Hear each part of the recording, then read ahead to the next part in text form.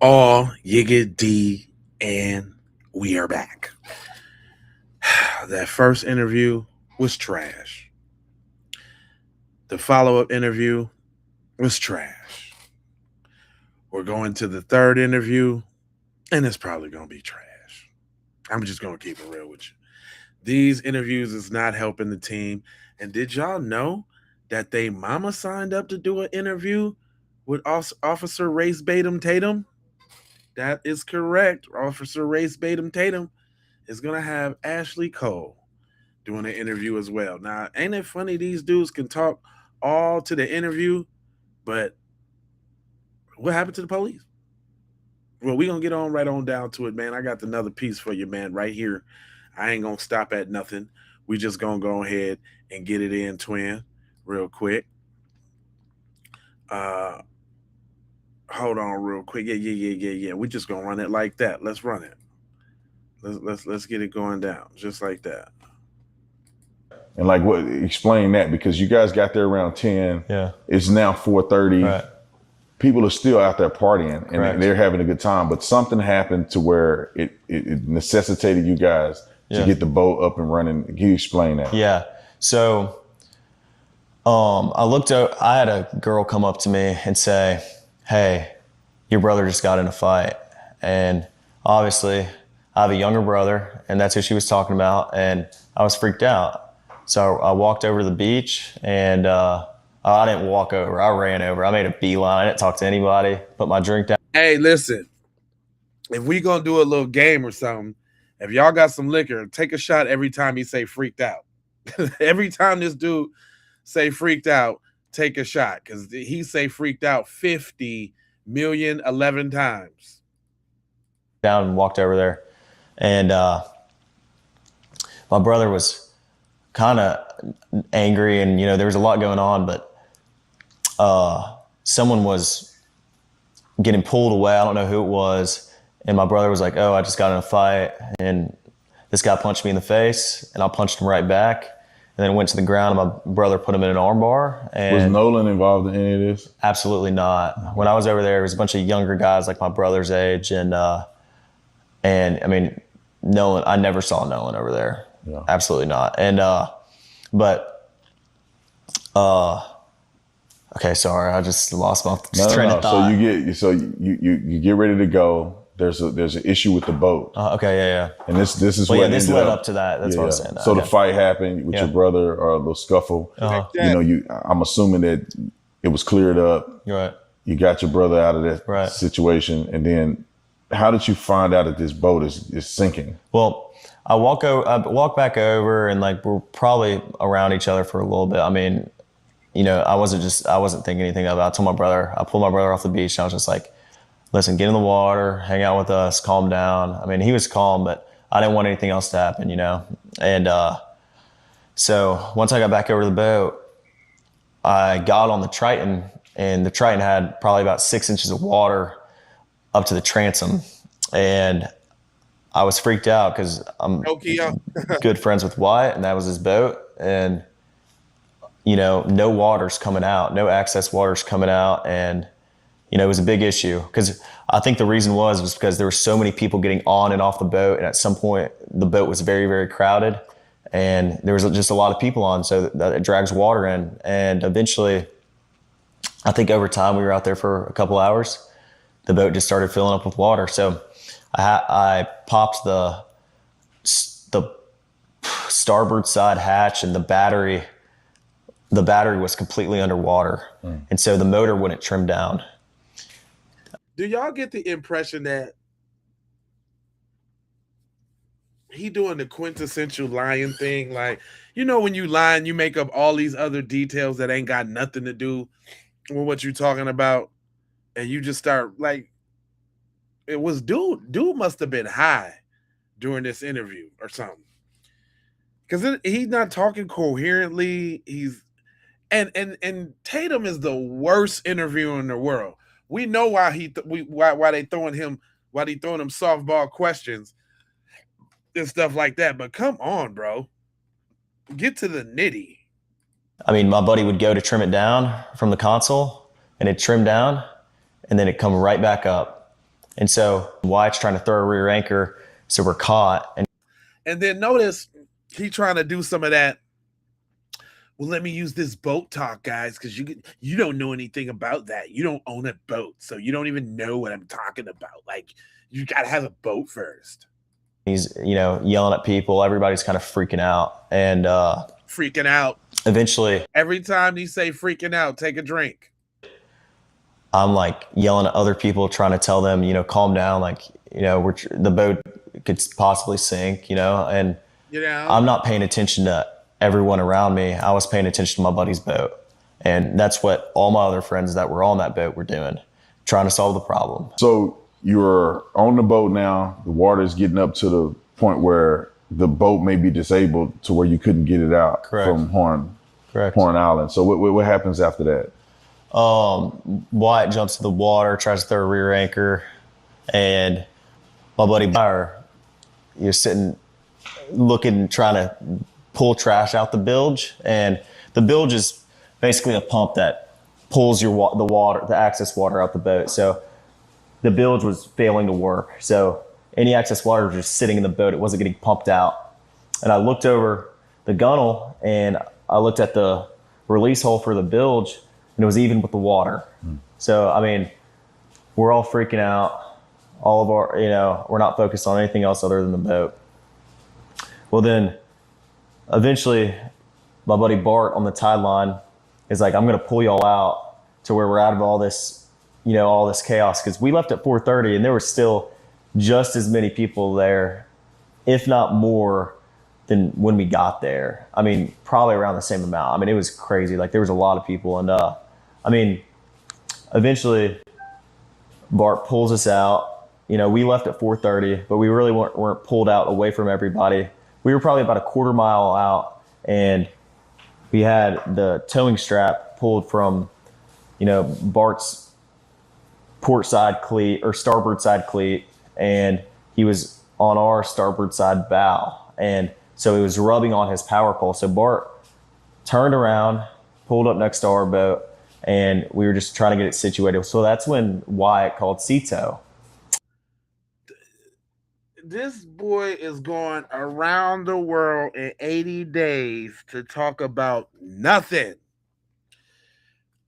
Shout out to Brandon Tatum, man. He basically just caked up off of this whole situation because he didn't do nothing. He almost, if I wouldn't know any better, I would say that Brandon Tatum is like a Trojan horse. He went in there and got these dudes to talk up and say stupid stuff. Because I don't know if he thought he was helping. I don't really understand. And Wyatt was like, calls them, because the cell service isn't great at the island, but once you can use your phone, but stuff might not just send. And it's not great. You got maybe one bar, and it won't work that well. That's enough to work. One bar is cool. What are you talking about? But once you get a little off the island, you have cell coverage. And even on the island, like I called my mom when we were on the island, it was fine. Like we had enough cell coverage to make a phone call or shoot a text over, but you don't have enough cell coverage to like send a picture, for example. So Wyatt. So I want to go back. Yeah, so yeah. I want to touch on that real quick because the phone thing came up at some point. And so was it when you guys got off the boat? Yeah. Were people taking their phones off the boat, or is that not typical? Because I know that Nolan's phone was left on the boat. Right. Even though, after you guys had left. So can you explain that? Because I think people need to understand this a little clearer. Yeah. Was it typical for people to have their phones left on boats, or did they keep their phones in the water? Yeah. Everybody kind of goes out to the island to get away from, their phones and everything else. I know I got on the boat to get away from, just the regular. Nigga. Is this a continuation from the last episode where you're kind of try to convince us that nobody had their phone with them out on the island just because you ain't had no phone, because you ain't got no motion? if I was correctly, why wouldn't Nolan want his phone? He was trying to get up with the chick out there. How he's gonna get up with the chick? Huh? World. And no, when you're waist deep in water, no one's carrying their phone in their hand. Especially at Horn Island, the water has been very, very murky because of the rain. And when it's just very risky. If you're gonna have your He didn't throw in the very murky because of the rain thing again, because there wasn't no rain on July 4th. I don't know what you're saying that for, because there was no rain on July 4th, buddy. Huh? What are you talking about, man? Your phone in the water, you know, some people might for a couple minutes and like maybe taking some pictures of each other. You know, I know a lot of girls like to take pictures in the water at Horn Island. You know, guys do too. You know, like people like to take pictures, and but a lot of the pictures you see are on the boat for a reason. And so, no, I mean, if someone is on their phone in the water, they're using it real quick and then putting it right back on the boat. No, we were all waist deep in water. No. Waist deep in water. So you saying nobody could hold their phone in their hand? Everybody's a klutzy klutz. Nobody can hold their phone in their hand. I know the back of my phone got the little circle thing. I could keep it on my easily. What are you talking about? And you said earlier that at the stern of the boat, the front of the boat, whatever, it was knee deep. In the back of the boat, it was waist deep. So you saying they just couldn't drop off the side of the boat and hold their phone up so it don't get wet? Go on the island, walk around, talk, and da da da da da. Why do you keep trying to enforce that nobody needs their phone? That sounds mad suspicious, son. Mad suspicious. I don't know if y'all seen that last interview. Go back and check my last post, my last video. But come on. What up, Nikki? Yeah, I've been in the water before, fool. I'm from Minneapolis, the land of 10,000 lakes. And yeah, what you talking about? You sound just as dumb as Officer Tatum. No one's sitting there scrolling on their phone. I never saw that once. And I've never seen that once. And I've been out the Highland my whole life. Nigga! This ain't doing what you think it's doing, cuz. You know, I've been out on the island my whole life. I've been out on the island my whole life. I ain't never seen nobody on the phone. Boy. Nobody was on the island swimming. They wasn't on the island swimming. I can see wading in the water, but ain't nobody out there swimming. They kicking it, fool. What are you talking about? I mean, that's just not something people do. People aren't on their phones.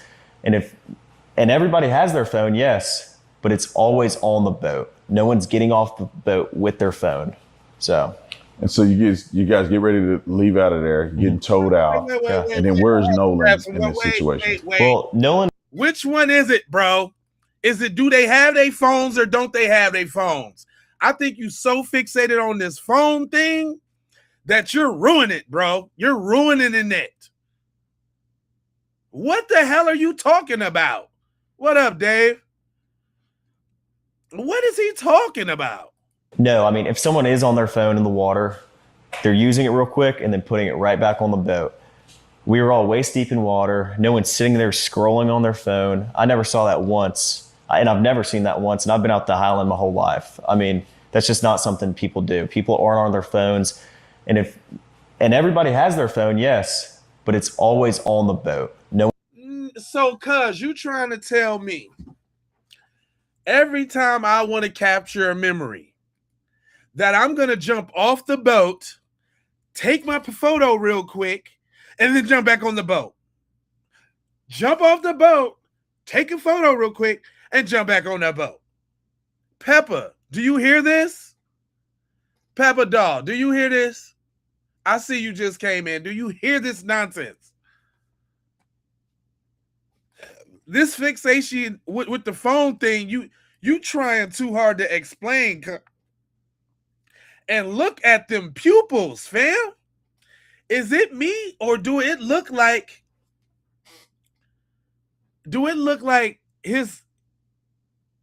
man, that boy clearly on something. Clearly.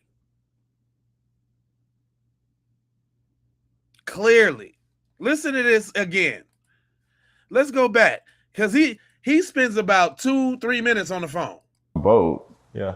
I mean, were people taking their phones off the boat? Or is that not typical? Because I know that even the framing, even Officer Doodoo Nuts is trying to frame it a certain way. The Adderall keeping them focused.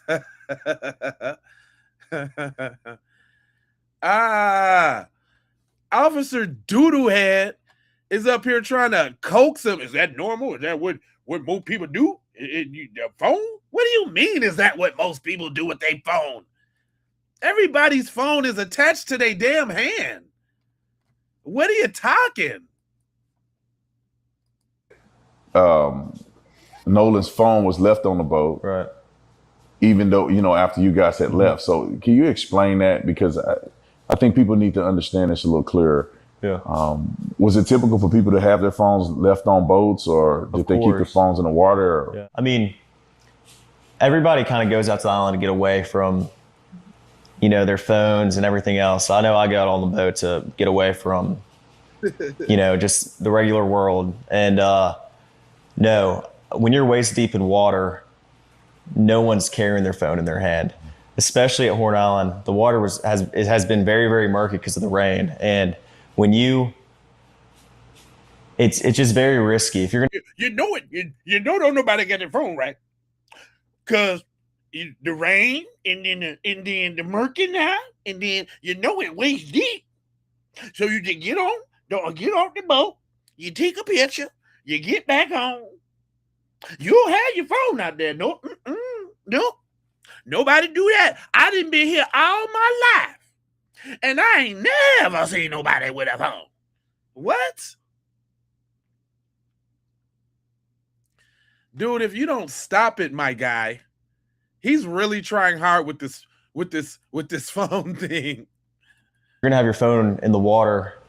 Some people might for a couple minutes and like maybe taking some pictures of each other. No, they're not.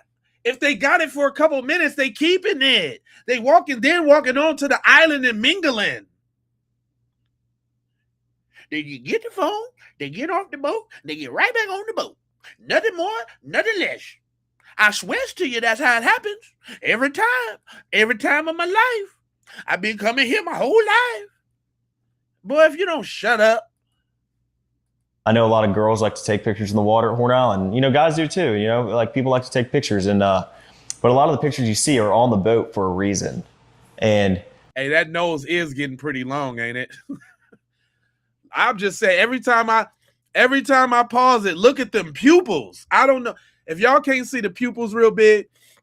We got two streams. We got one with the picture at the top and the chat at the bottom with me with the little small screen. If you go over to the big one, it's a wide screen. You can turn your phone to the side. Look at this dude's pupils, man. What is he on? So, no, I mean, if someone is on their phone in the water, they're using it real quick and then putting it right back on the boat. We were all waist deep in water. No one's sitting there scrolling on their phone. I never saw that oned I've never seen that once, and I've been out the Highland my whole life. I mean, that's just not something people do. People are on their phones. Sam, most phones are waterproof. That's what I thought. Dude, I didn't drop my phone in boiling hot water. And it worked. I couldn't plug it up and give you gotta stick some toilet paper, little Q-tip, or blow out the little thing so it won't let you plug it up to charge it. But if your phone get a little immersed, it's fine.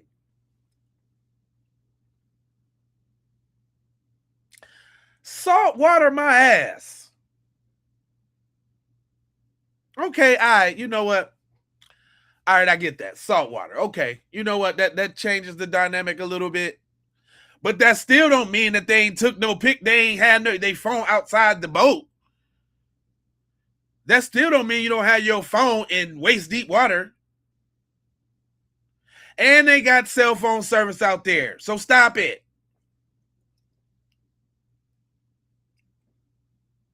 Quit it. And everybody has their phone, yes, but it's always on the boat. No one's getting off the boat with their phone. Really? So you guys get ready to leave out of there, getting towed out. Yeah. And then where's Nolan in this situation? Well, the last time I saw Nolan was 3:00, and Nolan was cradling a girl in his arms, Katie. Katie. And wait a minute. Now that is some choice words right there. That sounded a little bit haterish. He was cradling some girl. Wait a minute. Some girl? I thought y'all knew that was Katie because that's who he told you he was going to go get out with. Don't trust nobody with a top lip. Straight up, Black Swan. Black Swan B1. I like that. This is straight up B1 podcast for sure.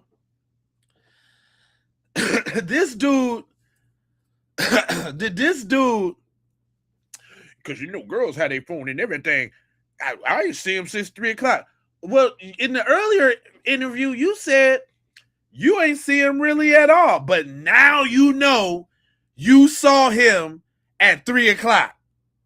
So you saw Nolan at 3:00. Yep, that's right. I saw Nolan at 3:00. It was 3:00, right on the dot. That I said. So let me get this straight. You saw Nolan at 3:00. That's right. Mm-hmm. It was 3:00. It was right on the dot. You know you done effed up, don't you? Uh-huh. You know you done effed up, don't you? Mm-hmm. You said that y'all was taking on water and y'all had to go. Right? So if y'all had to go and y'all was all freaked out, because you keep saying freaked out, you was freaked out and y'all had to go. When did you tell Nolan y'all was leaving? When y'all tell him that? Because the last time you seen him was at 3:30, but y'all had to go around 4:30. When did you get the chance to tell Nolan y'all was leaving? When you get to tell him that? You liar. Katie, Nolan was sitting there, and the last time I saw him, I looked at Nolan, and Nolan was like shaking his head, laughing, and I was like, well, the last time I saw Nolan was 3:00, and Nolan was cradling a girl in his arms. Who says that? Who says cradling? He sound like he wanted Katie for real. It might be coming out. This dweeb was head over heels for Katie. He did not like to see Nolan. Nolan gets all the good girls. It's not fair. Nolan gets all the girls, man. Look at him now over there cradling Katie. What? That's right. Do what the man said. Get them likes up. But you talking about your boy over there. Look at him now. He's over there cradling Katie. He makes me sick. Gag me with a spoon. Like what? Yeah, who says cradling? Thank you, Black. Pep, who say who in their right mind says cradling?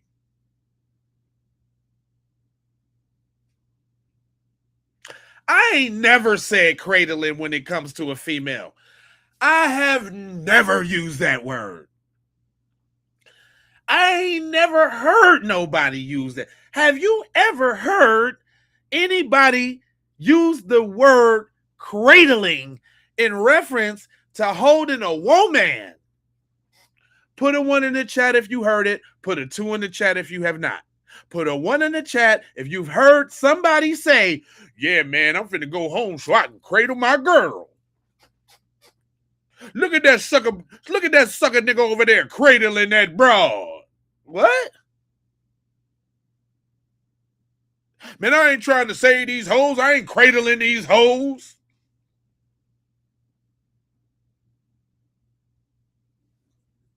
Man, that nigga out here cradling these hoes.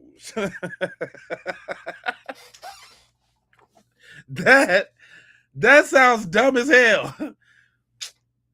Somebody put 1 just to be contrary.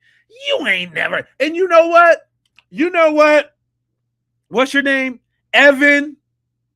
You probably have heard somebody say cradle before. Because you're a dweeb. That's why. Because you, my friend, are a dweeb. And dweebs say dweebish things.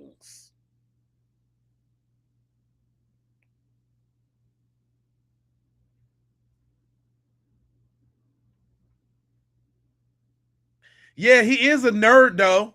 You got to even admit that, right? But that's why you can relate over there, bro. Because you say dweebish stuff, too. The census is out. Ain't nobody ever in their whole life heard somebody say, man, I can't wait to get with my girl, man. I'm going to cradle her so good. You know what I love about my girl? The way I be cradling her at night.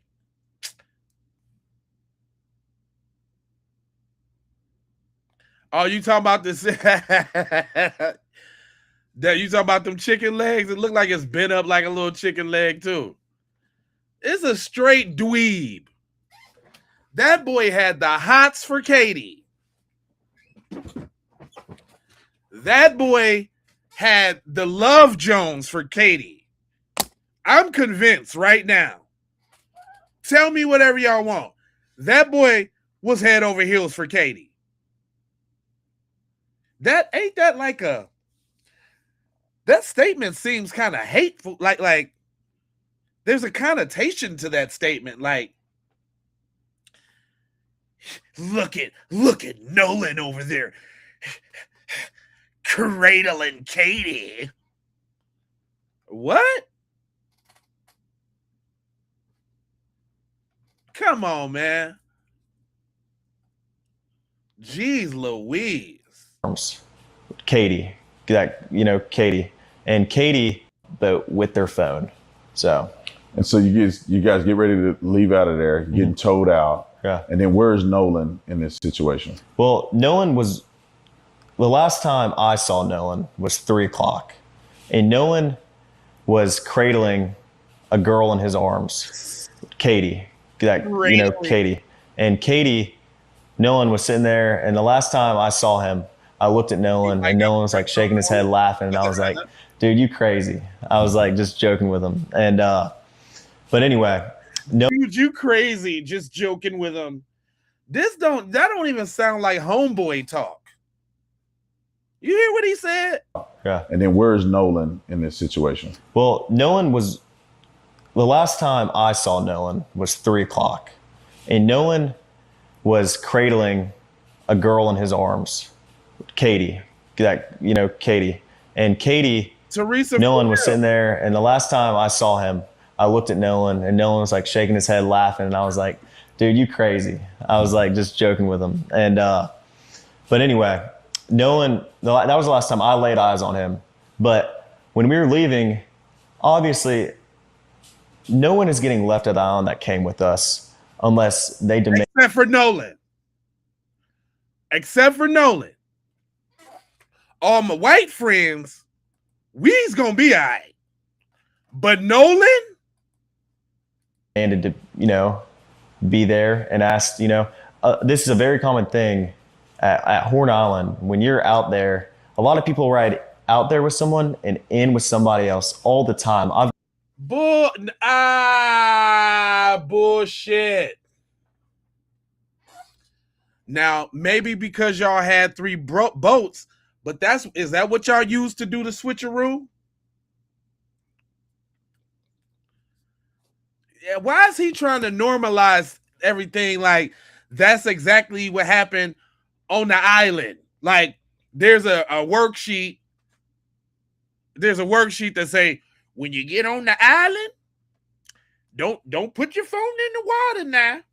You jumps off the boat, you take a picture, you jumps right back on. You leave your phone on the boat. I don't want to hear it. No exceptions now. I've been coming out here for years.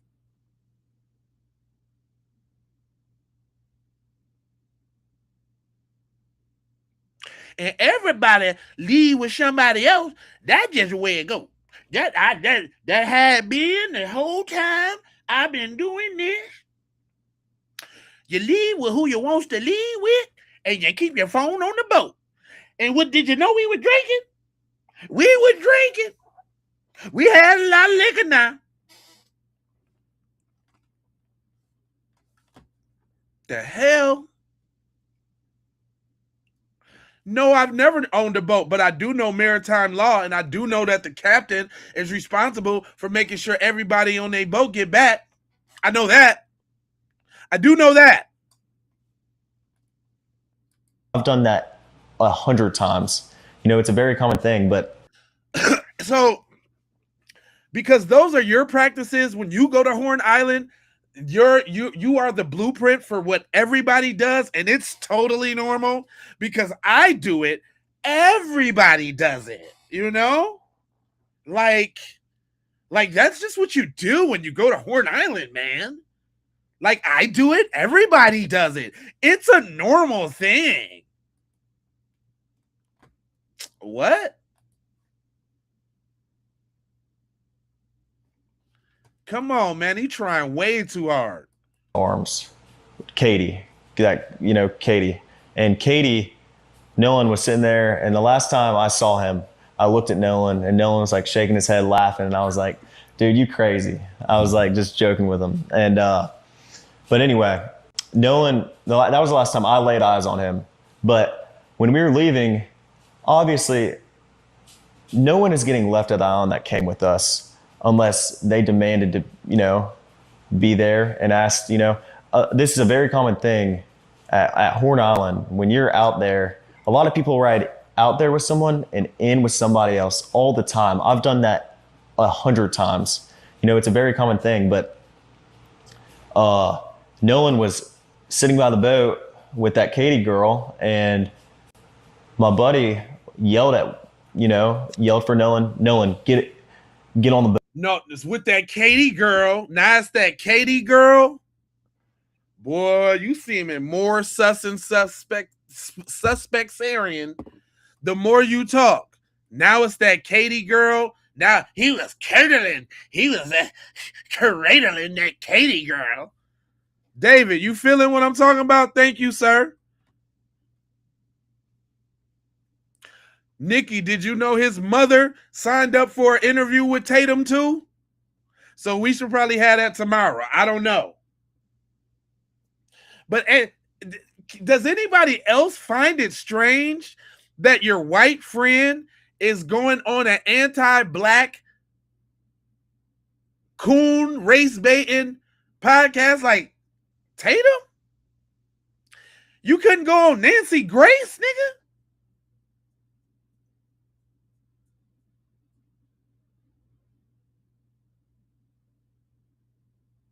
Yeah, Katie do need to see something. Warren is a liar, Crystal.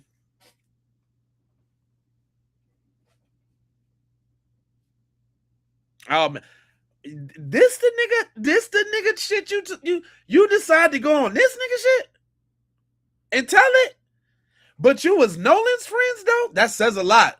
There's a lot of implications with that. I'm just saying. Boat. We're leaving. The boat's having issues, and no, he didn't say that, but he was panicking. Nolan, get the F on the boat. Get on the boat. And Nolan said, no, I'm staying out here. I'm going to ride in with somebody else. And it's not uncommon to hear, but It's not like my buddy asked him one time. My buddy asked Nolan multiple times to get on the boat. Nolan, get on the boat. Get on the boat. We're leaving. If you're coming, you got to come now. And Nolan made a decision to stay out on the island. And like he said, you're lying because you said that you last time y'all seen him was 3 o'clock. This boat shit happened around 4:35, fam. You're lying. You're lying. You are lying. Doretha, shut your hunky ass up over here in my chat. You too, Lori Taylor. Racist because we pointing out your little Peckerwood is lying. He's lying. The little snow roach is lying. We see through your little lies. And for those that are new here, the only reason I let these little goofies rock out in the chat because they prove to us that we're on the right track. 1, 2, just how ignorant these people think. 3, just how much of freaking dweebs they are because they over here up in black people's chats trying to figure out what we're doing. And you know what I tell them all the time? Everybody that's new here, that's just coming in to the family, hit the like, subscribe, all that. But you know what I do to these folks? I expose them. I show them for their true colors. I made some new additions to the family today, y'all. Mississippi Chief Medical Examiner Dr. Mark Levine. Guess what? He's being investigated by the Attorney General's office and has been placed on administrative leave. But the officials aren't saying nothing about it. Where's that neck at, you devil? It ain't no other way. Where that neck at, homeboy? Where that neck at, y'all?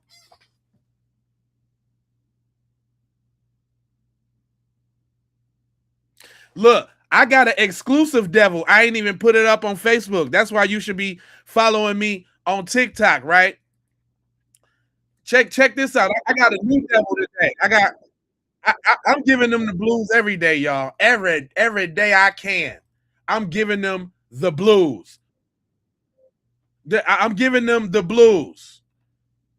Who is that? Is that governor? I got him, y'all. I got the governor. Yep, I got him finally. I'm going to tell y'all something. They had some locks on his pictures or something like that. Like I couldn't get this dude to turn into a devil for something. But I finally got his ass. Mississippi Governor Tate Reeves said it wasn't no foul play in the Nolan Wells case. And he, my friend, I contend to you, is a devil. Got him. Got him. I finally got him, y'all. Got him. Don't he look like old devil? Got him. Guess who else I added? Guess who else I added? Other than the medical examiner. Is that the coroner? Where's that throat, homeboy? Got him. Where's that throat, my guy? Y'all doing all of this hop, skip, and the jump. Huh? Y'all doing all this hop, skip, and the jump. Where that throat at, cuz? Huh? Huh?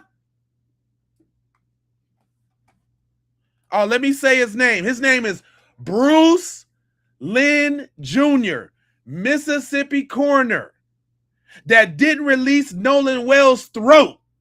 Huh? Where the throat at, cuz? Huh? Where the throat at?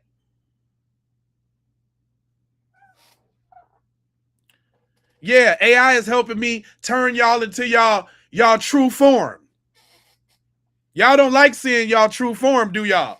I see them numbers went down a little bit. They can't stand this and the lungs and the lungs. Where that neck and them lungs at, cuz? Huh? I'm calling them like I see them. This is what I see when I look at them. Straight devils. Huh? Look, that's all we do. Y'all over here in my chat, go talk about this man right here, this Connecticut father that was just sentenced to life for getting his son out of here and then trying to get the daughter. Y'all devils, fam. But y'all over here in my chat. But you over here in my chat when y'all got bigger fish to fry. Huh? Y'all got bigger fish to fry, but y'all over here?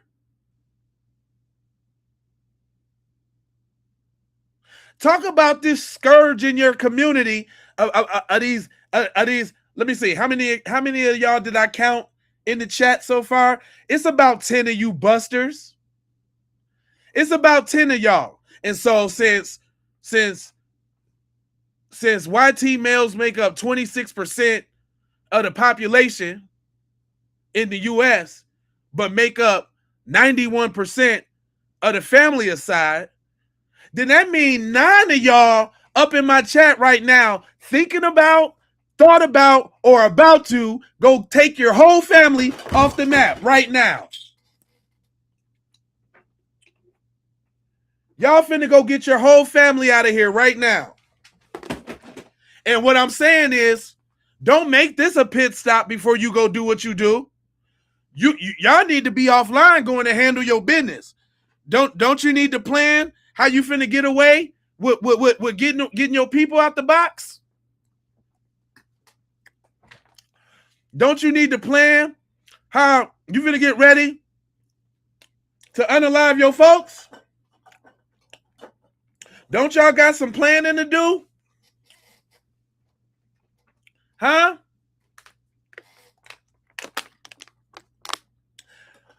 This ain't what y'all need to be doing.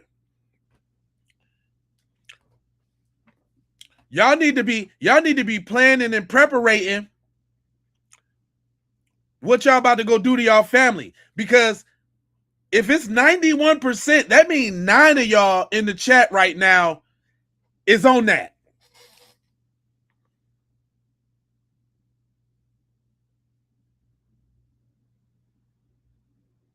Nine of y'all in the chat is just like this guy right there. 9 of y'all. 9 of y'all.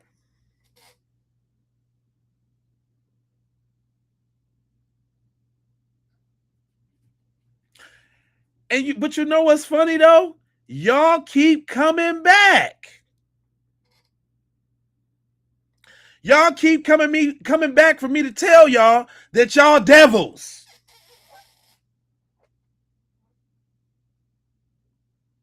Y'all love it, don't you?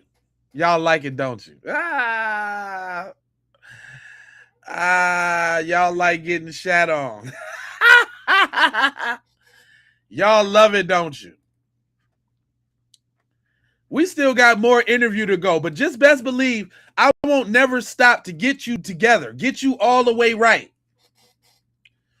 Go talk about offing your family. Go do that.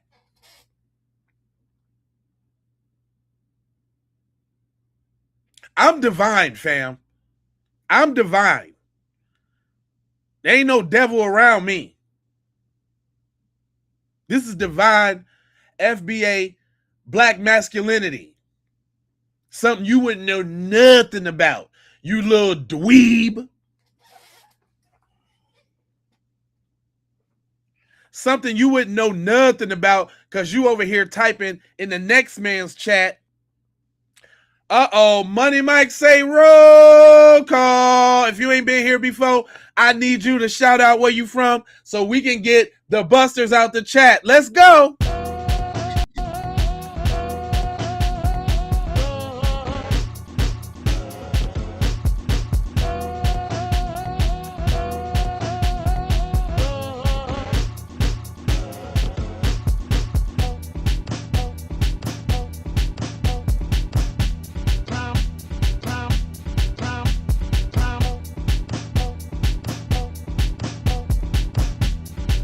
New York City up in here.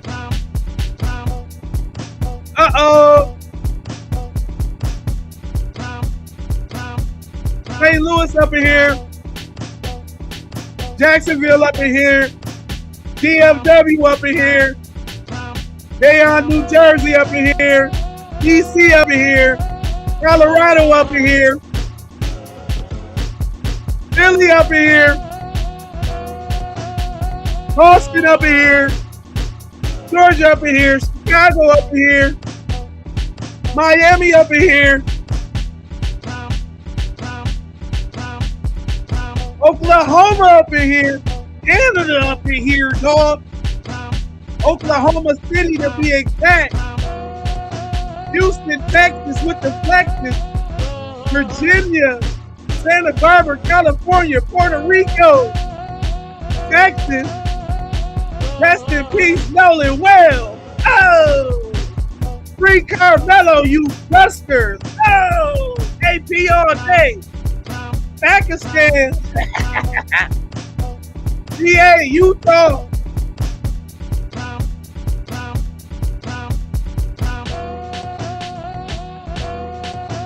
Delaware.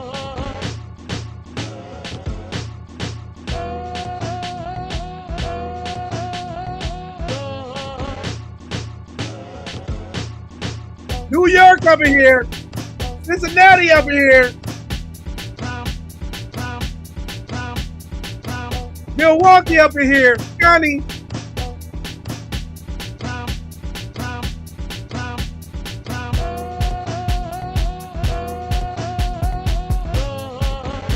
They don't like that black unity, y'all.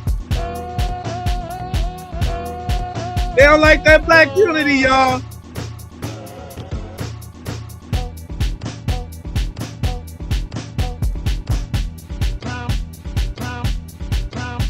Justice for Nolan Wells.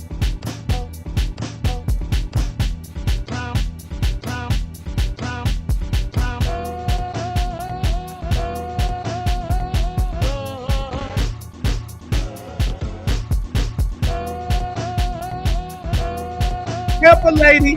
Cayenne, what up, baby?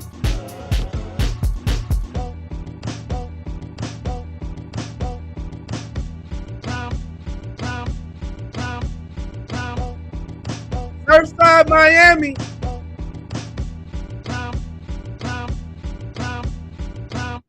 Yeah, that's how you exercise demons. You little busters. Y'all can never stop us. You little pencil neck geeks. You little morons. You meatheads. You can't do nothing with that. But we lost about 150 trolls, fam. Listen, I don't care. I'd rather be up in here with my peoples. Y'all can get on up out of here. As you see, we got a worldwide conglomerate going on around here. You little busters. You're busters. You're busters. Y'all can't hold us down. We got sucker repellent, don't we? Y'all see how when we come with them FBA spirits, them Black American spirits, hey, unity spirits for everybody across the whoever you is tapping in. Y'all tapping into this blackity black. This is what it's about. That's why they over there so mad. See, what y'all should do is just be quiet, sit back and learn something. And maybe you can learn something. You know what I'm saying? But y'all want to keep saying stupid stuff in my comment section, and we going to have to flame you. Y'all better do what Mike said. Like, share, and subscribe. This is the hottest podcast in the lands. In the lands. I'm trying to tell you now. I'm trying to tell you. You little busters. Anyway, let's get this we got to get this interview out. I got a couple other interviews with some other people and some other things that we done came out with. We ain't never going to stop this. So y'all can just be as mad as you want. Justice for Nolan Wells. You know. How many people heard that?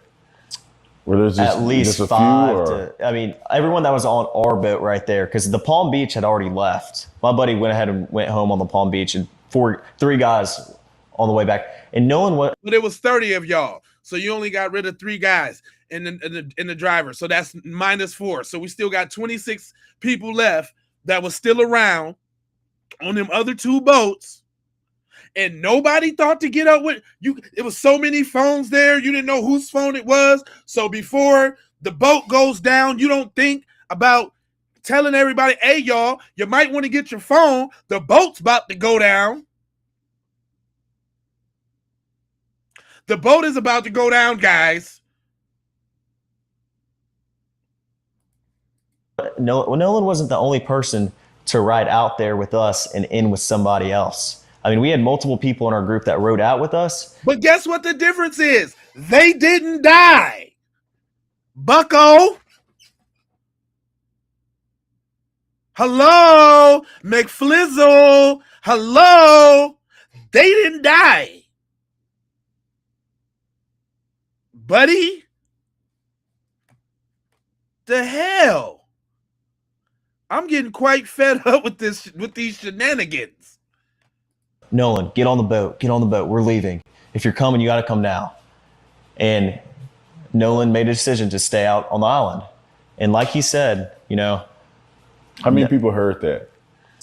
Where there's just, at least just a five few, or? to, I mean, everyone that was on our boat right there, because the Palm Beach had already left. My buddy went ahead and went home on the Palm Beach, and three guys on the way back. And Nolan wasn't the only person to ride out there with us and in with somebody else. I mean, we had multiple people in our group that rode out with us and rode in on someone else's boat. And that, like I said, that's not an uncommon thing to do, you know. Is he trying hard to normalize the unnormal or what? You know, it's just a common thing, you know. Like, people just drive and they just hop on boats whenever they want, you know.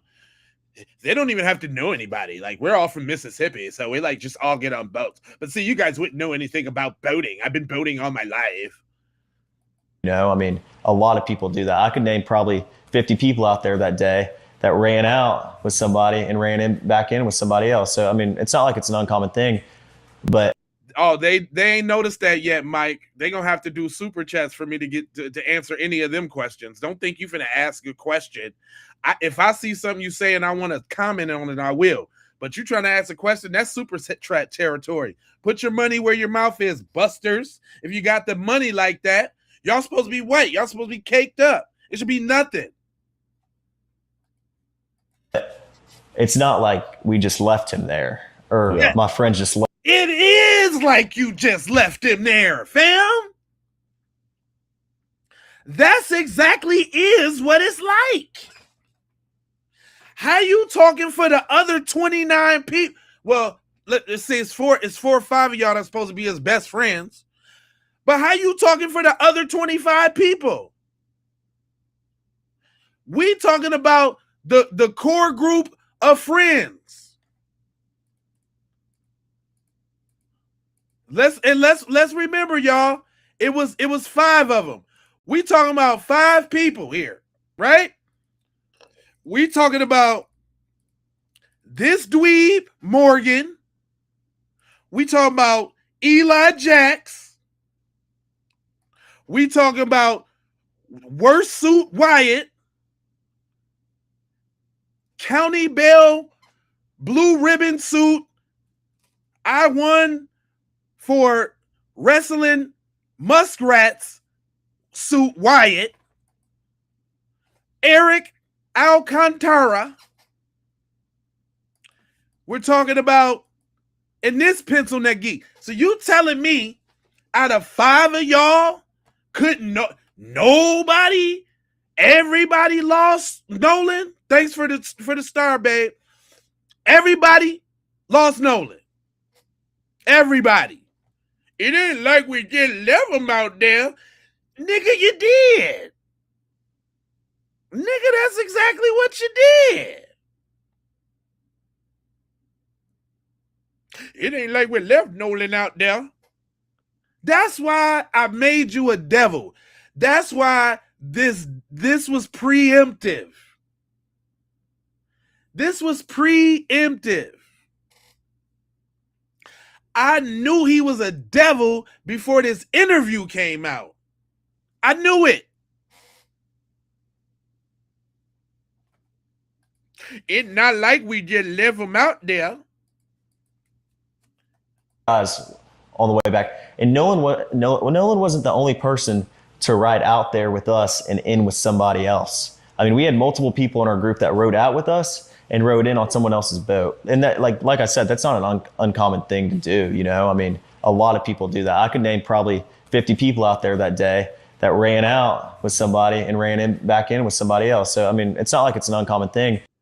They're all white.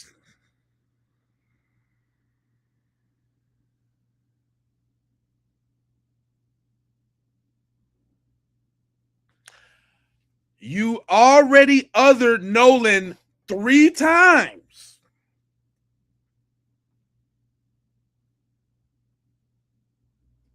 First, you said you ain't never been to his crib, but you love Nolan, and that's your homeboy. How and you ain't never been to his crib?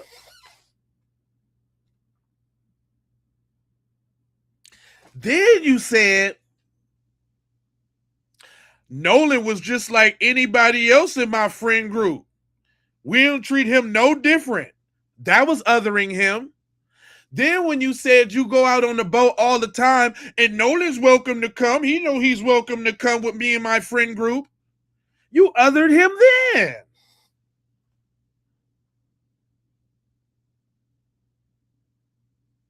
Yeah, he nervous as hell looking right now.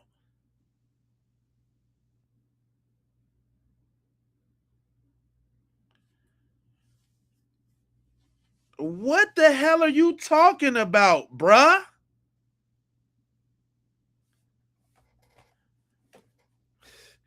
I don't, hey, if any one of y'all want to be my friend and this how y'all turn out, don't be my friend. I don't want no friends. If they like this, I don't want no friends. None of them at all. Y'all can keep friends. Nolan wasn't the only person to ride out there with us and in with somebody else. I mean, we had multiple people in our group that rode out with us and rode in on someone else's boat. And that, like I said, that's not an uncommon thing to do. You know, I mean, a lot of people do that. I could name probably 50 people out there that day that ran out with somebody and ran back in with somebody else. So, I mean, it's not like it's an uncommon. And you know what? You know what about those 50 people? They made it back to the crib. The 50 people you talking about, they made it back. Nolan did not. Nolan didn't make it back. That's where we got the problem at, you little pencil neck geek. Uncommon thing, but it's not like we just left him there or my friends just left him there. Nolan made a decision to stay on the island after my friends asked him multiple times and told him to get on the boat, and he decided to stay. But you lying, because you said the last time you saw him was about 3 o'clock and you got off the boat. You didn't even see Nolan nowhere because you had some old friends from college that you had to get up with. Do you not remember you said that?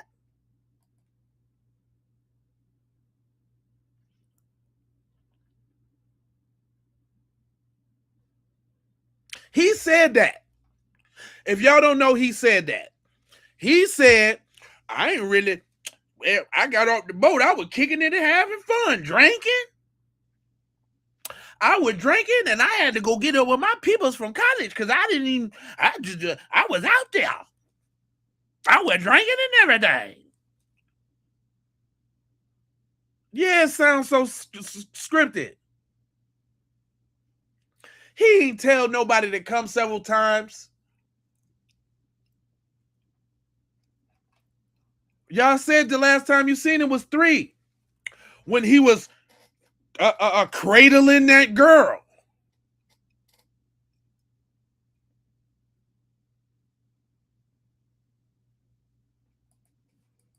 And I heard the girl that he was with, Katie, had text somebody that she heard people yelling for Nolan to get on. Is that true? And I have a picture of that. She texted my buddy. Oh, so wait a minute. Did she text him from the boat? Because they wasn't on the island, because nobody has their phone on the island.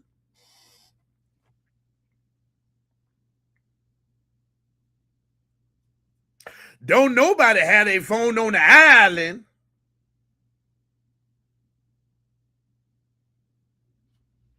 So if his phone was on the boat, why would anybody bother texting him?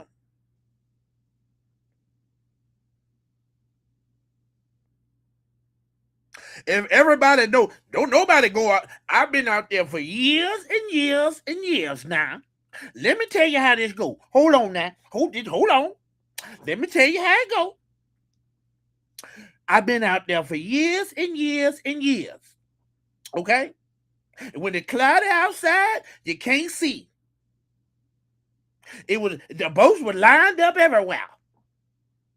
Don't nobody, now listen to me, don't nobody get off the boat with their phone. If they do, they jump off the boat, they take their picture, they jump back on. Ain't no phones around there. No, ain't no phone. Trust me, this is normal. I've been doing this for years. I've been doing this. This is normal behaviors. You get off the boat, 2 seconds, you take your photo, you get back on. And did I mention we were drinking? Because I had a drink. This is the worst interview for these guys. Yeah, I wonder if the phones were seized too.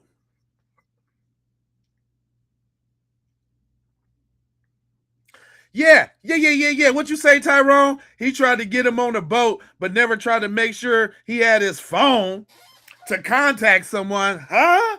No. How's they sending out the emergency text? We gotta go. But you know his boat. Everybody leave their boat on the phone. The phone on the boat now. But you know that. Did you hear what he just said? Somebody tried to text him. How y'all trying to reach out to somebody without no phone? That ran out with somebody and ran back in with somebody else. So, I mean, it's not like it's an uncommon thing, but it's not like we just left him there or my friends just left him there. Nolan made a decision to stay on the island after my friends asked him multiple times and told him to get on the boat, and he decided to stay. And I heard the girl that he was with, Katie, had text somebody that she heard people yelling correct for Nolan to get on. Is that true? And I have a picture of that. She texted my buddy, and the next day everybody was panicking and everybody's texting Katie, because she was obviously. Wait a minute.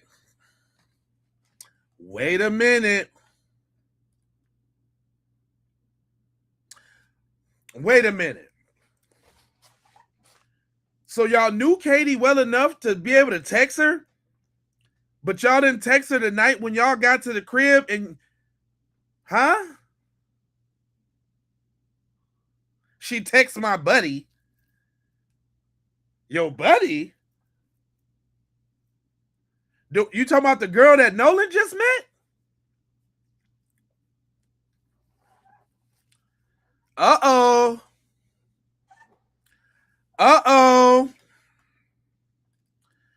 Do we got a get out situation? Was Katie the bait? Yeah, I'm finna rewind that. Oh yeah, we coming back. Was Katie the bait?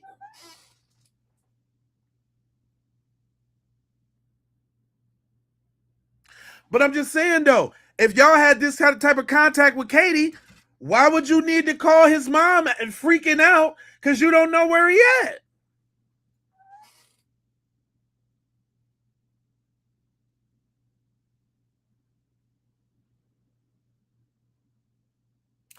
You know how to get up with Katie, but the first thing you do is call his mom and then the Coast Guard?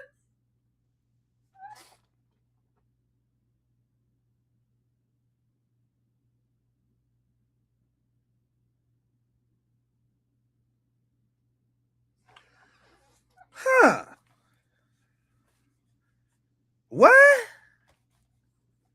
bring that back. I need to hear what he said once again. Hold on, y'all. Us and in with somebody else. I mean, we had multiple people in our group that rode out with us and rode in on someone else's boat. And that, like I said, that's not an uncommon thing to do. You know, I mean, a lot of people do that. I could name probably 50 people out there that day that ran out with somebody and ran back in with somebody else. So, I mean, it's not like it's an uncommon thing, but it's not like we just left him there or my friends just left him there. Okay. Nolan made a decision to stay on the island after my friends asked him multiple times and told him to get on the boat, and he decided to stay. Okay. And I heard the girl that he was with, Katie, had text somebody that she heard people yelling Correct. for Nolan to get on it. Is that true? And I have a picture of that. She texted my buddy, and the next day everybody was panicking, and everybody's texting Katie, you know, because she was obviously seen with Nolan the whole day at the island. Katie sent a message to my buddy the next day and said, you know, this is the last time I saw him, you know, he's really sweet. But she also mentioned that the last time she saw Nolan was when my buddy was yelling at him to get on the boat. And she was right there to see that Nolan decided not to. I don't know if y'all know about editing, but that was a cut right there. That was a cut right there. They sure do a lot of cutting when your boy get the motor mouthing. They sure do a lot of, that was a cut right there. Let me bring that back. Girl that he was with, Katie, had text somebody that she heard people yelling Correct. for Nolan to get on it. Is that true? And I have a picture of that. She texted my buddy, and the next day everybody was panicking, and everybody's texting Katie, you know, because she was obviously seen with Nolan the whole day at the island. Katie sent a message to my buddy the next day and said, you know, this is the last time I saw him, you know, he's really sweet. But she also mentioned that the last time she saw Nolan was when my buddy was yelling at him to get on the you see that? You see that? You see that? He was about to lie about when Katie said she's the last time she saw Nolan. Boy, I swear. Katie was friends with them. Yes, Professor. Professor C, indeed correct. Yes. Zanetta, thank you. Where you tapping in from, Shawty? Hey, listen. This nigga is lying. Wolverine, stop, come on, fam. Y'all ignorance is starting to show. Trying so hard to make it racial. It ain't my fault that y'all some lying devils.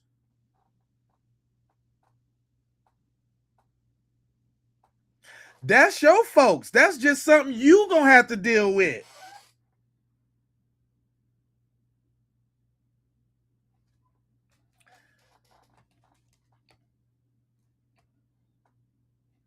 That's just something you gonna have to deal with.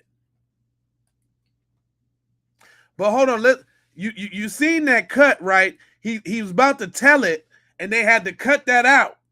Next day, everybody was panicking, and everybody's texting Katie, you know, because she was obviously seen with Nolan the whole day at the island. So why was it the next day? Why y'all wasn't texting Katie that night? Because that ain't your homeboy. Because you knew y'all had left him on that island and y'all know what was going to happen to him because y'all served him up to them folks. Because let's take a recap here, y'all. Let's take a recap here. We dealing with people who like to lynch people, okay? Just because lynching is outlawed and now socially acceptable, that don't mean that thirst for blood is gone, okay? And I'm willing to say to y'all that this could have been one of their little KKK assignments. befriend one of the little Negro boys. It's not any Negro boy. A star player Negro boy. You know, just like old girl in Get Out. Remember old girl in Get Out? She was targeting prominent black people, girls and boys. Y'all remember that? Remember she was trying to get Chris because he was a renowned photographer. He had that eye. Remember? Right? Listen, I know y'all want to get mad, but Get Out was a documentary, not just a movie. Okay? So walk with me, y'all. Walk with me real quick. Walk with me. So he said they grew up they went to school together. They started getting close in junior high. All of this time, he ain't never met his parents. All of this time, all of these grades, all of that, ain't never met his parents. You don't find that suspicious?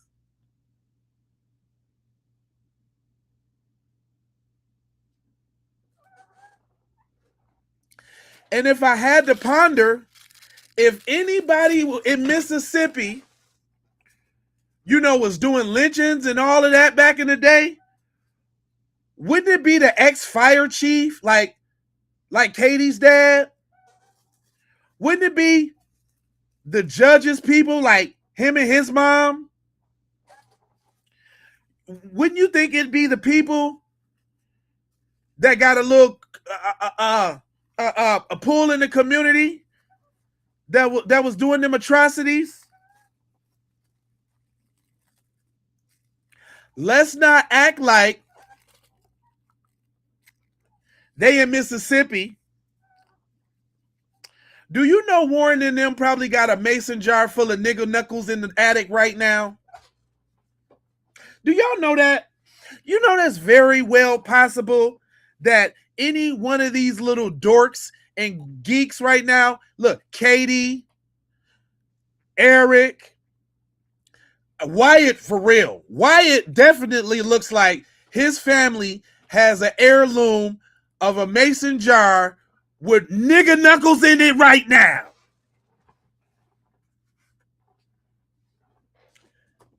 Right now. We talking about Mississippi where the most lynchings happen.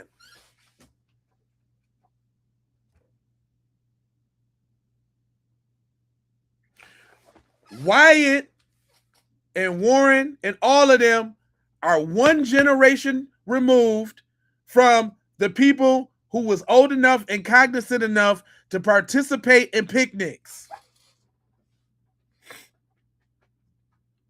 Listen to what I'm telling y'all. Regardless, see, I'm touching the nerve right now. That you're insane. No, I'm telling the truth about y'all. That adrenaline rush, that rush that they get from them hangings, them stories that they heard from Papa, you know damn well, listen to what I'm telling y'all. Listen.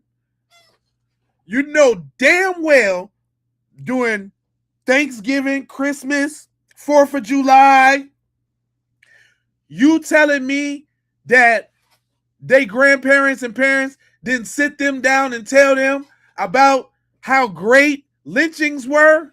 You think they ain't found that scrapbook in the attic with all the photos?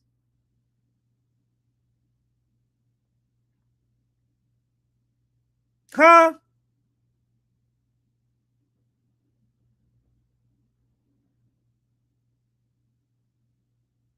Hell yeah, the evidence is I'm white and I say so. But I'm talking about the psychology of these folks right here. While people trying to be like that, like it ain't no possibility of a lynching. Sundown towns,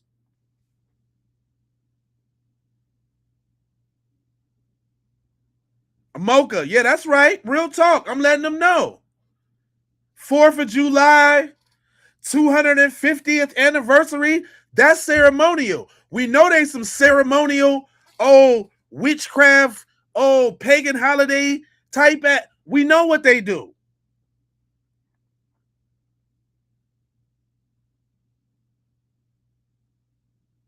So all the people that liked it to do them lynches and all of that just went away. It don't have to be on the tree, dumbass. All lynches ain't with the tree, dumbass. See, that's what they try to do to throw you off. No, y'all done sophisticated it. It could be drowning. Water is symbolic to y'all. It could very well be a drowning. But we know it was some beating up in there and all of that too. That's why the neck was gone.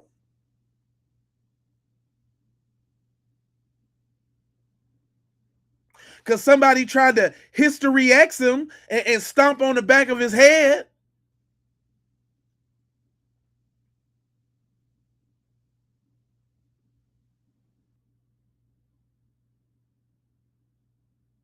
We already know that there was vitriol, malice, hatred, jealousy. These dudes are freaking dweebs. And your boy was that boy jumped all in his feelings when he thought about the sight of Nolan cradling Katie over there. He was over there cradling her. That's right, Black Swan. It's more sophisticated now. And what better to do it than listen, YT supremacists loves the long game. They love a long crew played out joke. The longer the better. They would love nothing more to have this boy Nolan thinking that they friends and they can trust him all up into that day. When they either they did it themselves or they served them up to them folks. It's one or the other. Argue with your mama.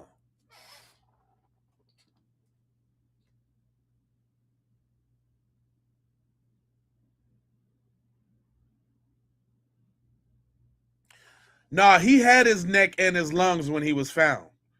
The neck and the lungs was removed during the autopsy. And this devil broad, hold on, let me show you who she is. The coroner, first of all, this devil nigga, the coroner, because we got to put some names to these faces. The coroner in the case, this devil nigga, Mr. Bryce Lynn, he is responsible for holding on to that throat. He grew 4 horns. He's so evil, AI gave him 4 horns. They served him up. That's what I'm saying. Either they did it themselves or they served him up.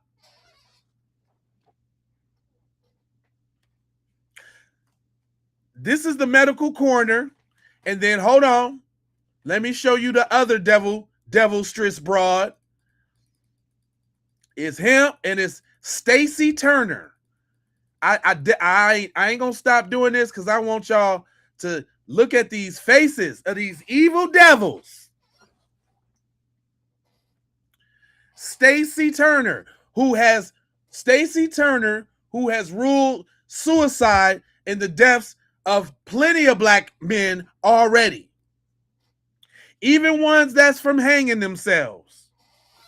It's in their DNA. You got darn right it is.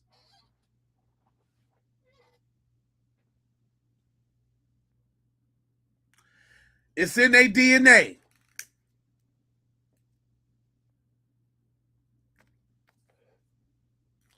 Fire breathing devils. Fork tongue devils. Slithering snake devils.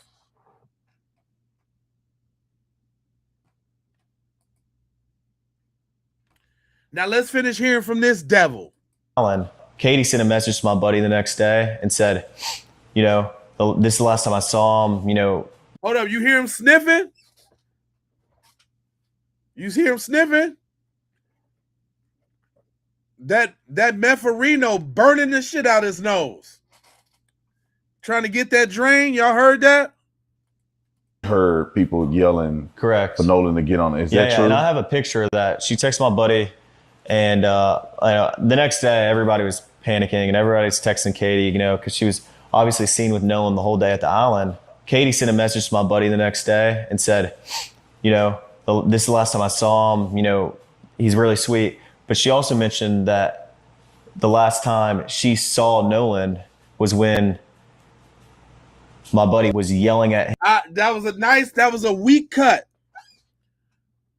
Because he was about to tell it. Because he's a doofus. He's a dummy. And why did he choose to go on an anti-black podcasters? You and Nolan was friends, but this the dude that you choose to go divulge your information from? I mean, too? Him to get on the boat. And she was right there to see that Nolan decided not to. Yeah, and so you get. So how do you know? Wait a minute. How you know she was right there to see? Nolan said, and you said they was over there cradling. And when did this happen? At 3:00? Because y'all start taking off the water at 4:30 and y'all dipped out.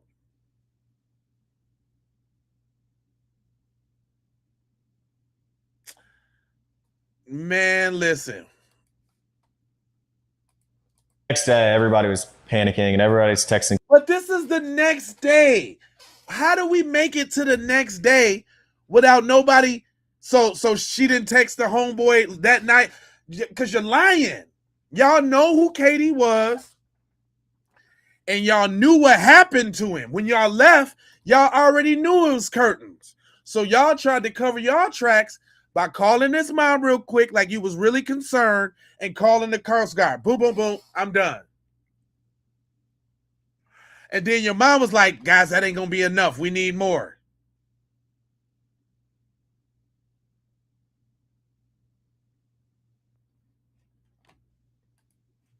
And Katie, you know, because she was obviously seen with Nolan the whole day at the island. Katie sent a message to my buddy the next day and said, she was seen with Nolan the whole day at the island. Wait a minute, y'all. Wait a minute. Is it the more he talk is the more jealous he sound?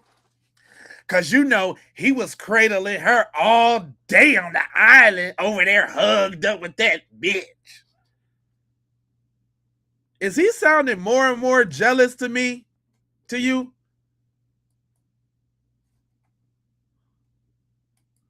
correct. For Nolan to get on it. Is that true? And I have a picture of that. She texted my buddy, and the next day everybody was panicking and everybody's texting Katie, you know, because she was obviously seen with Nolan the whole day at the island.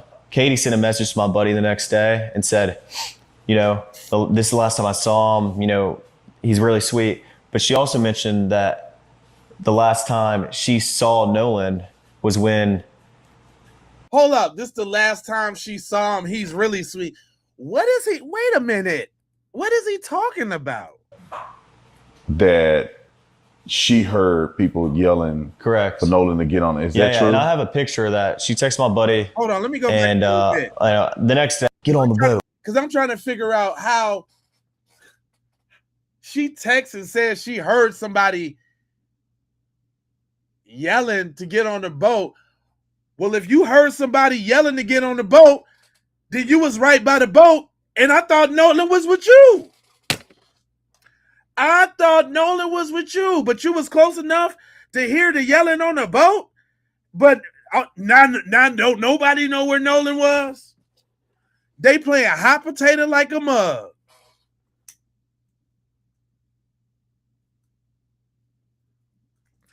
Man, they playing hot potato like a mug. It's the grand hot potato. No, she said she heard him. Nope, I did. Nope, nope. It was me. It was him.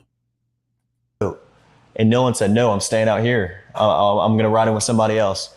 And it's not uncommon to hear, but it's not like my buddy asked him one time. My buddy asked Nolan multiple times to get on the boat. Nolan, get on the boat. Get on the boat. We're leaving. If you're coming, you got to come now. That don't make sense, buddy. You contradicted yourself because that was the last time you saw him is at 3 and the boat shit happened later. Nah, man. 4th of July ritual. Thank you. Thank you. Yelled for Nolan. Nolan, get on the boat. We're leaving. The boat's having issues. And no, he didn't say that, but he was panicking. Nolan, get the F on the boat. Get on the boat. And Nolan said, no, I'm staying out here. I'm going to ride in with somebody else. And it's not. Well, then that's not the last time you seen him at 3 then. That's not the last time you seen him then. Your boy was panicking now, telling Nolan to get on the boat. But the last time you seen him was at 3 though.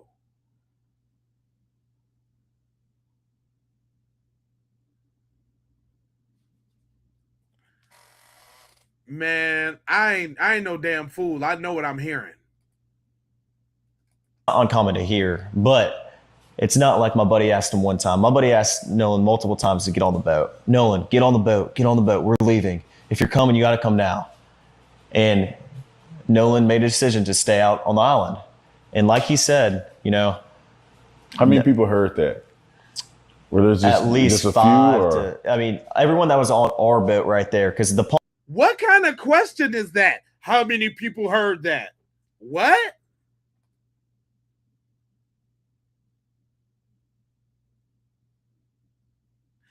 Why does that even matter how many people heard it?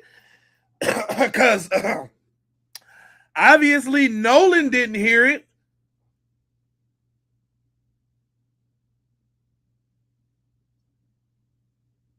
What? How many people heard that? That don't even make sense.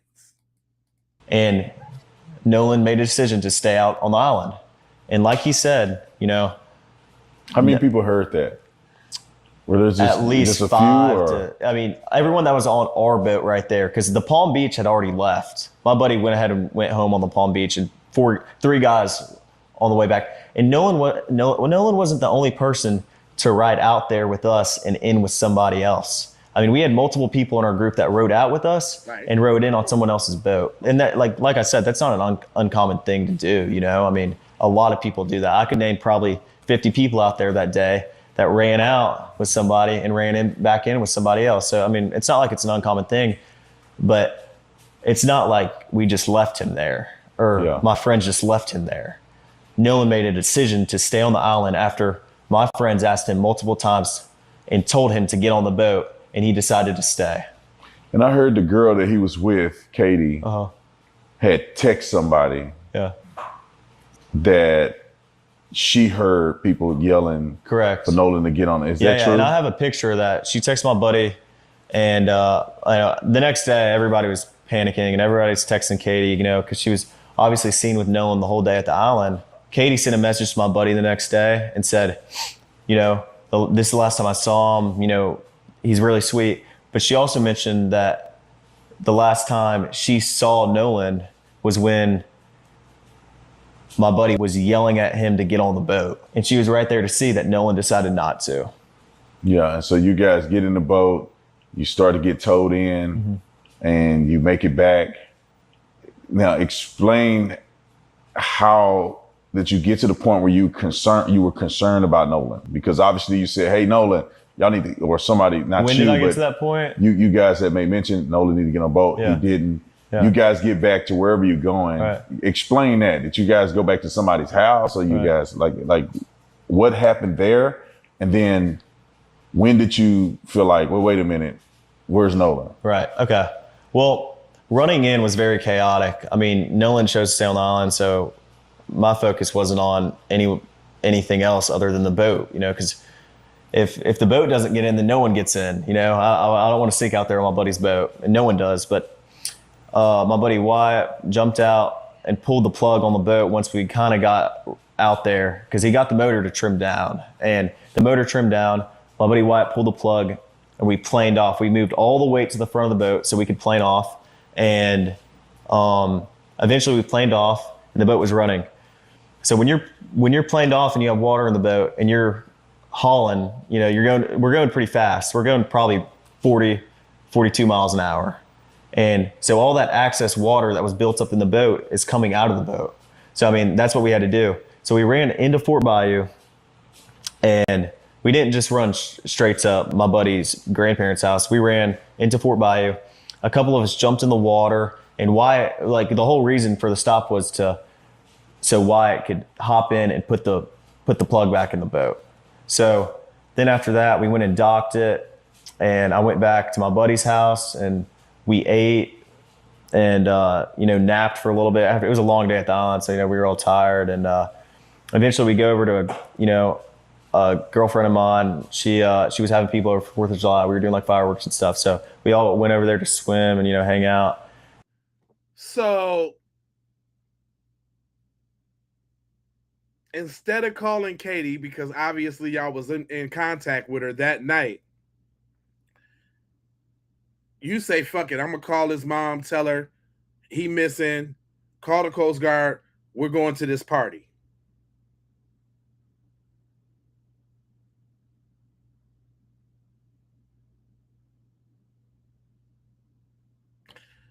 Man.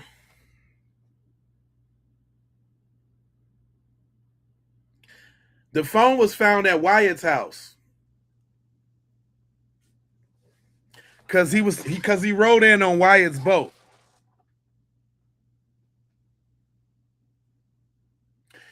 You know what? He low-key throwing the rest of his friends under the bus. He's trying to separate himself the best that he can, to the point where he ain't even making sense. To the point this dude ain't even making sense. Let me bring that back a little bit. You know, we're going pretty fast. We're going probably 40, 42 miles an hour. And so all that excess water that was built up in the boat is coming out of the boat. So, I mean, that's what we had to do. So we ran into Fort Bayou, and we didn't just run straight to my buddy's grandparents' house. We ran into Fort Bayou. A couple of us jumped in the water, and Wyatt, like, the whole reason for the stop was so Wyatt could hop in and put the plug back in the boat. So then after that, we went and docked it, and I went back to my buddy's house, and we ate and, you know, napped for a little bit. It was a long day at the island, so, you know, we were all tired. And eventually we go over to a girlfriend of mine. She was having people over for 4th of July. We were doing like fireworks and stuff. So we all went over there to swim and, you know, hang out. And this infamous picture that I've seen online of Nolan in the water in the swimming pool. Yeah. Where is this picture associated with? Because you said you guys went back to swim. Nolan wasn't with you. Yeah. So where is this picture at? Like, what's the context around the picture that's been floating? That picture is taken on June 27th, a week before the 4th of July. We all went to a friend of ours in Pass Christian. We have a lot of friends from Bay St. Louis, Pass Christian. We all went over there to hang out, and, you know. And Nolan was in that picture? Nolan was in that picture. And if you look in the picture, my arm is around Nolan in that picture, you know. And, I mean, that was a week before the 4th of July. So that picture is not associated within even the same. I mean, that was like a week before. So, yeah. So you guys are now at swimming and having a good time at a lady friend's house. Right. I never got to the pool. I talked to her dad for a while. Okay. And I mean, all my friends were downstairs. I went upstairs, talked to her dad. We were talking about boats and stuff. And, you know, I've been with my friends all day. I was just talking to everybody. But so you talked to the young lady's dad, and then how long was it before you realized, or you guys realized that, well, where's Nolan at? I mean, I went back downstairs, and all my friends were just hanging out, and my buddy Wyatt had addressed, you know, talking about Nolan, and I was like, well, where is Nolan? Have y'all heard from him? And he was like, no, we haven't. And I was like, okay, well, it's a little concerning. Like, I mean, I'm not freaking out or anything, but like, I'm trying to find out where Nolan is. So I texted Javon and I was like, hey, and also a couple other buddies that I had at the island. I was like, hey, have y'all seen Nolan? Did he ride in with y'all? And all the buddies were like, no. Well, I texted Javon and I was like, hey, can you send me Miss Christine's number? Because I haven't heard from Nolan. And if she hasn't heard from Nolan, then I'm calling the Coast Guard. And so eventually Javon sends me her number. Who is her? That's Miss Christine. Miss Christine is Nolan's mom. Nolan's mom. Okay. Yeah. And I walked down to the dock because, I mean, there was a lot of people at Ava's. Not a lot, but, there was probably 15 of our friends there. And I was just like, walked down to the dock with a couple of my buddies, and I got on the phone I called Miss Christine, called her the first time. She didn't answer. I called her a second time, and I got on the phone with her, and I asked her if she had heard from Nolan. She said no. And I said, all right, well, don't freak out. I'm going to call the Coast Guard. And this was at about 11 o'clock. So what's your intent in calling the Coast Guard, right? Because right now, Nolan could. So you said the next day Katie had got up with y'all. Why didn't y'all get up with Katie that night to see if Nolan was good? And then, wait a minute, y'all. If y'all was listening to what he said, everybody goes out to Horn Island with somebody and leaves with somebody else. So is that to insinuate y'all's a tight-knit community and everybody know everybody? So you couldn't get on the little group neighborhood app or nobody knew nothing? So what is it though? Is it everybody's cool, everybody knows everybody can come out and leave with who they want, but then when you leave, you're confused on who to get up with to see if your homeboy's cool? Even though last time you seen him, he was booed up with Katie, and obviously you didn't like that. So you didn't think to get on Snapchat or Facebook or Instagram or whatever it is to see what's up with Katie real quick before you think about calling Javon, his mom, the Coast Guard? Then you had to get Javon's. You had to get the number from Javon to their mom because you don't even know their parents like that.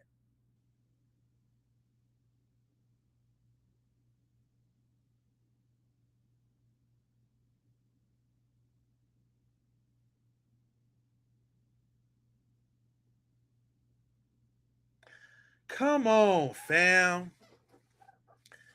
It's just not. Why didn't he get his friend to text Kate? Very good question.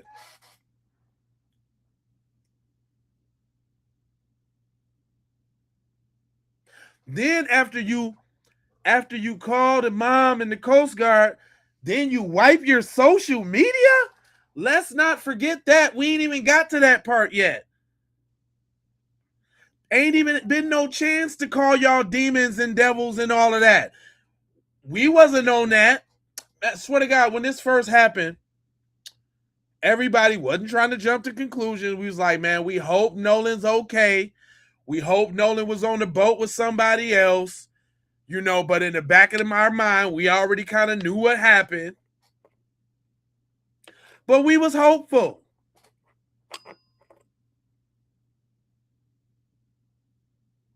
Nolan body hadn't even been found.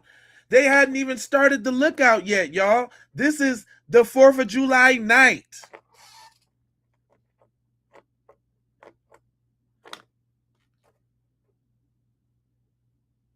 Sacrificed. Yep. Yeah, but no, then they lawyered up instead. Exactly.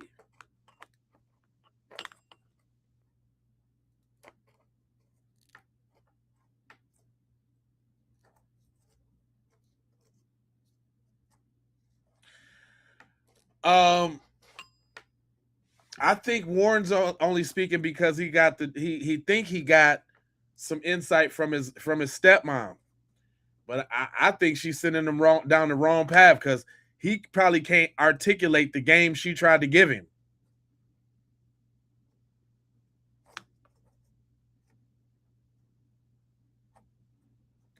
As soon as you heard the friends had the phone, I know.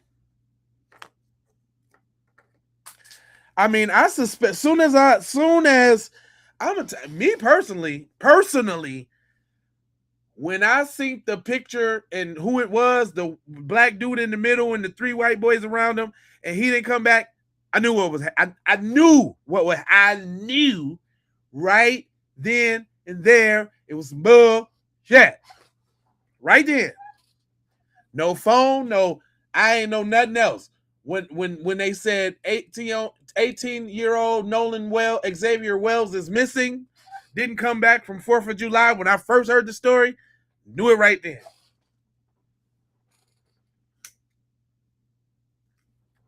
I knew it right then.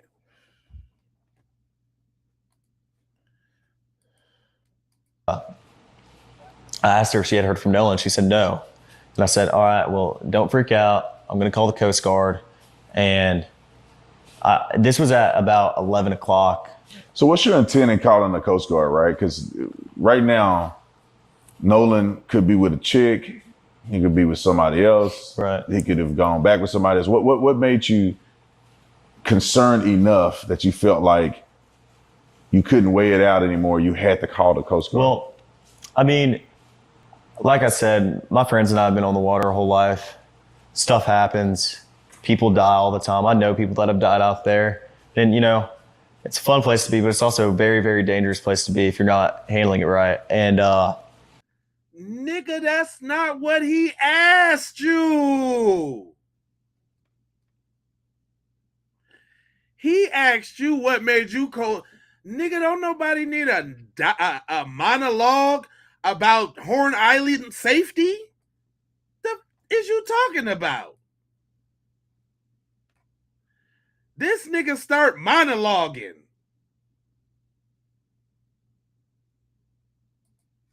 He could be with somebody else. Right. He could have gone back with somebody else. What made you concerned enough that you felt like you couldn't weigh it out anymore? You had to call the Coast Guard. Well, I mean, like I said, my friends and I have been on the water our whole life. Stuff happens. People die all the time. I know people that have died out there. And, you know, it's a fun place to be, but it's also a very, very dangerous place to be if you're not handling it right. And Nolan, so I hadn't heard from him. And obviously, I'm thinking I'd way rather be safe than sorry. I mean, I would rather call the Coast Guard 100 times and lose my mind over it and my buddy be okay than, you know, not. And, me not know where he is and him not. That sounds like the most crock of bullshit I have ever heard in my life.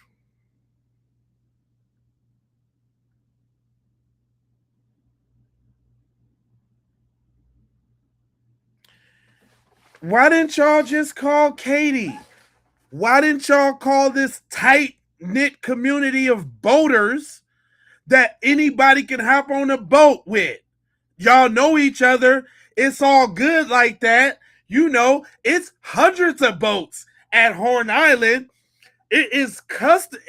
I know about 50 people. Who just jump on and off boats freely because everybody know each other and we are all just one big happy family on Horn Island.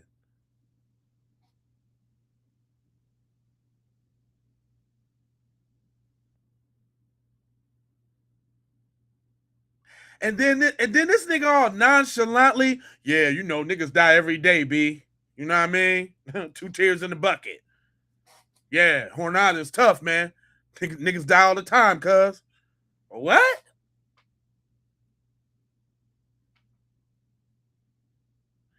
Come on, fam. Yeah, you know what I'm saying? It ain't 2 tears in the bucket. You know what I'm saying? Niggas die all the time, cuz. You know what I'm saying? No big deal. Out here on the yard.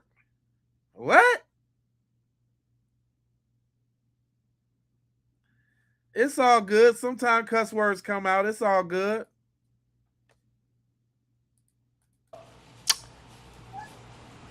Nolan, so I hadn't heard from him, and obviously I'm thinking I'd way rather be safe than sorry. I mean, I would rather call the Coast Guard 100 times and lose my mind over it and my buddy be okay than, not, and me not know where he is and him not be okay. And so I called the Coast Guard and I talked to them on the phone for like 20 minutes, gave him a description, what Nolan was wearing, the last place we were at, the last time I saw him, who were we with, what boat we were on, the conditions of the water, just a summary. And I called Miss Christine back after and I talked to her and I said, I got in contact with the Coast Guard. I'm not sure who she called or, what she did, but I think she said she was going to make a couple phone calls to either DMR or Jackson County Sheriff's Office. And I was thinking worst case scenario. But why though? But why? Do what Mike said, y'all. Like, share, and subscribe this joint. We cooking in here right now. If this your first time here, man, this is how we get out. Make sure you hit that like button, subscribe, bell for all the notifications, all that there. But wait a minute. So you count your boy at you worst case scenario, your boy that you left on the island with the number to get up to Katie to call and all of these boat community friends that y'all all know each other because everybody knows everybody on Horn Island.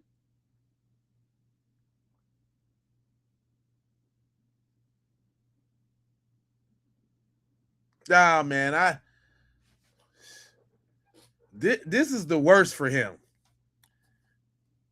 This is the worst for him. Hold on. I mean, I would way rather be safe than sorry about this, Yeah, so you called. So it seems like you called mom immediately. Right. Probably the first phone call that she got from anybody. That's the first phone call, like at least I made.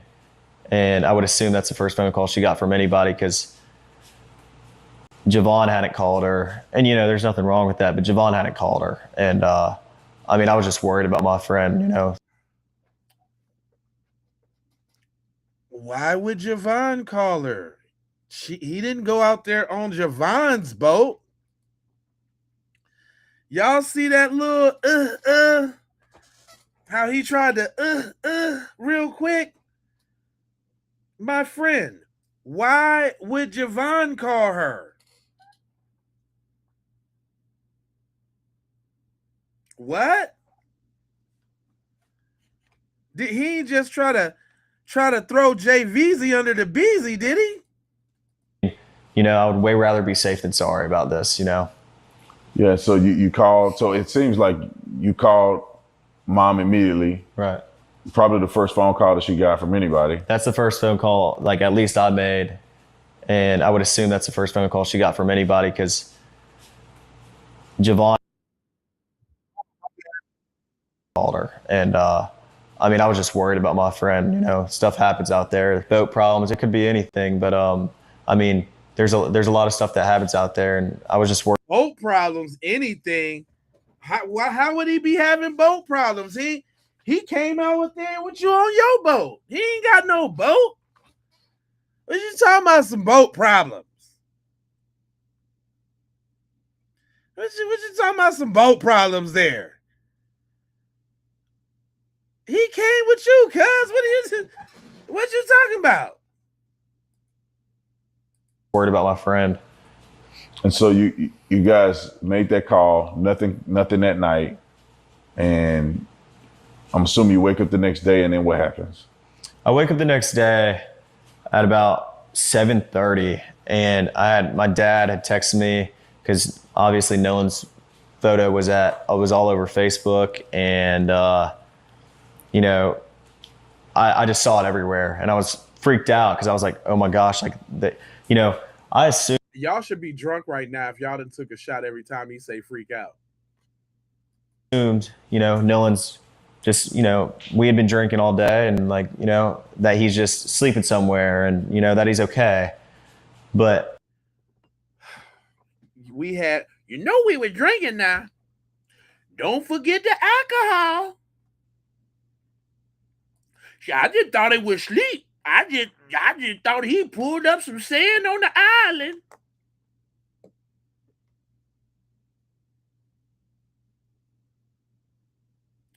Why wait 7 and 8 hours to get up with Katie? Why not hit your boy? Hey fam, you got Katie's number? Man, text her and see if no-no's okay.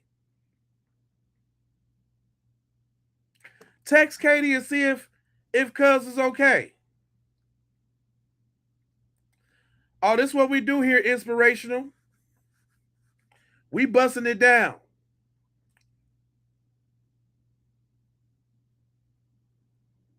They had his phone. So you wouldn't think, man, we got my boy's phone. Let me call Katie and see. Hold up. Let me call Katie and see where they went. Did they go to a party? Hey, Katie, y'all come over here. We over here kicking it so I can give No his phone.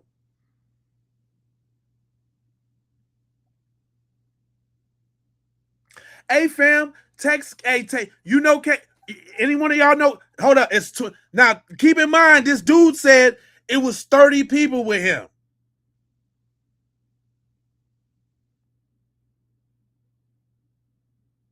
So you ain't asked all of them people, hey yo, any one of y'all got Katie's number? Shout out inspirational. You ain't none of y'all got Katie's number? Hey, text old girl, see where No at.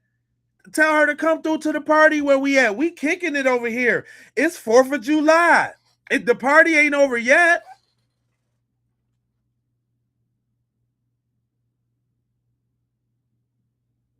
How it should have went. Yeah, hello, Katie. Yeah, let me speak to Nolan real quick. Damn, fam, we was worried about you, fam. You know what I'm saying? You good? You all right? Yeah, we over here kicking it, man. Y'all come over here and get your phone, cuz. How you gonna just leave without your... We told you to get on the boat. Come get your phone, Goofy. Where you... Matter of fact, where you at? All right, we finna roll through there. Bring you your phone.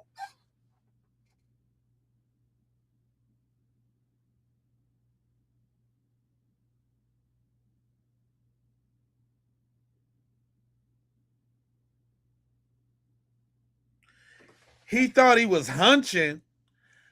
I wouldn't... He ain't got no... How he hunching without no phone? You still get up with your homeboy.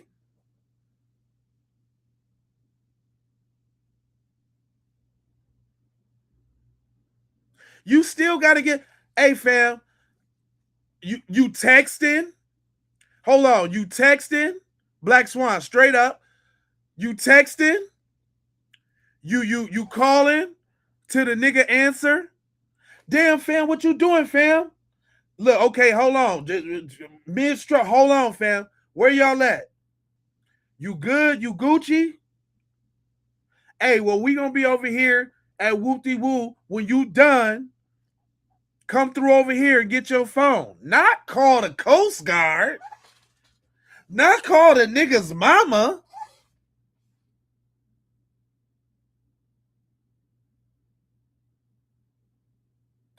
No, not text him. Text Katie.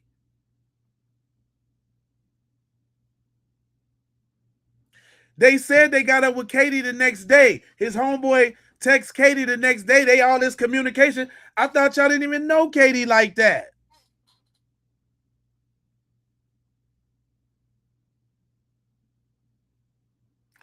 Thought y'all didn't even know Katie like that.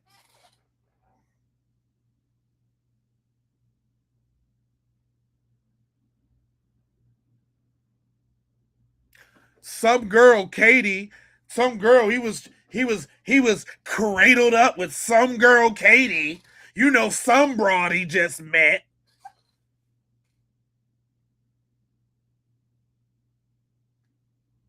But all of a sudden, next day, Katie, your homeboy happened to know Katie. So none of your friends in your friend group wanted to divulge the information that they knew where Katie was and can get up with Katie? Because you did other Nolan, and you know, between friend groups, Nolan and my friend group.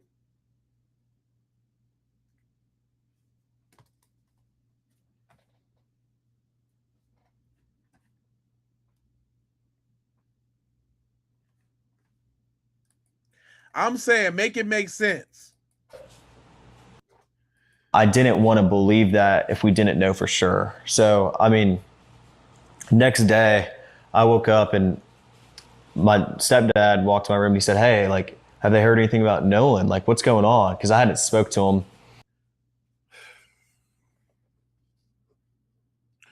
Next day, your stepdad came to ask you about Nolan. You talking about the Nolan whose house you ain't never been on over. So his parents, your parents don't know Nolan, fool. They don't know Nolan like that. Yo, dad, you ain't had a powwow in the chat with your homies in the morning about what happened to Nolan? Your dad came and leaned on the door. Hey, son, how do you feel about Nolan? I don't feel so all right, Dad. Where's my bro, Dad?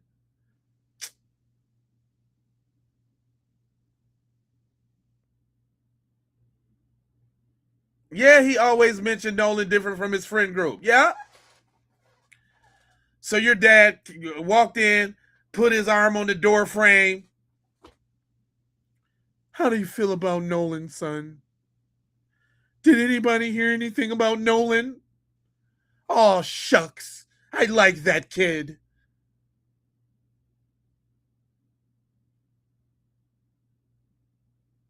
Oh, what happened to Nolan, son? Are you feeling all right today? No, Dad. I'm freaking out. I'm really freaking out, Dad. Notice he said his dad and not his stepmom. The one who claimed to know Nolan and love Nolan, and I know they family, and his family's like, we don't know you.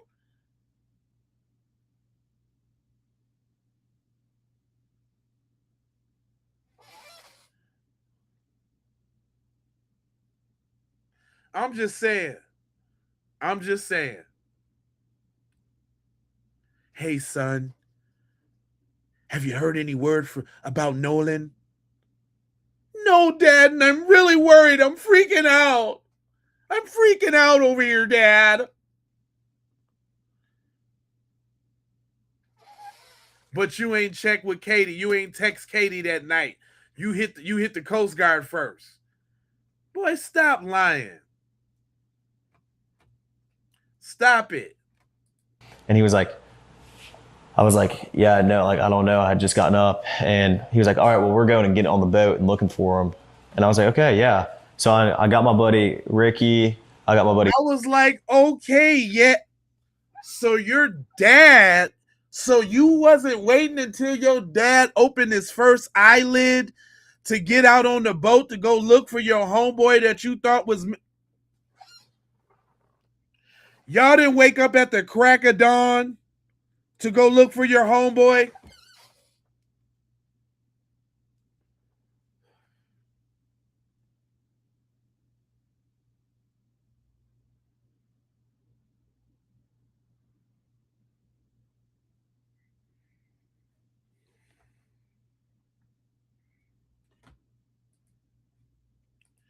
Well, calling Nolan was calling Katie because he was supposed to be with Katie. That's the last person they seen him with. And then let him tell it. This is a tight-knit community and everybody knew everybody. So you should have definitely been able to reach out to see what boat Nolan got on to make sure he was cool. But it's the Coast Guard and his mom first.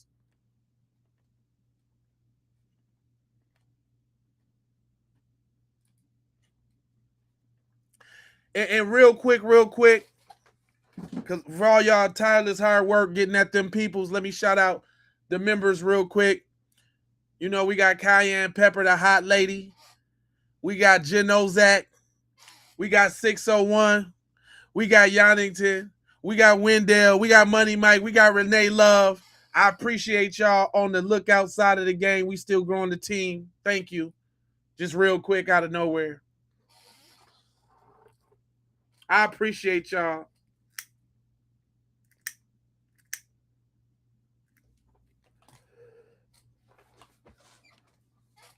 I'm just saying, man. We know we We know what friends sound like. We know what somebody who genuinely got somebody's best interest at heart sounds like. And this ain't it. Now you finna tell me that your dad came up there and suggested that you go out on a boat and you didn't go rush your dad at the break of dawn to go see what's up with your homeboy, the one you grew up with since knee high to a tree high, but ain't never met his parents? That he's okay. But I didn't want to believe that if we didn't know for sure. So, I mean, next day I woke up and my stepdad walked to my room and he said, "Hey, like, have they heard anything about Nolan? Like, what's going on?" Because I hadn't spoke to him. And he was like, I was like, "Yeah, no, like, I don't know. I had just gotten up." And he was like, "All right, well, we're going and getting on the boat and looking for him." And I was like, "Okay, yeah." So I got my buddy Ricky, I got my buddy Brooks, I got my buddy Jax. My mom came on the boat with my stepdad and I, and we all went out there and looked. When I got out there was dozens of DMR boats, helicopters, planes flying over Horn Island. And this wasn't just Horn Island. There was also Ship Island they were looking at, I'm sure, and Chandelier Island, Petty Boy. I mean, it wasn't just Horn Island specifically, but where I was at Horn, there were boats everywhere, and not just like random boats, but like, you know, marine resource boats. And, you know, here you go with that explaining these details that we don't give a crap about. Tell us the search y'all did for your homeboy. You know, cops and, you know, the whole nine. Like, it wasn't like there was just a couple boats looking for Nolan. There was planes and helicopters and, you know, everybody. So, and then after this, you know, obviously they didn't find Nolan that day. Right.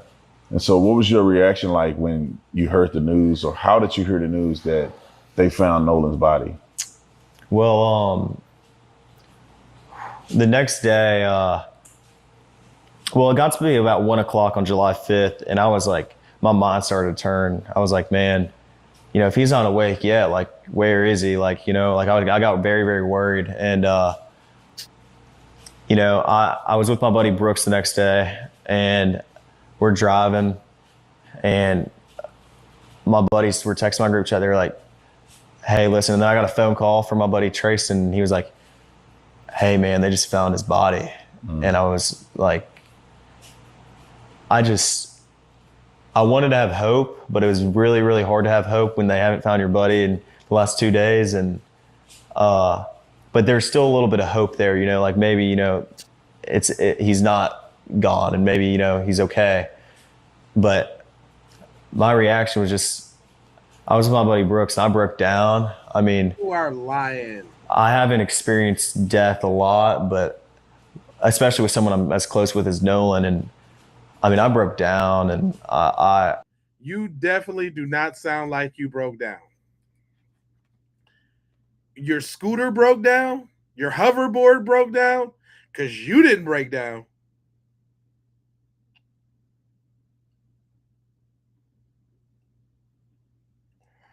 He got a lot of he do got a lot of buddies. He got a lot of buddies, yes. Lavender, liar, liar, pants on fire.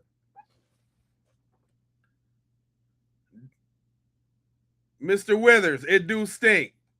Stinks to high hell, it does.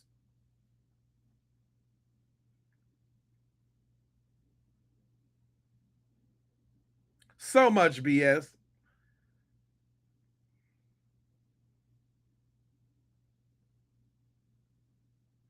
Yeah, his reaction was to make his social media private and not attend the funeral. Yeah, but this your boy you grew up with from knee high to a tree high.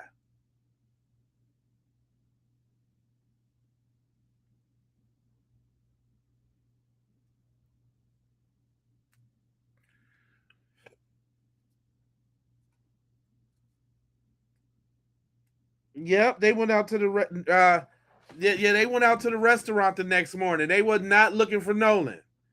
Thank you. Glad you brought that up, because that is facts. And then when asked why they ain't out looking, they's like, because we already did it. Because you already think we did it. maybe, you know, he's okay. But my reaction was just, I was with my buddy Brooks and I broke down. I mean, I haven't experienced death a lot, but especially with someone I'm as close with as Nolan. And I mean, I broke down and I What? You haven't experienced death a lot, especially when it's someone as close as Nolan. Why is he always making the distinction between his feelings and his associations? You know, I haven't had death, you know, with the people that I care about a lot.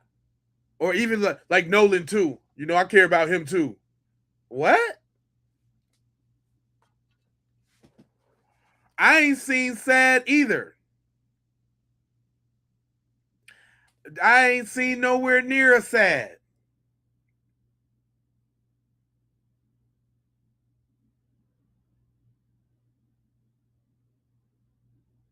He didn't go that morning. You right, High Prototype.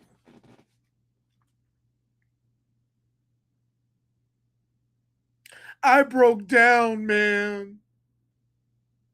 Yeah, it's always you. Okay, you notice the separation. I noticed that when people be talking, I be like, dude, you othering.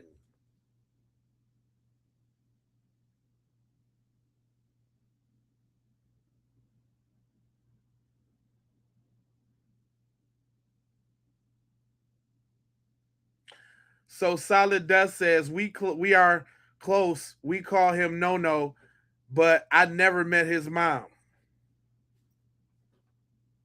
Right.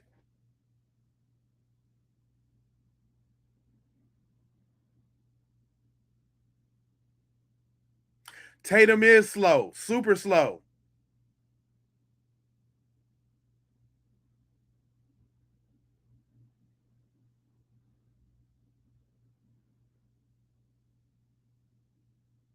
Yeah, ain't that weird though? You know, niggas die all the time, B. You know what I'm saying? I got a bump for every, I got a grand for every bump on your, like, what is this? Paid in full? Your homeboy died? And you talk about niggas die every day, B? That's what you talking about?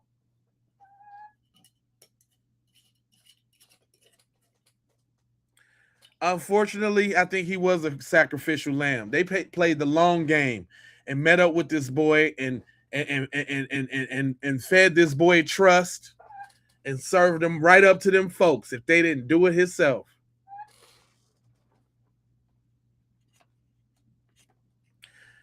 Who knows who Tatum is going to interview? This one sucks.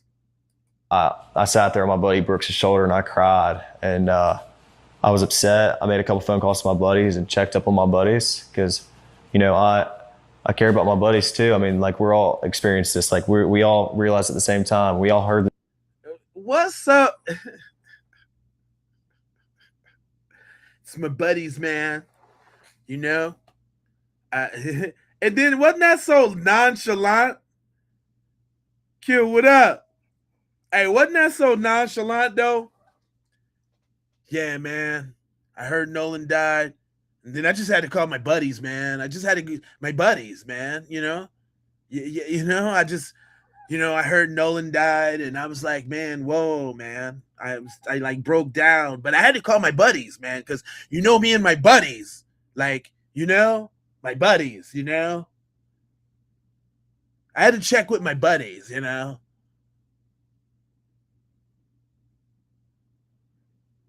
That's what I'm saying, fam.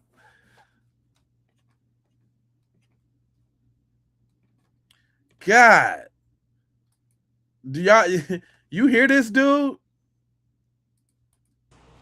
I wanted to have hope, but it was really, really hard to have hope when they haven't found your buddy in the last 2 days. And but there's still a little bit of hope there, you know, like maybe, you know, he's not gone and maybe, you know, he's okay. But my reaction was just, I was with my buddy Brooks and I broke down. I mean, I haven't experienced death a lot, but especially with someone I'm as close with as Nolan. And I mean, I broke down, and I sat there on my buddy Brooks' shoulder and I cried. So was that to insinuate he was a different type of close to Nolan than he was anybody else? Like he was the mark? Like he was the project? Like he was the, you know what I'm saying? Like, it's keep leaning to that. Well, welcome to the channel, bro. This is how we do it. Is it me, though? Shout, that's how it sound? Okay. Is it me?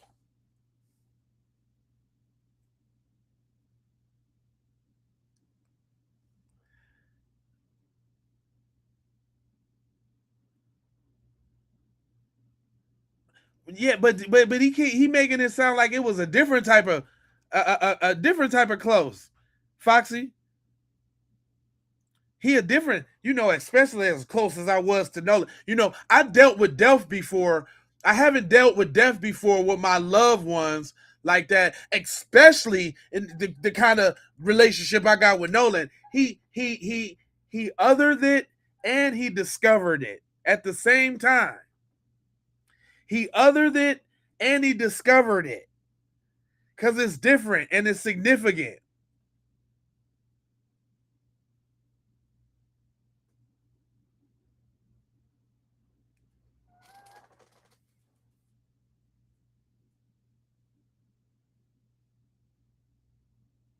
He said, where was he close to Nolan at? I need him to quit saying that they were I don't even think they really knew cuz like that, really.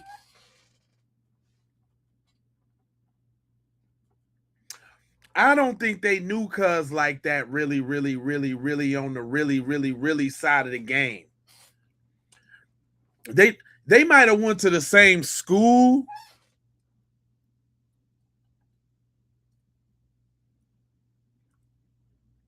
Lock them all up. Yeah, I agree. They lynched them. Because like I told y'all, they got to get a little bit more sophisticated with. So they groom them. I don't believe that since 8th grade crap and all of that. I'm saying that they sent a Trojan horse at No this year with the Katie. Okay? Black Crow, what you know? That's what I'm talking about. Look, they done sent the Trojan horse at him with Katie. We know that they can text Katie and talk. That's his homeboy, no Katie. So, regular get out situation. Katie was the bait. Hey, Nolan, what are you doing on the 4th of July? Hey, me and a couple friends are going to be hanging out in Horn Island. Why don't we meet up? Hey, why don't you pull up?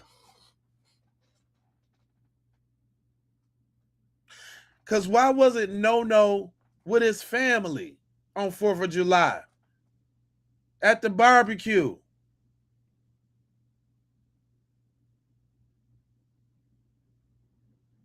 And then No was like, well, you know, these is the, you know, the you know what I'm saying, the rich kids with the boats and all of that. You know what I'm saying? I could get out there with Wyatt in them, I guess. Wyatt, my mans. Hey, Nolan, my mans. What's up, bro? What's up, buddy? What's up? Hey, No, what's going on with you? Say, man, we're doing something out at Horn Island, bro. It'd be pretty swell if you tag along. That's how they talk to him, too. No, okay, bro. Wait, what's going on, buddy? Hey, you know, yeah. Hey, what are you doing 4th of July, bro? How about you tag along with us and go out to the island? Come on, man, it'll be fun. I heard Katie's gonna be there. I know about Katie, you sly dog, you.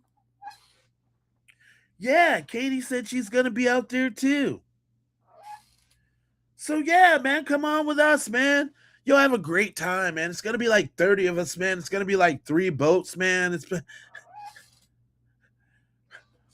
Why did they have his phone? Give your phone to the other. Exactly. He got his phone. Shout out to Scrap Ryan.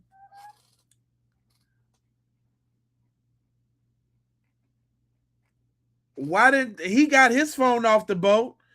You see when they said it was going down, he got his damn phone out the boat.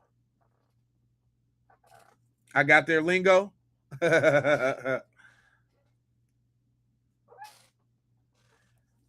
Come on, bro. Hey, man. It's gonna be some chicks out there, bro. We're gonna have some brewskis, man. You know I've got the powder, bro. Oh yeah. Christina Aguilera. Uh-huh. So yeah, we're gonna do a couple lines, man. We're gonna not saying that Nolan was with that, but you know how they be. Because he's definitely sniffing something. He's definitely sniffing something right now. It's the middle of the summer, and your boy got the sniffles. I don't know if y'all heard that in the interview. The boy was sniffling like I'm up. Sniffle McSniffin Puff.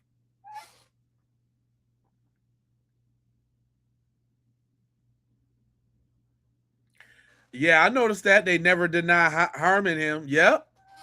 They just simply don't know.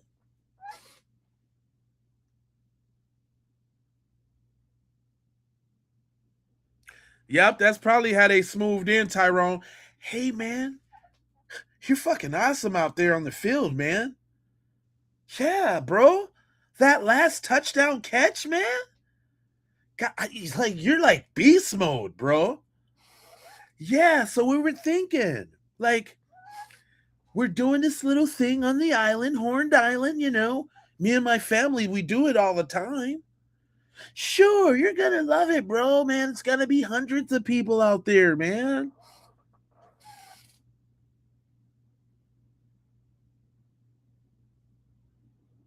Come on. You'll have a ball, bro. Come on. Hey, I appreciate that. K Dub from the DFW. I appreciate that. He said from the DFW, great show tonight, brother. Man, I try to do them every night, brother.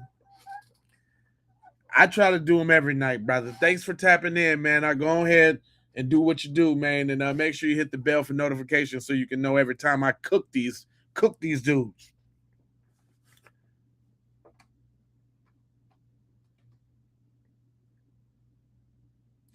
Yeah.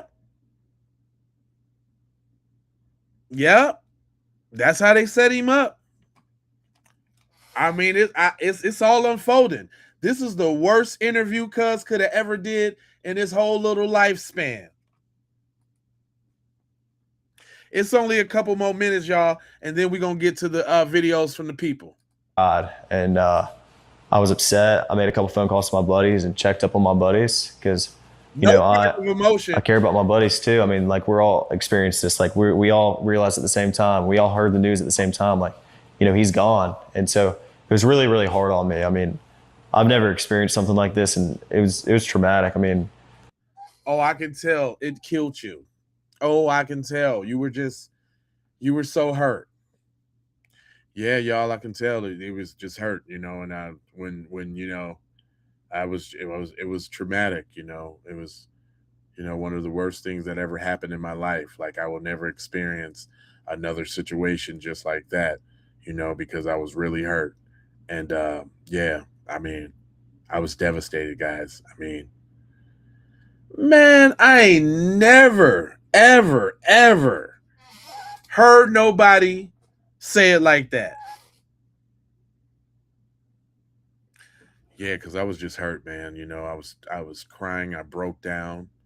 I was crying profusely. I mean, snot, tears, everything, man. I rolled around on the floor and, I pouted like a baby. I banged my head against the wall several times because I was so distraught. you know.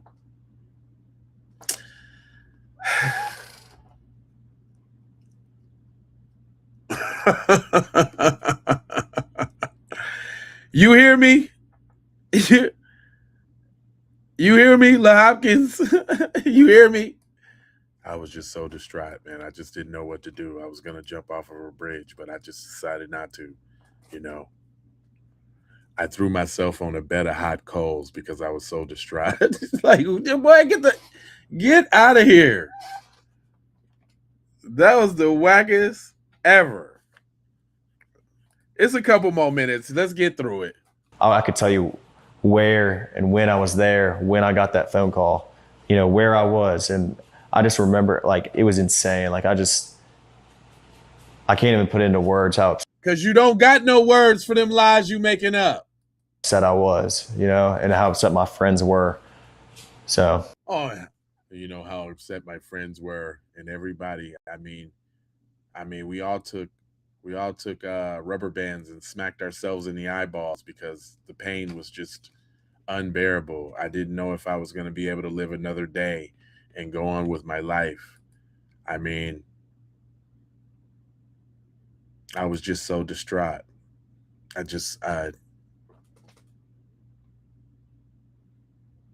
I went outside and I tortured a frog. I went outside and I tortured a frog because I just couldn't deal with the pain. I'm sorry. I'm sorry to the little amphibian. The amphibian didn't mean to die. We also took the legs from the amphibian and made some frog legs. They're very delicious. But I was all broken up, believe me, trust me. I mean, talk to somebody who's dumb, man. Yeah, they need to talk to dumb people.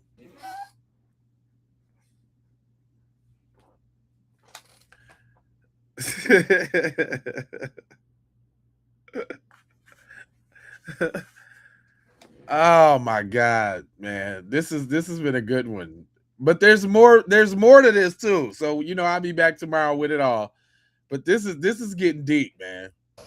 And then comes the stories and the backlash and the craziness. I mean, you guys are now hearing that you're responsible for it. You did it. You killed Nolan. So what was the next step? Did you guys ever engage with police or? Yeah. So the first time I talked to the police was July 7th. I talked to the lead investigator and I told him my whole story, top to bottom, dotted every I, crossed every T. I told him everything I knew, every little detail. I mean, everything I could, tell them to try to figure something out, Were you the only one to talk to the cops or? No, of course some not. Other guys Every person that was included, especially, the guys that you see on social media, everybody cooperated with the police fully. Dylan was with us on the way out and he rode out on the boats with us. So, I mean, we were the first people to get questioned. I mean, we cooperated with the police the first time they called us and, we talked to them, as soon as they needed and we were fully cooperative. I could tell you, look, we said everything. Right? We didn't leave nothing out. No stones unturned. Now, we looked under every seashell. We got all the lint off the shirts, all the boogers out the noses. Demeter, Uncle Lur, thank you. We crossed all the T's, dot all the I's. We did it now. Let me assure you now. No stone was unturned. No sirree. Not me. Told him everything. Gave him a birth certificate, my credit cards, my PlayStation sign-in, everything. I gave it all to him. Nope, didn't hold nothing back. Nothing at all. And he acting like just because y'all talk to the police, what that mean? Especially with Devil Ledbetter talking about ain't no foul play.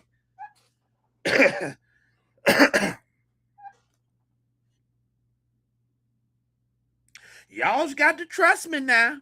I gave them everything they asked for us.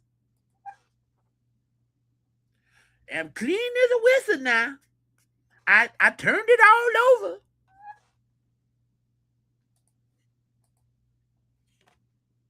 What's your feeling about that? Do you think that any of this has anything to do with race, or because I mean, obviously something happened to Nolan. It appears that you guys may not have been involved at all. When I say may not, it's no evidence that you. Uh-oh.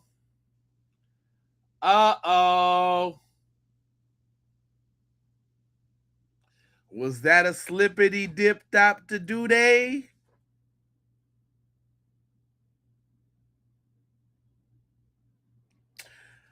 So something happened to Nolan. Y'all might not possibly have nothing to do with it, but something happened. Oh, I mean, no, y'all ain't got nothing to do with it. I'm sorry. My bad, man. Tatum knows. Yup. That was a Freudian slip there, buddy. That was a slip. Because y'all might not have nothing to do with it. I ain't trying to blame y'all. Lord knows y'all ain't had nothing to do with it.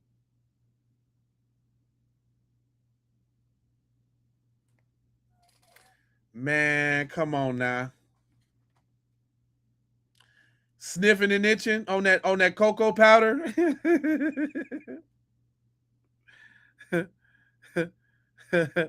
He on that cocoa powder, baby. He lowered the cocoa. Yeah, that's probably that Mefarino. That boy got them hot rocks. That baked glass.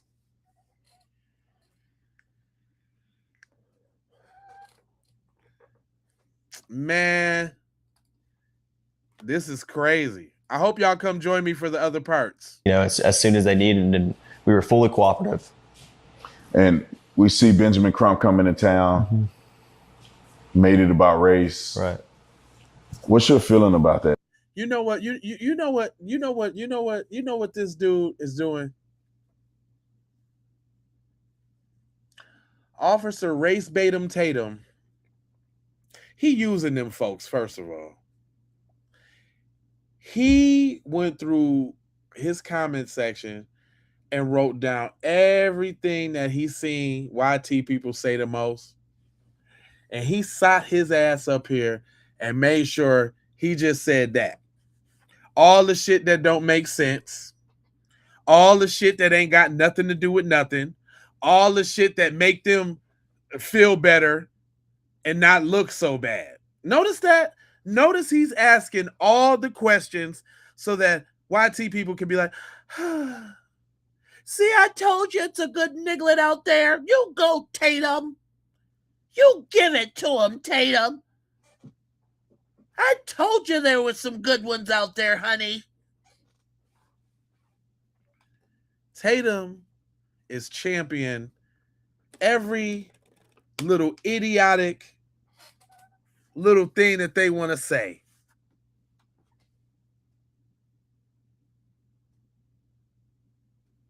You gotta be a special kind of liquor of boots. You gotta be a special kind of raccoon.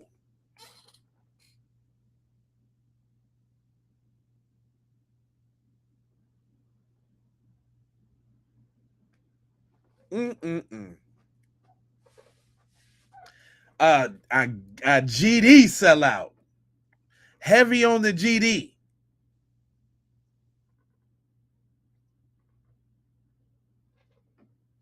You got to be a special type of individual.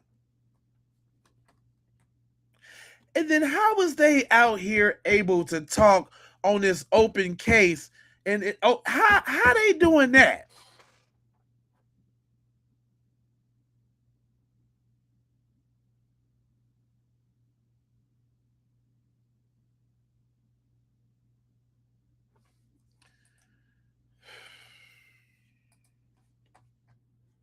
Hold on. I mean, obviously something happened to Nolan. It appears that you guys may not have been involved at all. When I say may not, it's no evidence that you were involved at all. You guys had left. Right.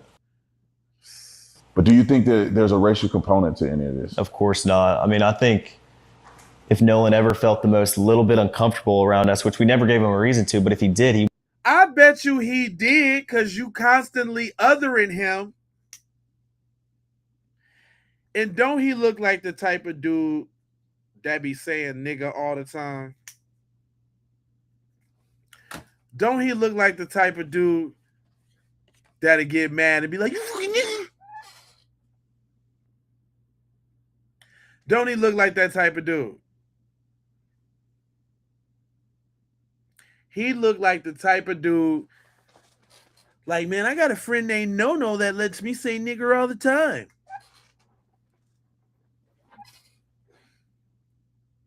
He looked like soon as he get mad, he turned red as hell, and you know the hard R coming out. Really hard. Extremely hard. Cardiovascular hard R. He gonna say it from his whole chest.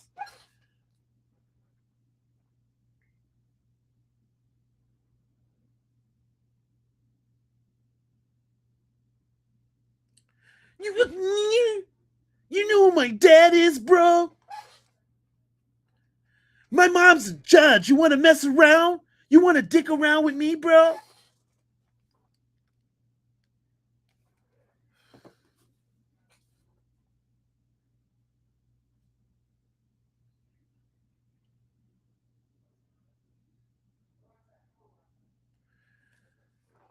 Oh yeah, all these people in the chat, they all come back to get their little piece of fatigue. They don't never leave.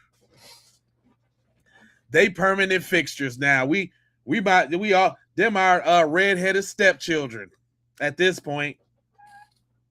We just gonna treat them funny and stuff like that. That's all. They the redheaded stepchildren. They gluttons for punishments, fam. They can't survive without being over here in these black spaces, fam. They got to do what they got to do, fam.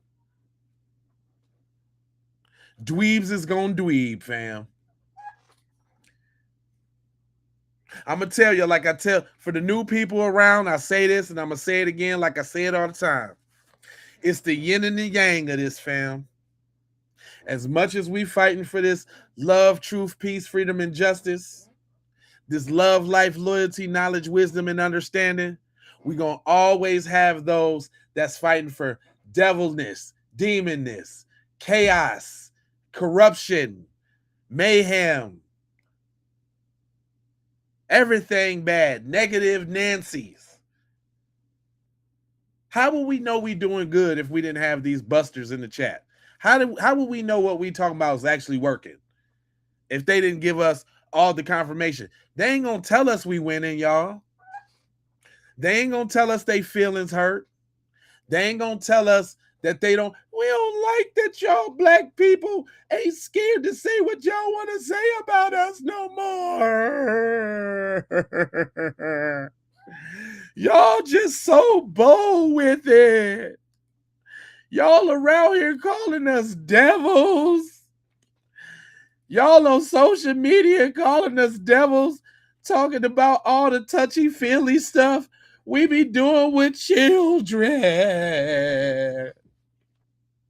Y'all always talking about our birth rates.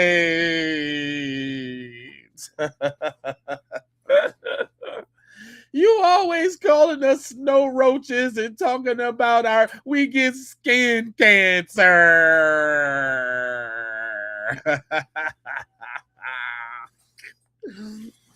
You always talking about our micro peepees and how white girls love the soul pole.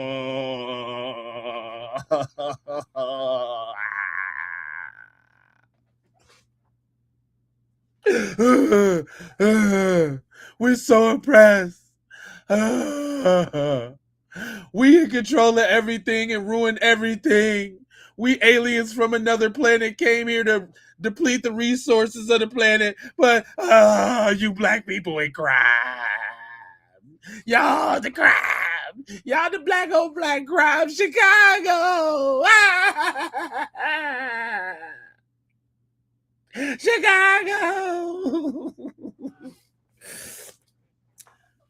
Chicago. Food stamps. Oh my God, EBT. DEI.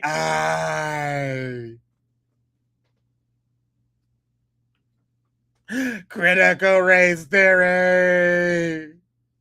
We don't want to learn how terrible of white people we are. We don't want to learn that shit. We don't want to learn that shit.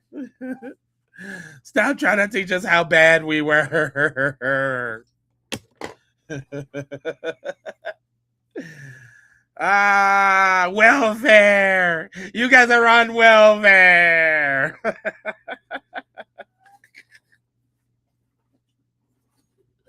1350. You guys bring 13% of the population, but you're bringing crimes. The crimes. The obsession is real, y'all.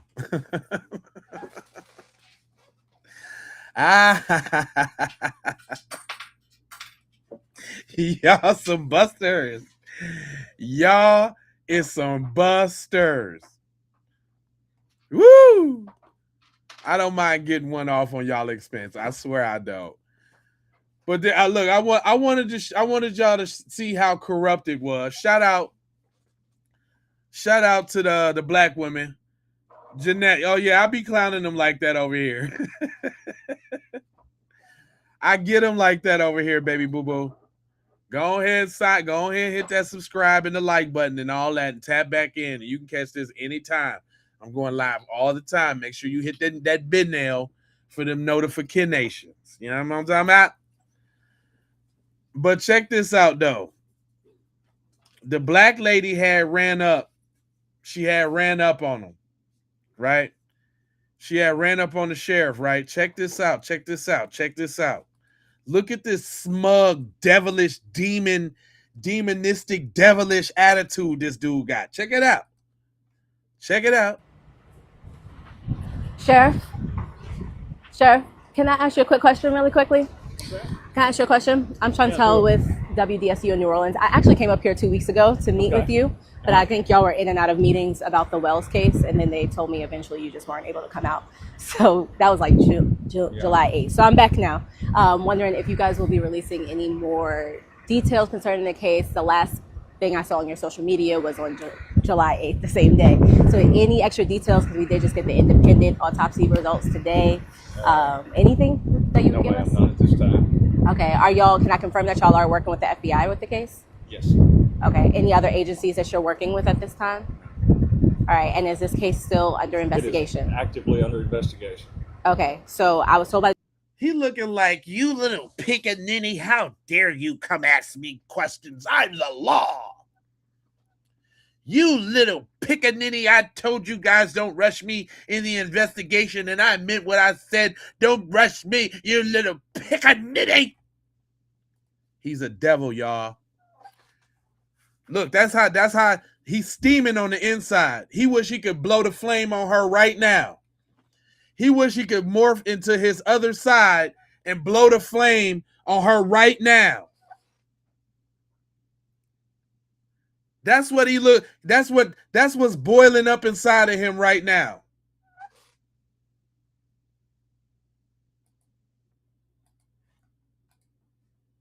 His whole face red right now. He holding the flames back right now. The district attorney, everything is going through her office at this time. And everything else should be referenced to the district attorney's office. Okay, so y'all are no longer answering questions about the case? Yeah. I know you're recording, trying to get some edited footage, but No. See, right away.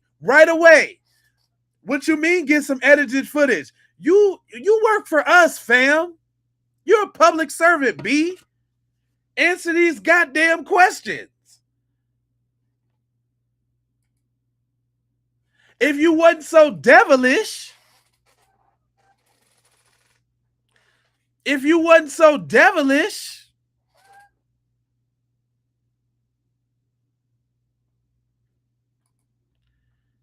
Look, the little devil dude feels attacked. The little devil dude feels attacked. You wouldn't feel attacked if you wasn't doing nothing wrong. Sheriff led worser. He ain't led better. He's led worser. Sheriff led worser. And everything else should be referenced to the district attorney's office. Okay, so y'all are no longer answering questions about the case? Yeah. I know you're going trying to get some edited footage, but No, I'm just asking. I'm just that's confirming. That's all we're saying. We're actively investigating the case. And everything else go to district attorney. Yes. That's all I wanted to know. As far as your media, your public records request, yeah. Right. So pretty much it wouldn't be. He slipped. Boy, such a devil. He almost your little media, your little niglet media, your little nigger rally media, your little nigglet. He couldn't even contain himself. Get a good look at him. Your little nigglet media. How dare you come and question the devil?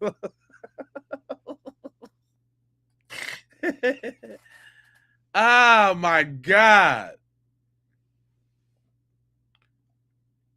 This dude.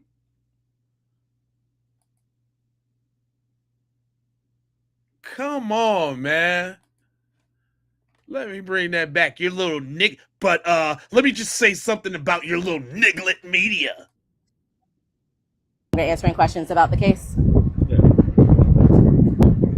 I know you're going trying to get some edited footage, but No, I'm just asking. I'm just confirming. That's all we're saying. We're actively investigating the case. And everything else go to district attorney. Yes. That's all I wanted to know. As far as your media, your public records request, yeah. Right. So pretty much it wouldn't be anything like pretty much don't contact your office to be like, hey, do y'all have any details? Everything goes through her. Is that what you're saying? Okay, that's all I wanted to know. Thank you. Name? My name is Chantel. We're from New Orleans, WDSU Okay. News. I'm Doug. What's your name? Doug. Nice to meet y'all. Okay. Don't he look like a slimy, racist piece of trash? Even on the look at him right now. And he's a dweeb too. He's protecting other dweebs. A dweeb protecting dweebs. Look at that face. Sheriff Ledworser. Don't he look Barney Fife-ish as hell? Straight meathead.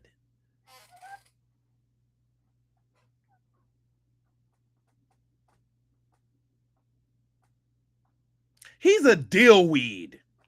You know how they how they used to change the cursing in movies to dillweed? He's a dillweed.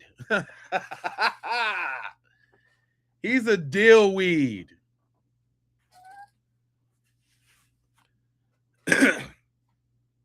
Sheriff Dweeberberry.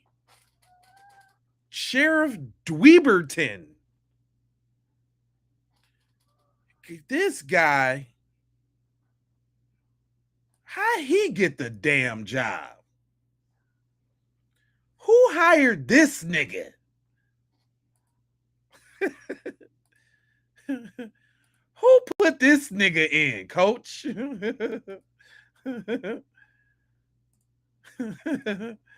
Coach, get this nigga, get him out of here, coach. Coach.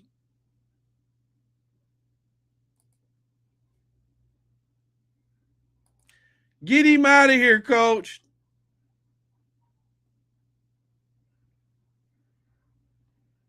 And let's talk about this Officer Tay-Tay. Because you know Officer Tay-Tay is he got beef with people now. Cause we clowning him about his little interview. Officer Tay-Tay is mad. Officer Tay Tay is mad. You want me to hate white people? No, nobody said they want you to hate white people. No, so you already coming right out the gate with a misnomer, with a logical fallacy, right out the gate. I'm not doing it. But you low-life losers continue to use all of your energy to be mad at me because I want to know from everybody what happened to Nolan. If you wanted to know, you would have asked some questions. You didn't ask nothing. You didn't ask nothing. You didn't ask not a damn thing that made sense. If anything, you implicated them. You did them boys a great disservice. You might have made them boys go to prison. Somebody going to jail after that.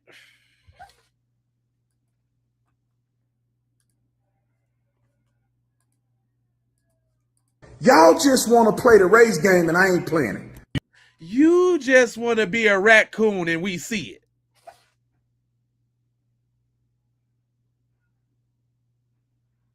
You just want to be step and fetch it and we see it.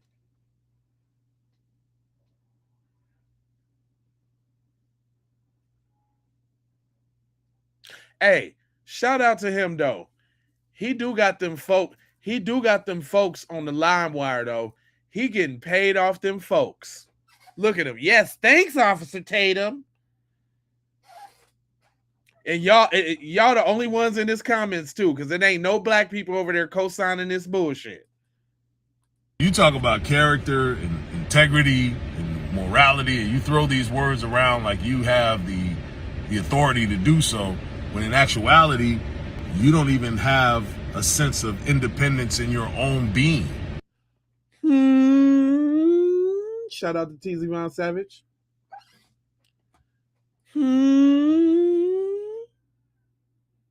He ain't even saying no original thoughts of his own. This dude is reading straight out the comments of all his little YT supporters.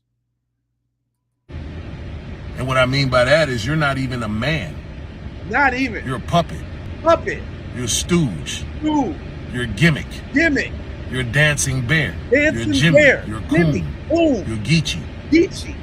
That's what you are, man. That's what you are, man. Say it again.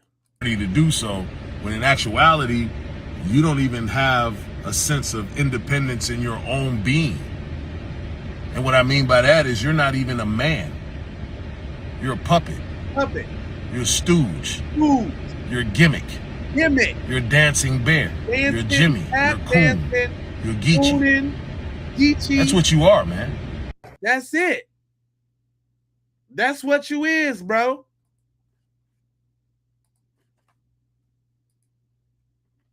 Can't nobody respect that.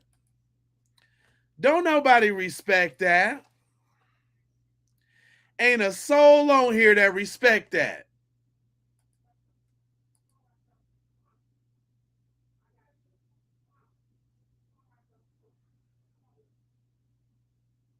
But then when they talking about this, when they talking about all this, that, and the third, you heard.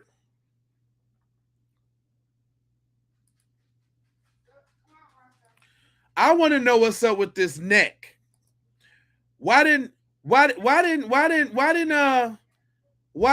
go do a interview with Nancy?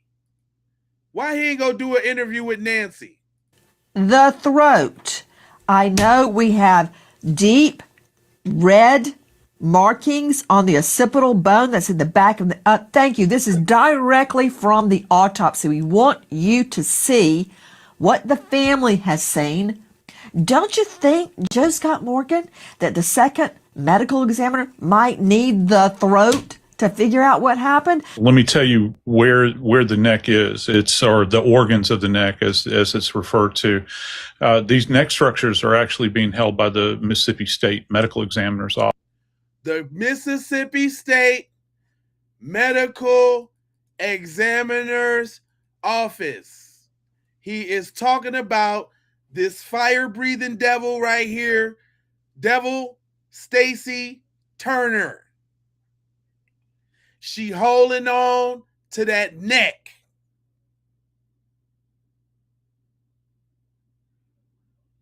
Her.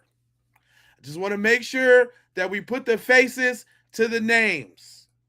She's holding on to crucial evidence in the Nolan's Wells case. Her. Office.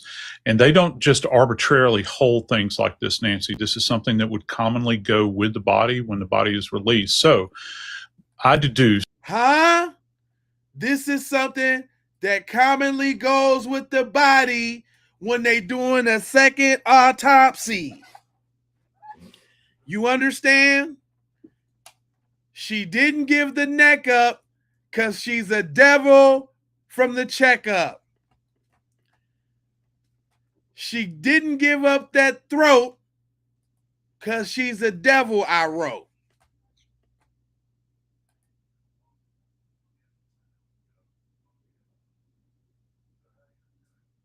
She is a terrible person that purposely sabotaged the second autopsy as to not make her and her colleagues look bad. Because they got a ritual. They had a ritual to hang them a Negra for the 250th.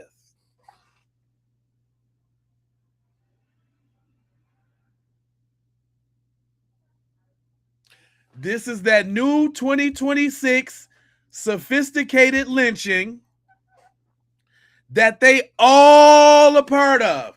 I wouldn't be surprised if they was out on the lake too, or wherever it happened.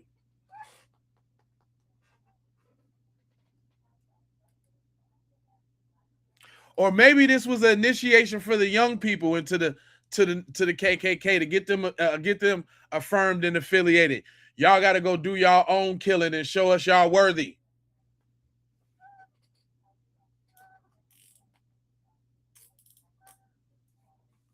I'm just saying. Office. And they don't just arbitrarily hold things like this, Nancy. This is something that would commonly go with the body when the body is released. So I deduce the fact that they have seen something there that they're trying to hold on to from an evidentiary value. Remember, the state still has an ongoing investigation in this case. That's not what they doing, though.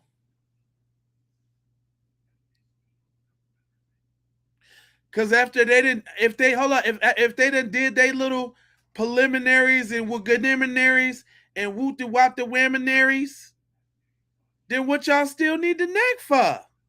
Let them do what they need to do with the neck. You done got all the information that you can get out the neck. You wrote down your findings. You came to your conclusions. You drew up your summary. What you still need the neck for? What you holding on to the nigga neck for?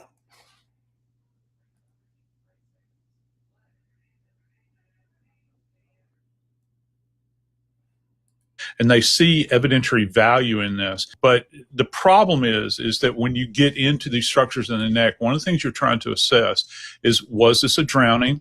Also, is there any kind of trauma? If people will just put their hands right here in the midline of your neck, you'll feel that kind of cartilaginous body there. That's cartilage, right? That can be fractured.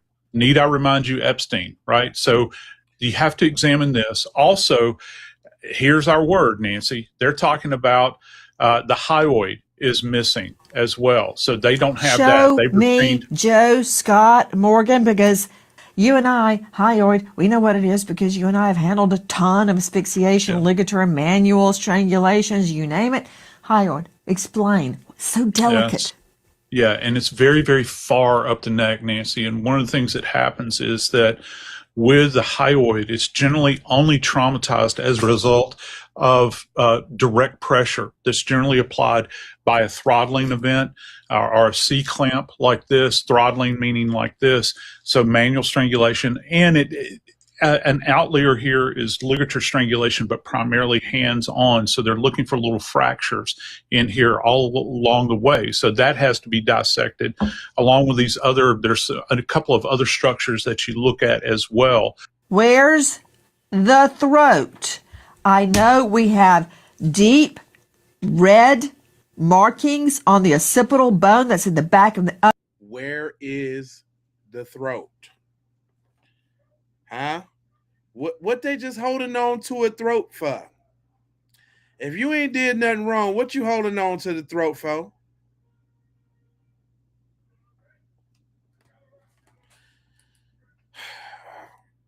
My man's right here, he be busting it down.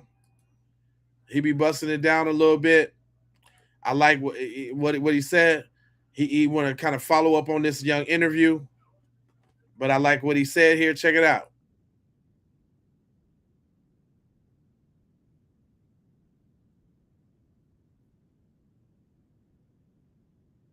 Oh, hold on. My bad. Hold on.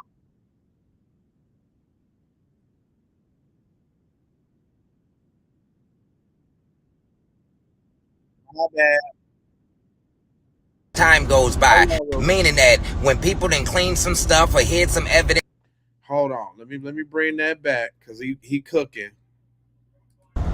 Here's the thing about Warren's interview. In order for me to be able to make a full calculated assessment on my opinion on how I feel about Warren's interview, I need to see the entire interview, not bits and pieces of it, part after this, part after that. I need to see the full interview. If the purpose of the interview is to get the information out, get that information out. 18-year-old Nolan Wells' case is on a timeline. It's on a timeline, meaning that if too much time goes by, meaning that when people done clean some stuff or hid some evidence or anything like that, it can end up timing out to where they can get forensic off of a boat if they need to get forensic off of a boat and such like that.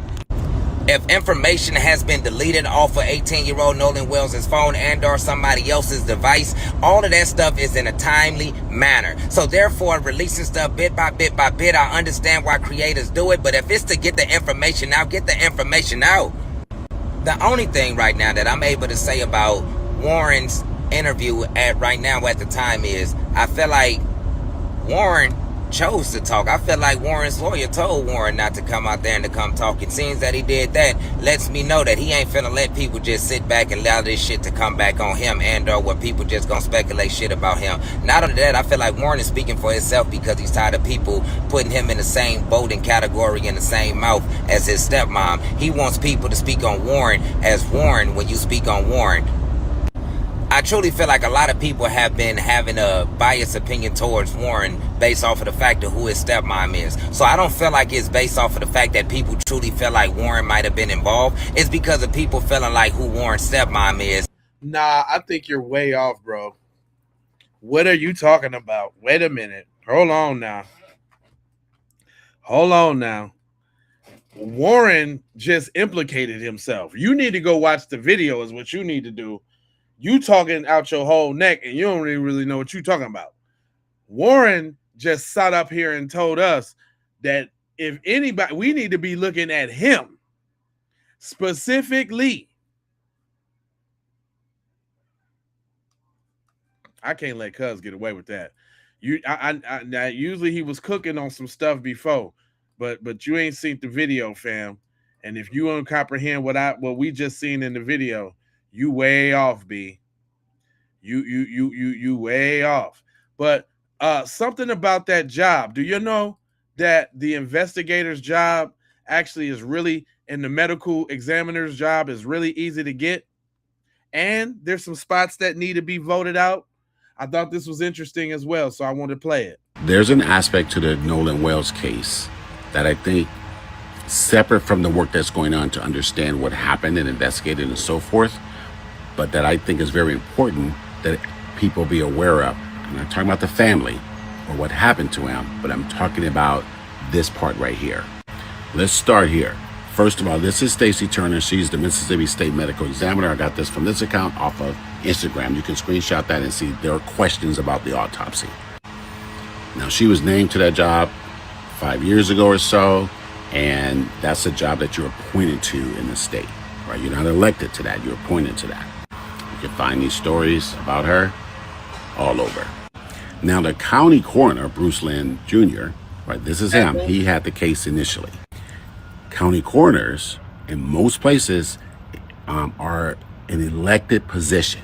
Yep. You, voter, you get to decide who these people who occupy these jobs. And if we look up when he was elected back in 2019, this is the record where we're going to dive into this part right here. All these people, right, the judge, the coroner, there's him, Bruce Lynn, the prosecutor, sheriff, tax, all Republicans, all ran unopposed and got between 98 and 99% of the votes. Nobody wanted to run against them? Nobody? That's weird. That's weird. All ran unopposed, all got all the votes. The qualifications for a coroner, high school diploma, 21 years of age. That's it. Now, you do have to go to the Mississippi Crime Laboratory and State Medical Examiner Death Investigation Training School and successfully complete all exams on the subject matter, but that's it. I'm not saying that that's easy. However, you don't have to have any degrees or advanced degrees to be in that job. And once you're in the job, and it seems as if you don't even actually have to have passed the test. You just got to know somebody. So we already know right now, the Stacy didn't even pass that test. We know that didn't happen because she's very incompetent and she's not doing her job correctly. So we know she didn't pass that test. And if she got a certificate that say it was, they just wrote her in there. You know, the good old boy way in Mississippi. We know. Job, you pass the state test and everything, you get the CMEI title, right? County Medical Examiner. And you get to decide all this stuff right here, right? With a high school diploma. Now back to the state level, because remember, he's county, and it went up to the state level, Dr. Stacy Turner. And one of the reasons she got the job, that all these homicides there, right? Growing homicides there, and they were backlogged with so many of these autopsies. And one of the things they like about her is that she's fast. She wraps up reports fast. That's what that means. She's clearing that backlog and making her head spin. They got somebody that could communicate and so forth and so on. And that brings me back here. The family and people who have looked at it, are looking at it, says there was a lot of stuff missing from the examination that she did. So it's not glamorous, but voting matters at every single level, every single time. Nobody should be running unopposed. The family and everyone, they're doing their investigation, but for you, the voter, I want you to take away this. Nobody runs unopposed. Vote every time. Yeah, I like how you try to slip that little vote message in there, bro. I mean, locally does make a difference. This national shit, not so much. But the most important thing to that is running unopposed. That means that, you know, all you got to do in most cases is run. These people be sitting up in there unopposed because ain't nobody putting nothing to the campaign to go get out there and get it, though. You know what I'm saying? If that's your bag, we need more of our people to be running. I want somebody to vote for. I want somebody that's pushing for my interests, pushing for the interests of foundational Black Americans specifically, regardless to what anybody else think or has to say. Where's my man at? Where's my guy? I want my candidate. You understand? But there was a little something on the pool photo. Shout out to my man Sam. Go ahead and bust it down, homeboy. Sam here for a Nolan Xavier Wells update, and Jib Javelin Warren on Officer Race Batum Tatum is just telling it all, I swear. and says he is the one with his arm around Nolan in the famous pool picture. Now, he says it took place on June 27th, a week before 4th of July, but like I've shown, that picture can easily, the data can be changed on it, so do we actually believe him? And I say thank you to Officer Race Batum Tatum for having him on the interview, because this kid is a babbling brook of BS and is just telling it all. I'm so shocked that police, during an open investigation and somebody who is allegedly a witness to all of this, they're allowing him to go on a podcast. I said that. Before spewing it, before giving any information out to us, the public. And then now his mom is going to go on this crappy podcast. This is just hilarious to me. I guess Candace Owens was busy because the new pony in town is Officer Race Batum Tatum, and he is helping these YTs to tell it all. What do you guys think? Let me know in the comments. Even Sam know. It's getting that thick. Even Sam know. Shout out to Sam. He do be telling it like it is.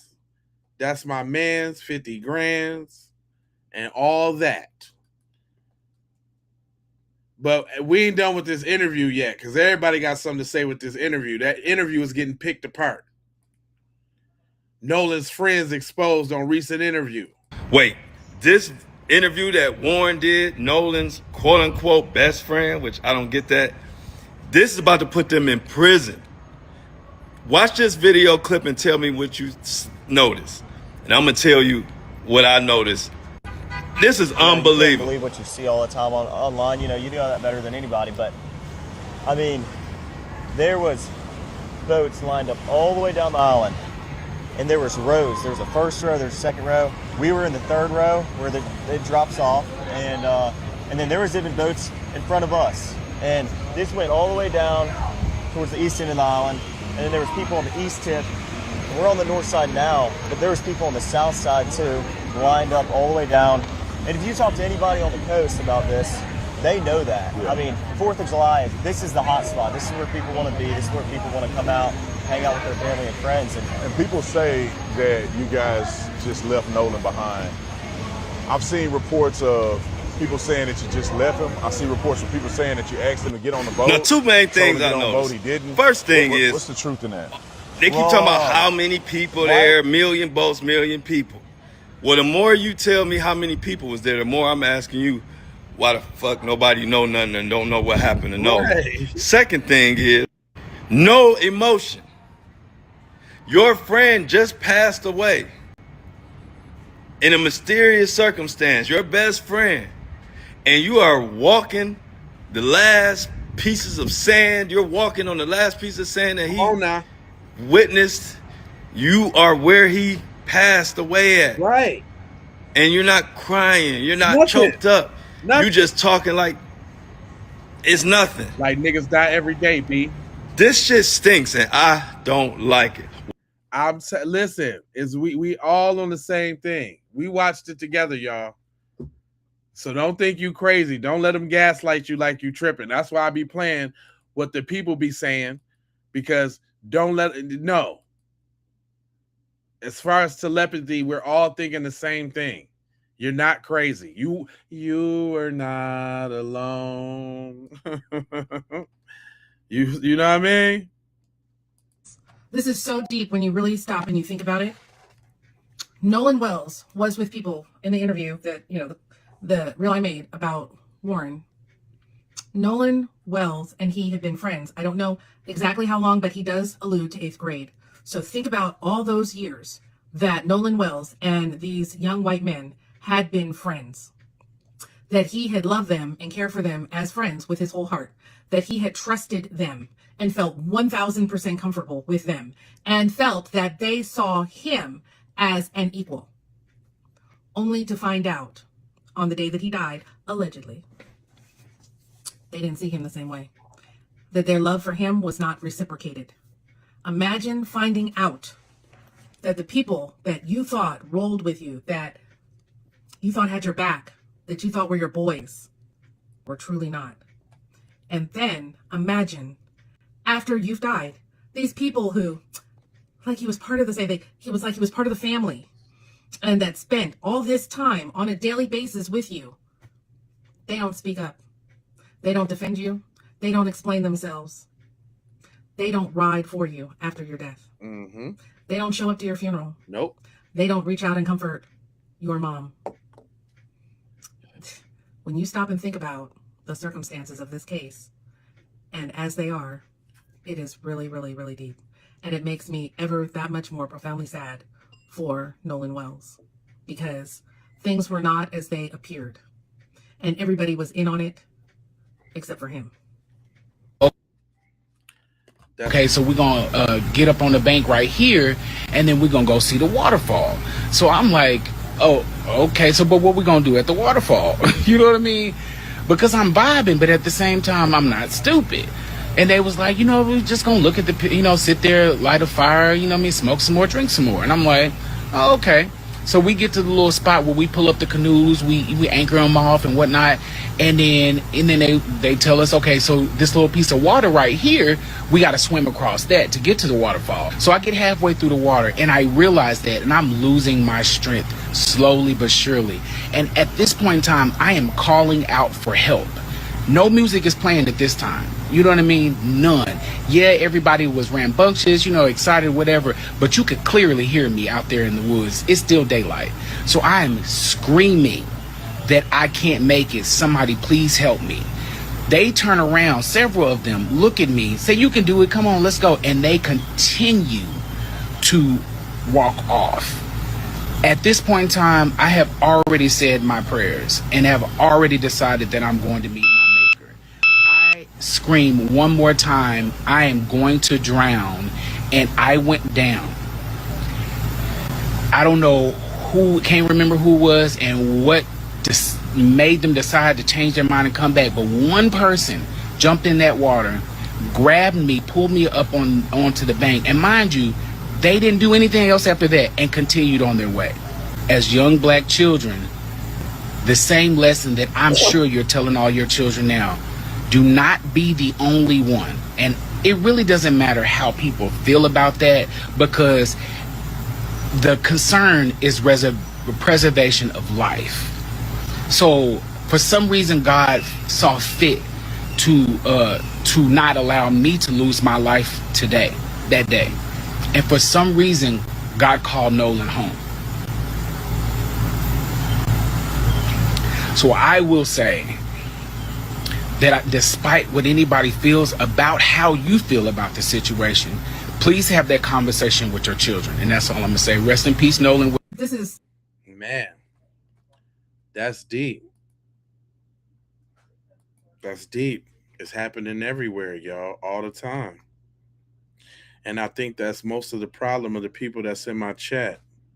They don't like the fact that we eyeballing your people like that. Man, it's rampant, man. What you gonna do about your people doing it? That's the question y'all should be asking while you in my chat being busters.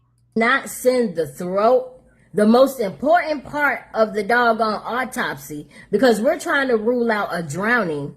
Why would you not send that most essential part of your investigation, of this whole entire investigation? Why wouldn't you send that to the coroner that you're passing it off to? Right.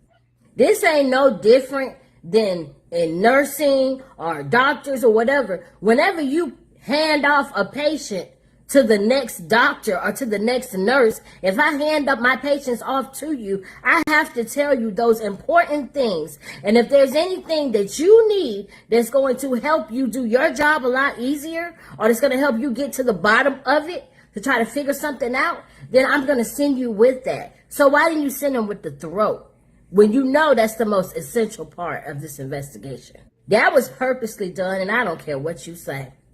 You took the throat, you took the lungs, and you took the stomach. So now the new pathologist, they can't figure out what his stomach contents were. And as far as the lungs go, you need the lungs to tell if there was water in them. Let me tell y'all something. Just as sure as my hair is nappy and I need a retwist, this is a motherfucking cover-up. Warren did his little interview yesterday so he could clear his name So he can remove himself from out of the investigation because he knows, his mama knows that it's finna blow.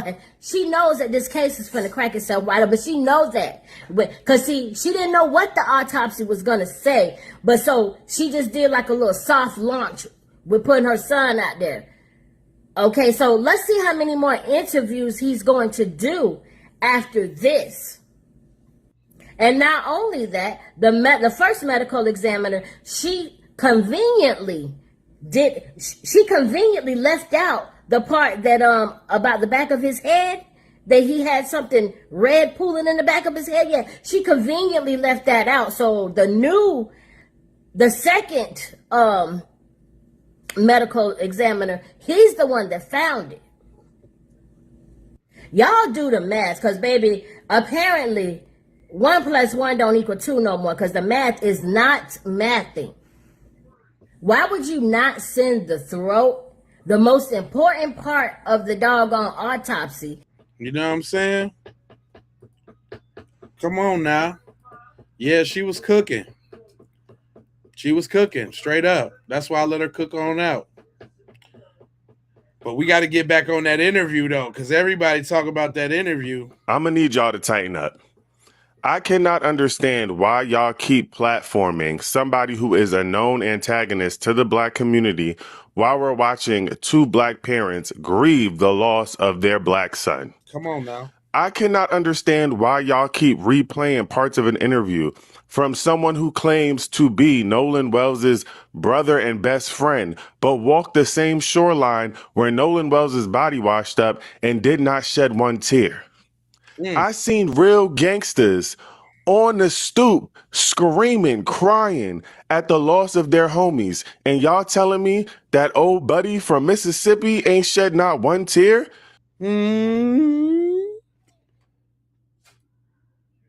Come on now. This song's dedicated to my homies and that gangster link. I done seen niggas ball out on that.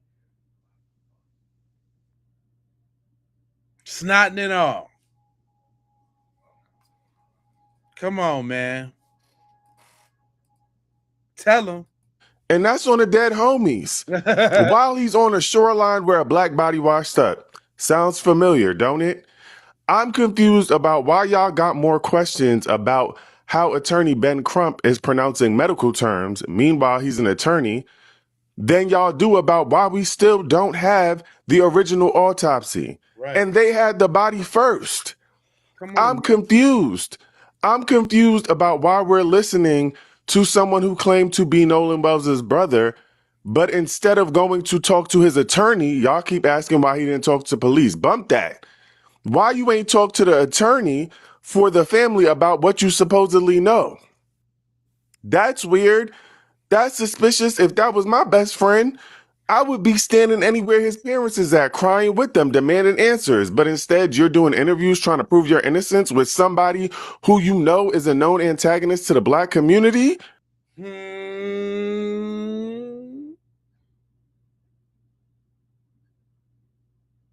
I'm just saying.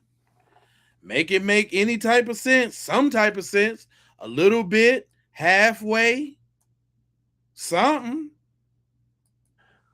I'm going to need us to tighten up. And no shade, Nancy is cool. But Nancy got on here and said the same thing that Black's been saying since July 4th. Right. And y'all going crazy over it. Straight up. The anti-blackness is starting to show. I'm going to need y'all to tighten up. Come on now. Powerful message. Powerful message. Powerful. That's all I'm saying. Justice for Nolan. Guess it's a cultural thing. That these white kids were such good friends of Nolan's? Who said that? Where's the evidence to that at? Oh, that's right, the white kids said it. That's not what Nolan's mother and father said.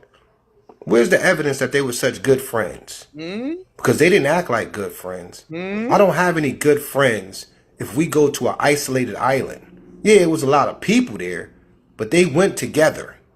I don't have any good friends that's gonna leave me on that island because I met a girl. Matter of fact, the girl said he said he was going back to the boat, but I guess the good white friends said no, he stayed to be with the girl. That's not what she said. But I don't have any good friends that's gonna leave me. They're gonna tell me, hey, take the girl number and let's go. We came together, we leaving together. I guess it's a culture thing. I don't have any good friends that's gonna lawyer up once I come up missing. My good friends are not gonna lawyer up. But I guess it's a culture thing. I don't have any good friends that's gonna hold my cell phone, knowing that my family is looking for me. And my family gonna have to track the cell phone. My good friends are gonna turn that over. They're gonna sit down with my family. They're not gonna wait to sit down with Officer Tatum. But I guess it's a culture thing.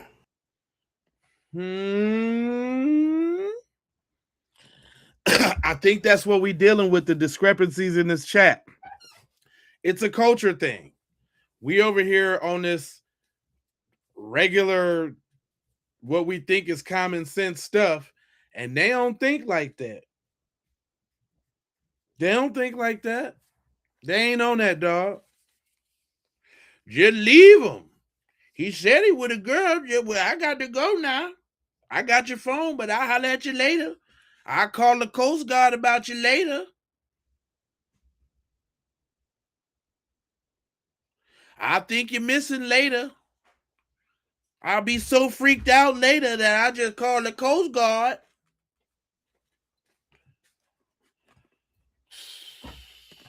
You know what I'm saying?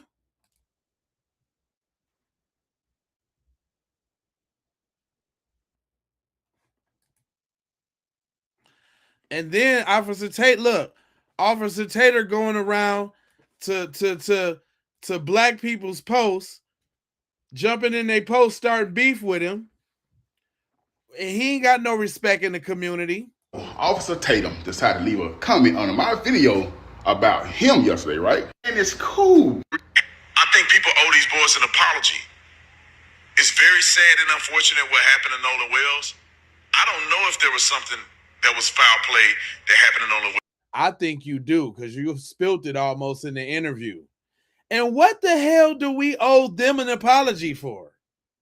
Can somebody tell me that? Can somebody?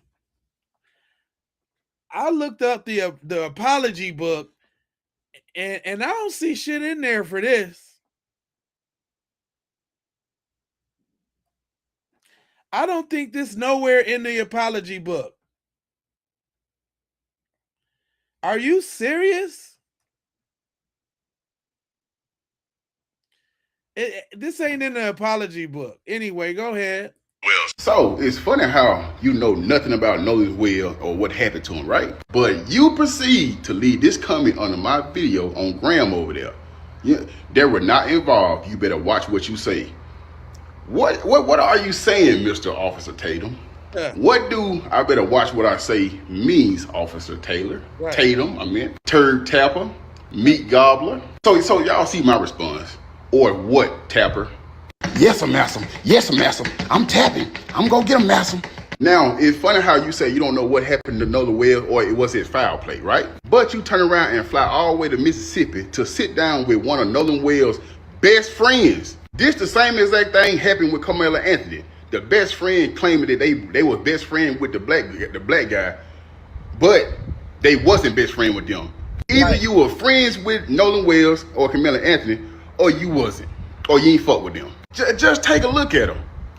Look at him. He's sitting down with Nolan Wells' best friend. You rather sit down with them, and you rather tell the whole world that they should apologize to the 3 white boys because a black boy, Nolan Wells, came up missing and unalive. Then not only that, the autopsy came back. It's funny because yesterday you left a comment saying, watch what you say, because you already knew about the autopsy already. You knew something about that. You rigged that shit up. You helped that family out. The autopsy of Nolan Wells came back, reveals the throat was removed. What a goddamn throat at? So we gonna act like Herman's walking around here with no throat. I thought when you do an autopsy, Nigga, you see everything. You get a chance to see the ups, the downs, the bad, the sad, everything. But Nolan Wells, Optops came back undetermined. Get the fuck out of here. So now I get it, Officer Tatum. I see exactly what you do now. White people even told you they don't fuck with you like that. But somehow you still kiss their ass. No wonder you in the position that you in. Because you always on your knee. And you're taking back shots. Like, come on. I do want to let you know. You is black, nigga. Your kids is black, nigga. I don't give a damn if they mix. They is black, nigga. I really wish them white folks would put your ass in a tree. I'm gonna say, yeah, they need to put your ass in a tree and put a rod up your ass while you up there. But you know, if that's how you pay your bills, then I mean, hey, all right, so be it, bro. You help that family cover up what happened to Nolan Wells. End of the day. Got that off his chest, didn't it? Got that right on off his chest, didn't he? Sis had something on her chest too. She wasn't playing with him either. To be boycotting anybody that give them boys a platform to sit up there and talk. Cause y'all had a chance to talk, bitch. Y'all had a chance to talk when Nolan's parents wanted to know what happened to him. And y'all said y'all didn't remember nothing. Now y'all want to go on platforms trying to be superstars, trying to get clout off of Nolan's name. Bitch, fuck y'all. We boycotting. I know I am. Oh, I'm a screamer for the rooftops. Anybody that's giving them boys a platform to talk when they had plenty of time, they had weeks to talk. They had weeks and they didn't want to say shit. So especially if you are black, if you're black and you have a platform and you inviting them on your, no coonery here. No coonery here. Y'all need to, I'm telling you, we are boycotting you if you bring them on. Cause you part of the problem. They are not about to get famous and get no clout. Imagine taking somebody's life thinking that ain't nobody gonna remember him and now he a superstar. And you think you about to ride that wave? You got, bitch. And we need to be boycotting anybody that give them boys a platform. That sis wasn't playing. What? Got that off her chest real quick. Right on off the chest. You know what? Old school, my man's old school. Shout out to my man Melvin. You don't even hear names like that no more. Melvin. Melvin got a message. Yeah, y'all better listen close to old school now. Good evening, people. You know, I think back to my time in Mississippi as a young man. Yeah. And I can say for a fact, the one thing that enraged the white people.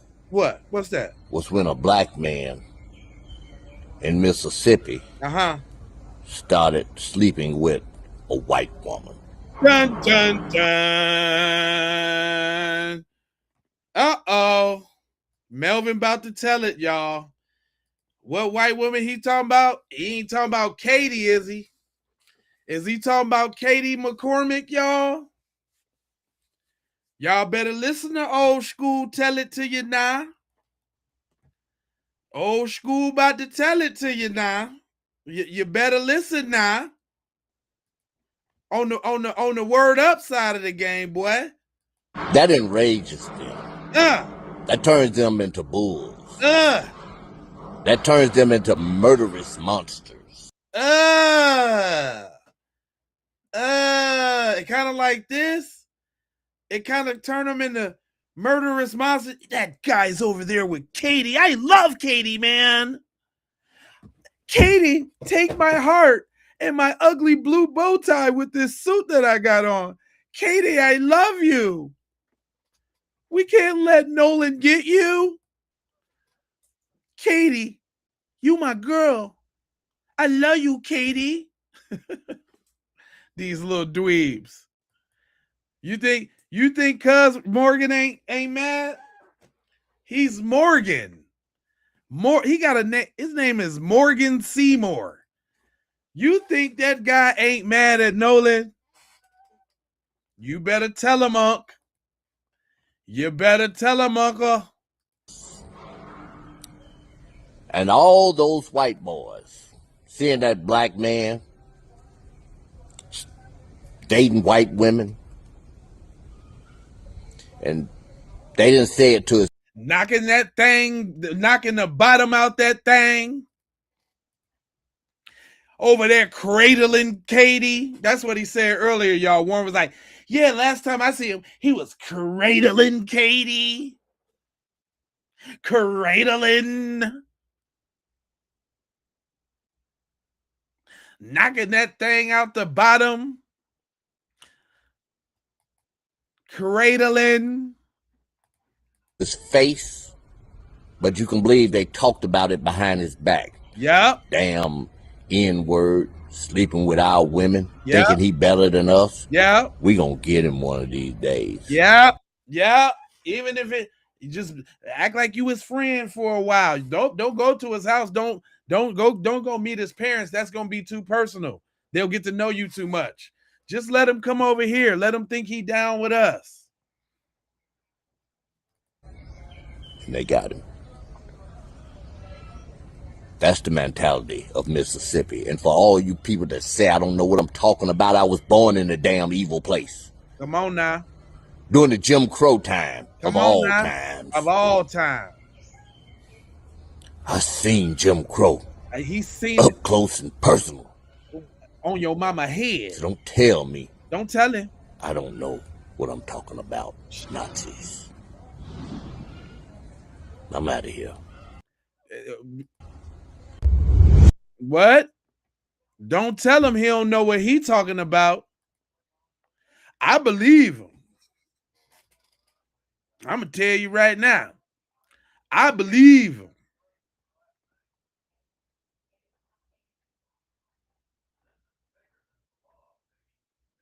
I believe what it got to say.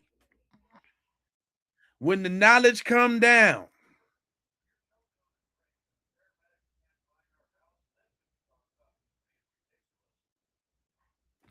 I believe him. He know. He know. Focus Willis. He know. That's that old wisdom.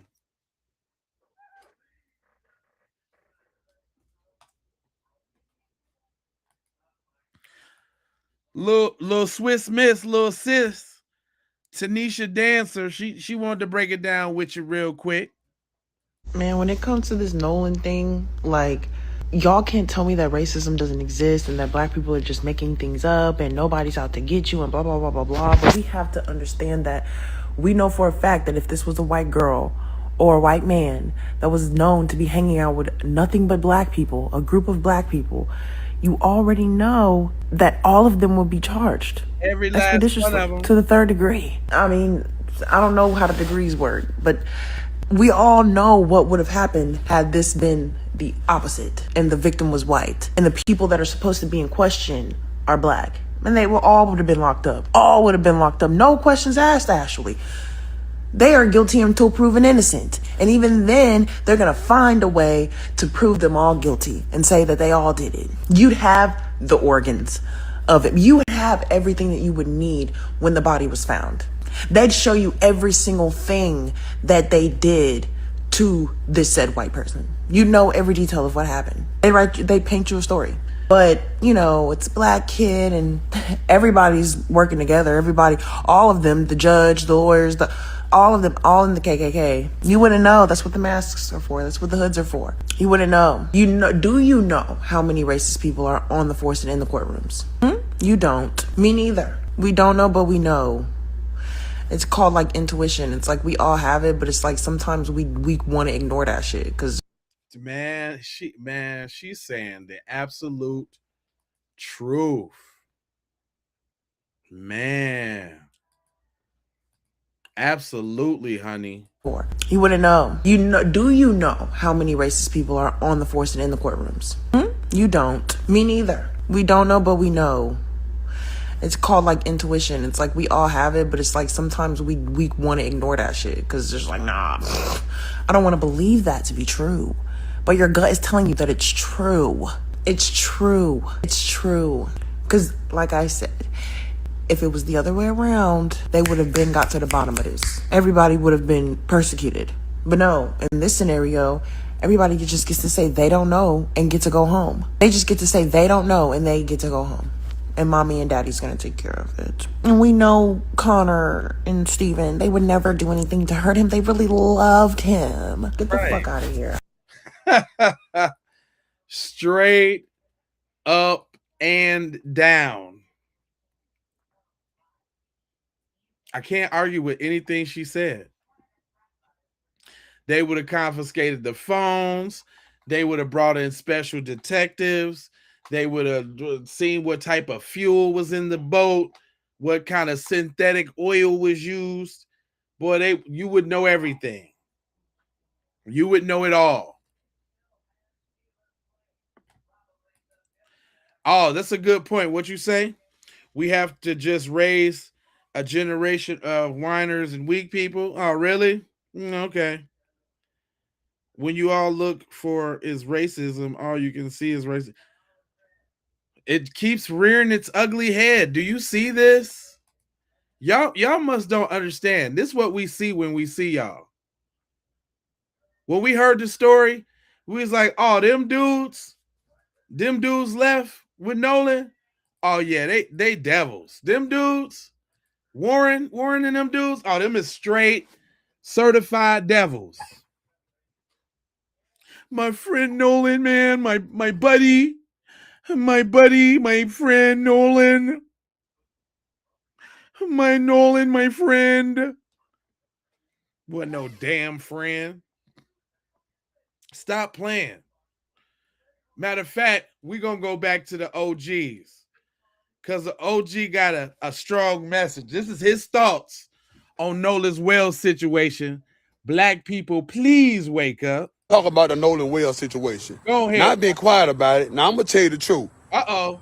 The same devils that hurt him are the same devils in the courtroom. The same devils are the lawyers. The same devils created this system. Devils. Hold on. How I go? How the song go? The song is not.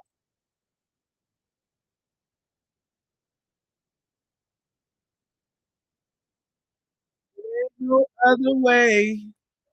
Y'all some damn devils. It ain't no other way. It ain't no other way. Tell them, OG. This whole system wasn't built for you. It was built for them. We the people, who wrote that? Black folks didn't write We the People. They did. They wrote them laws for themselves. But when they come to black on black violence, they don't care about our neighborhoods like that. Huh? They may fix a road, fix a pipe to make you think they doing something, but really they ain't doing nothing. They're not gonna stop the violence, because if they stop the violence, the police ain't got no job, the judge ain't got no job, prosecutors, attorney, lawyers ain't got no job, ain't nobody gonna have no job. So they're not gonna stop the violence. Who gonna work then?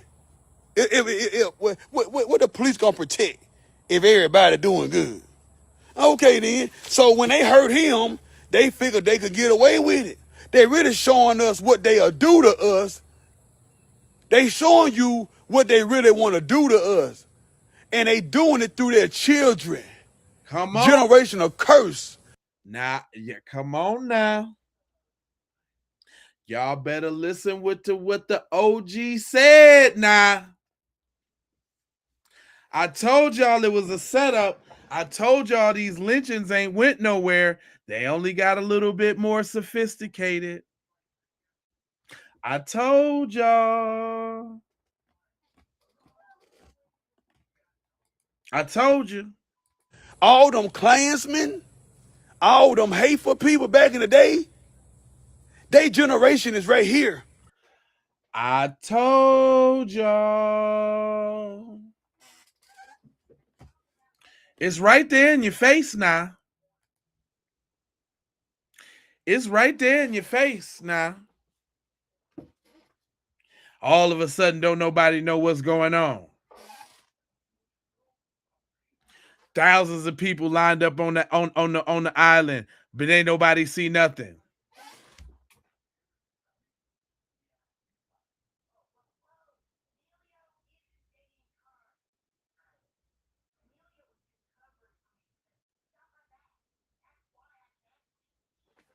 I'm just saying.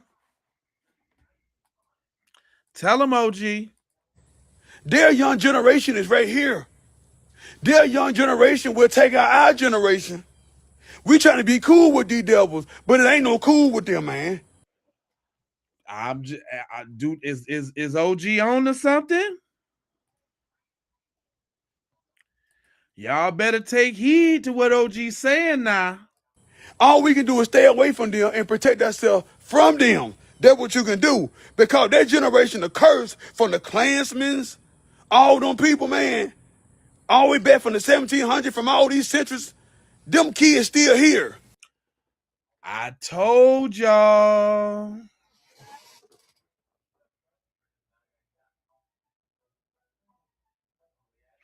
I told y'all that that thirst, that hankering for blood, for injustice, for barbarism, for terrorism. They still need to do that, y'all.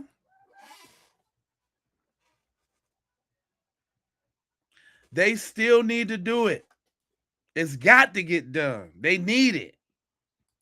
And they living through kids. That same spirit that hated black folks. That same spirit that don't like black folks. That same spirit that want to hang you is still there. Come on now. Brian Hudson, come on now.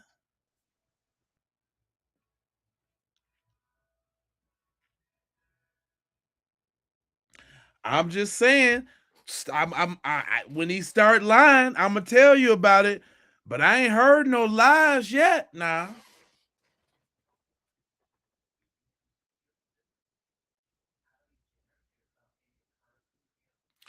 And if you look at the face, he's very sincere.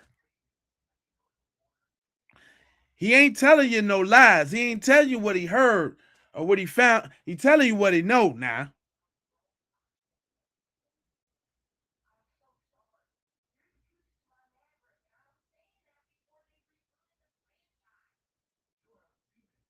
He telling you what he know. This ain't made up. Look what they did to that boy. Now they trying to cover it up. They been covering it up. Now we got social media. Things can come to the light now. What about back then? There was no cameras. There was no TikTok or Instagram. Think about it. How many murders they got away with? Huh? I told y'all you ain't putting your thinking cap on, boy. See, that's your problem. You got to put your thinking cap on. You got to think a little bit. They ain't stopped doing them lynchings, y'all. It ain't stopped. It just got a little bit more sophisticated.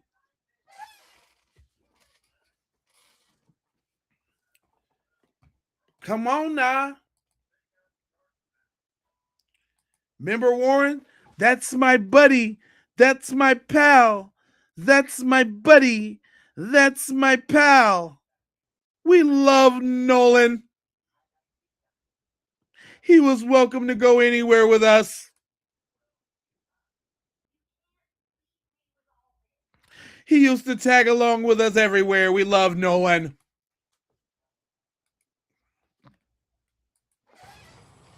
If it weren't for social media, nobody would know nothing. You trying to be cool with them devils. I'm not trying to put myself around people that have a bloodline of murderers. Woo! Damn. When you get down to the crux of it, what you say, OG? What you say, OG? Talking Instagram, think about it. How many murders they got away with?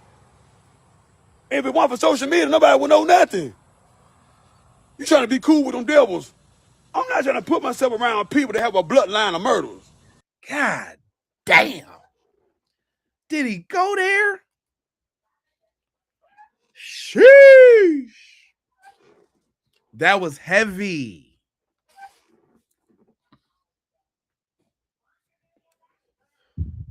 So I guess we just supposed to forget about that, right?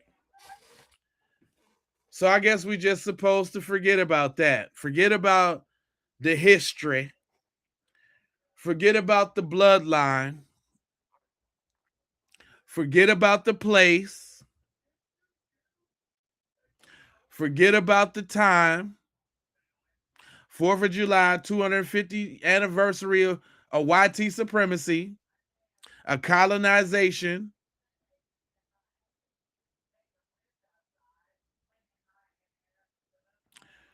We supposed to forget all of that. Never mind all of this stuff is still happening to us right now to this day. Never mind that. Never mind any of that, people.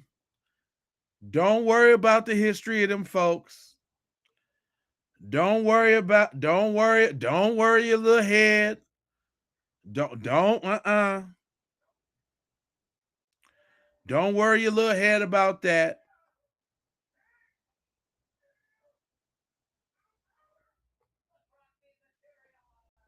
Nope.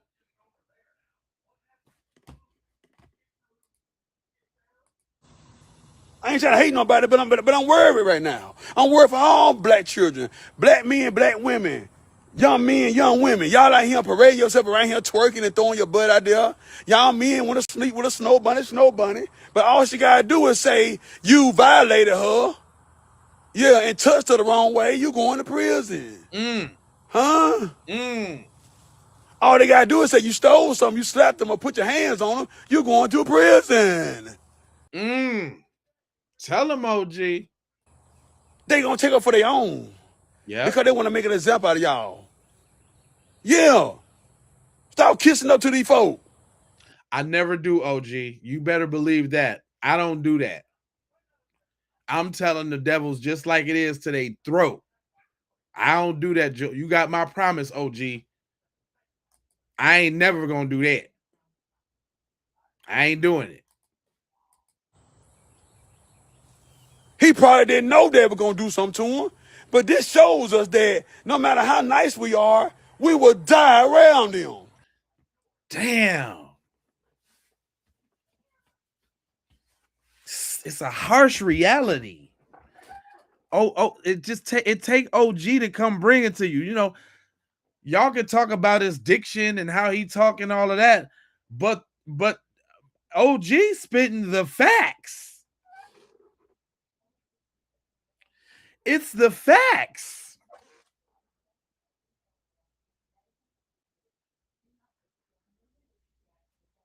Can you deal with the facts that he's speaking, though?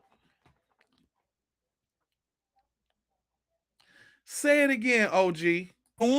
But this shows us that no matter how nice we are, we will die around him. Damn. God damn. That's a smack in the face. You better know your place, boy. Damn. Damn, OG. You coming raw like that? What else? God got the last say so about all of this. I'm telling you right now. Y'all are not hearing me right now. Y'all are not hearing me. A lot of folks have said it's over and over and over. Sometimes you hate to be around your own folk because they fake, and then some of them be real, some of them be fake. They can be nice, they can be good. But man, I'm just being honest. Just stay to yourself and stay away from everybody, because everybody don't like you, and everybody don't love you, and everybody don't love God, and everybody don't love Jesus. Some of these folks love Satan, and they working for Satan, and they murder for Satan. The truth hurt. Y'all share this. You got to be working for something to be on that type of time. You got to be working for something. You got to be doing something. I mean, I can't really dispute nothing OG say now.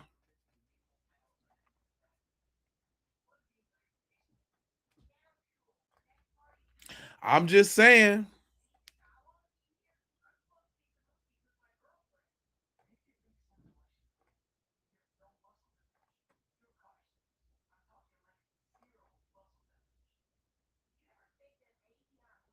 Now, I don't know if y'all heard about Did y'all hear it was a white boy out here threatening to tell it all if they don't come clean? Did y'all know that? Did y'all know it was a white boy out here talking about if they don't come clean, he telling it all? Hold on real quick. Check this out. A Nolan Xavier Wells update. This is something a little bit shocking. Somebody just reached out to me on Facebook. He's verified that he has been talking with the investigators, as you can see in this screenshot. And I'll just read you our conversation. I was on Horn Island on the 4th. I have information I will share with you, but for obvious reasons would like to keep certain parts a secret as they would absolutely damage the investigation. Let me know if you want. I've had several conversations with investigators. I can be seen in the video in question regarding an altercation. I said, oh, sure. Were you really there? I was there during the video in question. I can be seen on the far right walking away. Okay, great. What would you like to say? I will not use your name or anything. Then he sent me these screenshots of the phone calls. I said, I believe you. What would you like to share with me? Thanks. I've been working with investigators. I walked through right after a real fight broke out. I didn't see Nolan or the friends he rode there with around, but I have reason to believe Nolan was part of that fight.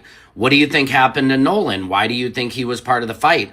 Doesn't matter what I think, only the evidence and where it might lead. I didn't see Nolan's friends he rode with, but the friends who he was supposed to be catching a ride home with appear to be lying based on what I saw and what they're saying.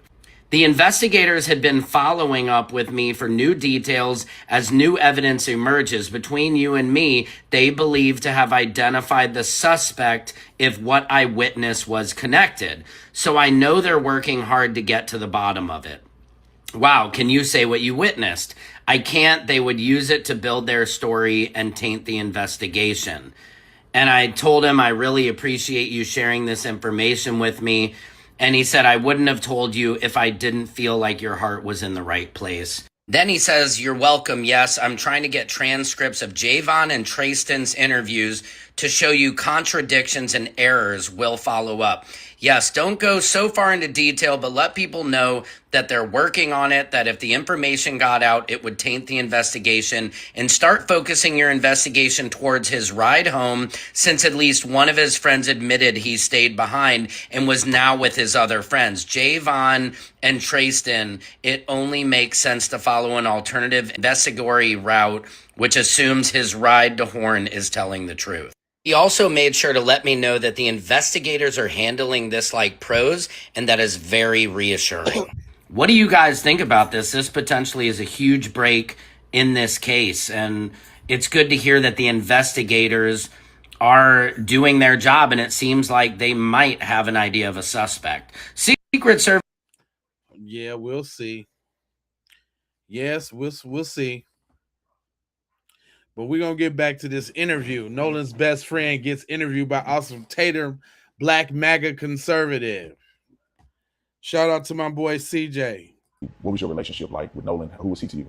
Nolan, I could describe Nolan in a million ways. I mean, Nolan was not just a best friend to me, but he was a brother. I grew up through elementary, middle school, high school, and even our freshman year of college. You know, we talked on the phone all the time. We were really close friends. And I mean, Nolan was like a brother to me. And Nolan lit up every room he walked in. He always had a smile on his face. He always had something good to say. I've never seen Nolan get in an argument with somebody and say bad things about someone. You know, there's a lot of people that talk crap nowadays, and Nolan was never that person. Sweetest soul ever. And I mean, I had a great relationship with Nolan. I've never gotten an argument with Nolan. We were super close, and I've never said or will ever have anything bad to say about Nolan Wells.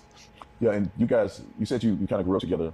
Mm-hmm. Did you know his mom, or how was that? Because I saw in the media where it appears that she may have said, at least I saw in part, that she said as if she didn't know any of you guys. Right. Well, Nolan a lot of the times was at like my house and at my buddy's house. We never went to Nolan's house and hung out. I mean, we were never at Nolan's house, which, you know, there's nothing wrong with that. But the fact that Nolan's so-called friend is literally decided to go to a podcast with a MAGA conservative who is anti-black before he goes to the police and calls the police and talks to Nolan's parents and having prayers for the family.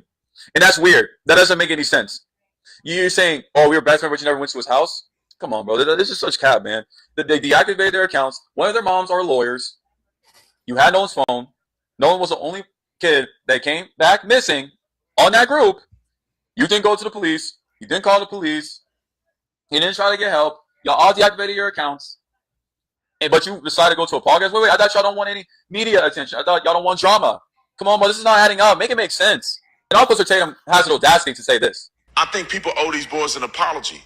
What do we got to owe them apology for? What? For what? You don't even know what actually happened. Now it even came off Nolan had an injury head. So what is there adding up? Apology for what? Go to Officer Tatum's comment section when he talks about black people. It is straight white people in the comment section. It's like no black people. There's like 2% black people in this comment section because he panders to racists that likes when he makes anti-black content. That's literally the point I'm making. And why do you think Nolan's so-called friend was so comfortable going to podcasts like him? Come on now. Would he go to a podcast on a black person that isn't anti-black, that isn't conservative MAGA? Come on now. He wouldn't. Make them make sense. It's Mississippi. It's the top 3 most racist states in the world. We're not falling for this. What was your relationship like with Nolan? Who was he to you? Nolan, I could describe Nolan in a million ways. I mean, Nolan was not just the best friend of me, but he was a brother. I grew up through elementary, middle school, high school, and even our freshman year of college, we talked on the phone all the time. We were really close friends. And Nolan was like a brother to me. And Nolan lit up every room he walked in. He always had a smile on his face. He always had something good to say. I've never seen Nolan get in an argument with somebody and say bad things about someone. There's a lot of people that... That's some bush. That's some bush. That's some straight bush. Some bush. Straight up. Just right off the bat.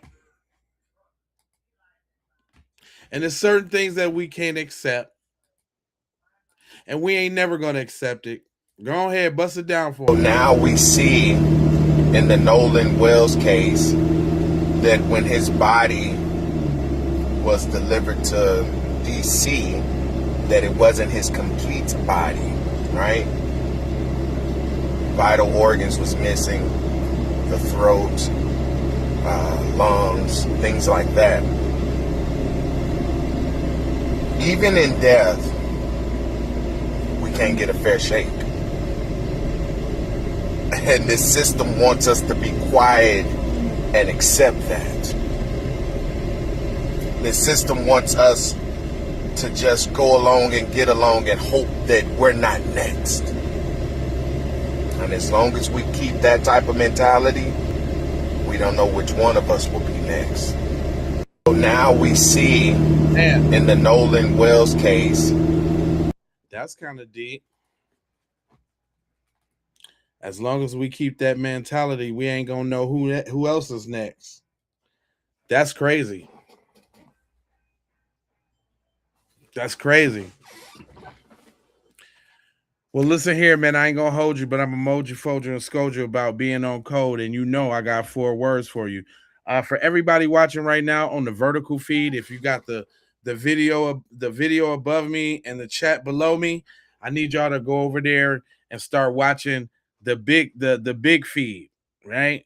Now that y'all in and y'all peoples and my people, man's 50 grands for everybody that's just subscribed and new to the joint. I appreciate that. Thanks for all the jewels that y'all dropped on the boy. But I need y'all to watch the landscape version, not the portrait version, not the little skinny one. I need y'all to watch the large one because that help out with the channel a lot more. So when you get them I hope y'all got y'all bell for notifications on. So when you get the bell for notifications, make sure you tap on the one. That's the landscape. You understand what I'm saying? That way you can see the videos a lot better. You know what I'm saying? Because I got it spread out on the big screen. I got the chat on one side. I got me in the corner. And I got the screen real big so you can see it. You know what I'm saying? Yeah, rest in peace, Nolan Wells, for sure. That's what we need. Matter of fact, y'all new here, right? And usually we do like a little roll call. You know what I'm saying? But I don't mind playing it as an outro too, just so we can feel good. Do you understand what I'm saying? Let's hit that one time. Yeah. Before I let y'all go.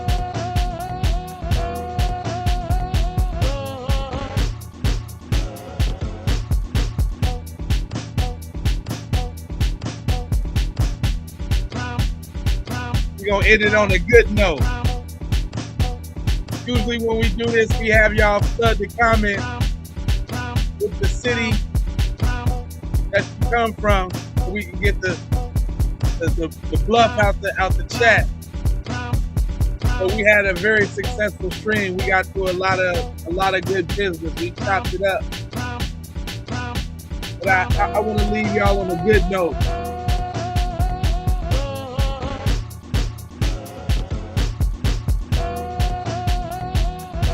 We can just go on out on a good note real quick.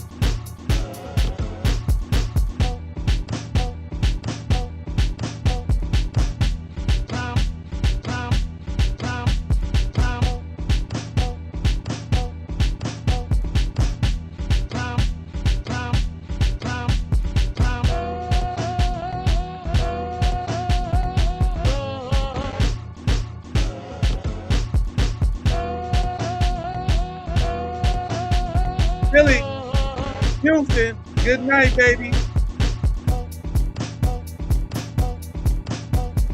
We gonna walk it out one time. You had a blast? Well, I will see you tomorrow too, baby. Blessings. Mark.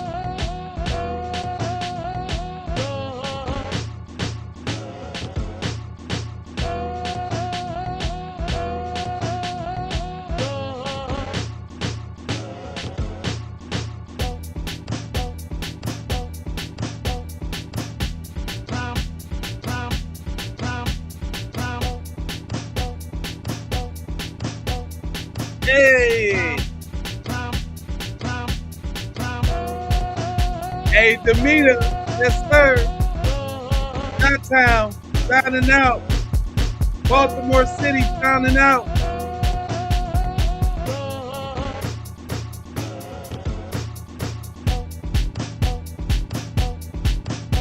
The Yay area.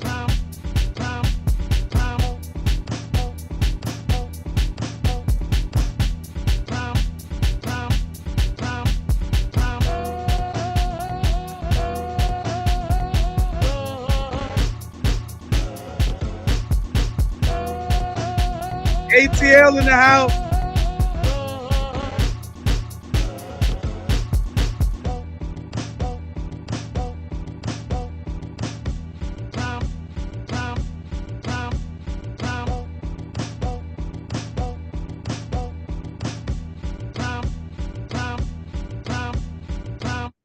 Hey! Feels so lovely, don't you agree? Yeah, I'm gonna get up early, y'all. So tomorrow, I think I got a 3-stream day. I'm gonna try to do the 3-stream day tomorrow. So that means I'm gonna have to get up early and get the 8 o'clock, the 9 o'clock hour. And then I'm gonna do the nooner. And then we're gonna bust it down in the evening. If I can't get the morning, best believe we're gonna do the morning and the evening. Now, look, I was finna try something tonight. Listen now, I don't know if some of y'all at work or some of y'all night owls, but I think I'm about to go and look up some of these YT murder cases, like unsolved mysteries, and make fun of them. Because I think I'm a way better detective than they are. So, like, you know how they be doing the interrogations and like the first 48 type of joint? I'm finna watch that tonight. So I'm gonna log off. I'm gonna go grab me something to eat real quick, just a quick snack. And then I'm gonna try to do a late night stream tonight for a couple hours and see how it go. Y'all want to roll with me on that? Just something totally off. It ain't. I'm just gonna scour the internet a little bit. Maybe go through some funny. We can watch some funny reels or something. I don't know. You a night owl too? Foxy Butterfly? Okay. All right. Well, all right. Okay. You getting ready for work right now? That's what's up. Dun dun dun. Yep. Detective Dum Dum. Yeah, don't we love the trolls? Paul, I see you been kicking it in there, Paul. You and Big Tex. Who else been in there? Oh, we always gonna recognize Callie in the house. Callie been in the house. What you talking about? What you talking about? What you talking about? Sacktown 916 by way of San Francisco, California. Miss Hyphy. Is that what that is? P-H-P? Miss H-P? Hyphy? You'll be there? You gonna come through? You gonna come follow me? You gonna come check me out on the night type joint? Yeah, I'm gonna do me a little night joint tonight, man. We gonna watch. What I gotta do is I'm gonna look on YouTube, right, and see because you can look and you can see what stuff is like. You can look at like non-copyrighted type of stuff, right? And it's a lot of them police videos like crime investigation, like crime videos. You know what I'm saying? So I'm gonna check that out, and I'm gonna see if we can get all the Creative Commons joints, and we just gonna go through them joints and watch. Like this, like how the triple homicide joint, and they buried his wife in the whoop-de-woo swing wing wingle and all of that. Cause you know it ain't nothing but YT. Look, I'm looking right now, y'all. It ain't nothing but YT crime. That's all we gonna have to look at is we gonna look at YT crime. We're just gonna look at YT crime, y'all. That's we gonna do that. We gonna find some funny videos. You know what I'm saying? Like, let me see. Interrogation. Crime interrogation videos. Yeah. These ones right here. Matter of fact, let me make sure I put in Creative Commons. Yep. Okay, boom. So we gonna be watching joints like this. Although I'm black though, so I'm not watching no black crimes. Just so you know. You like it if you don't. I don't care. I'm not watching no black crimes. We're watching watching all YT killers here. Like this one, this seems like a great one. Yep. It says true crime interrogation, unmasked. Zachary Burton covered unmasking a triple murderer. Yep, this looks nice and interesting. I like watching this kind of stuff. So we gonna watch this. This is what I'm gonna watch. Matter of fact, move this over here. So we gonna watch this and we gonna go through it and we gonna see how degenerate Hunters Point Bayview in this joint. I ain't trying to forget nobody. I love all my peoples, man. You gonna mod for me tonight? Okay. You an overnight joint? All right, well, let me make sure I see you in the chinat, couple 10 times. You know what I'm saying? This, that, and the third, make sure you stomp down because we got a bunch of them, you know.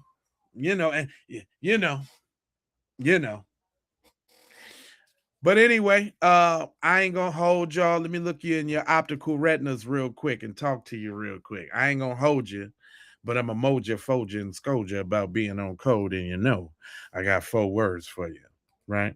I need you to go ahead and subscribe for the vibes.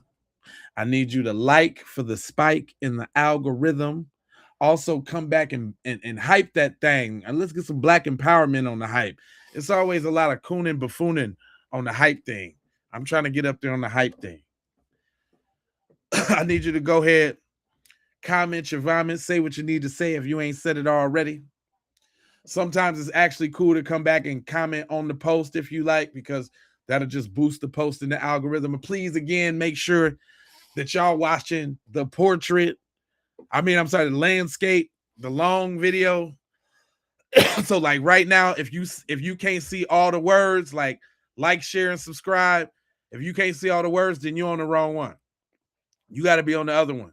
Because on the right one, you can see all the words. Subscribe, like, comment, share. You can see that. But that's all right. I leave that up because that's how y'all get it. How I bring y'all here. If you're a black creator, you know they don't push these type of messages. So we gotta, do all type of tricks and be creative just to get discovered.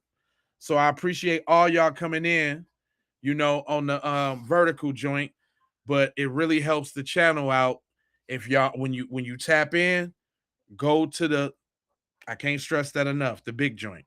Okay?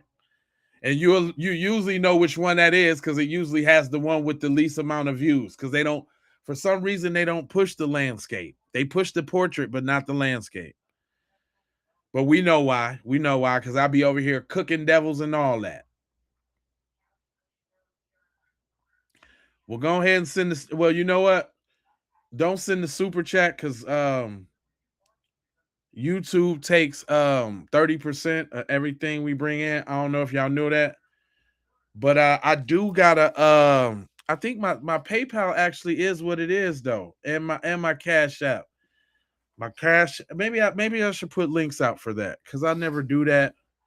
Maybe I should. I appreciate that if you want to look out like that, bros. That's real.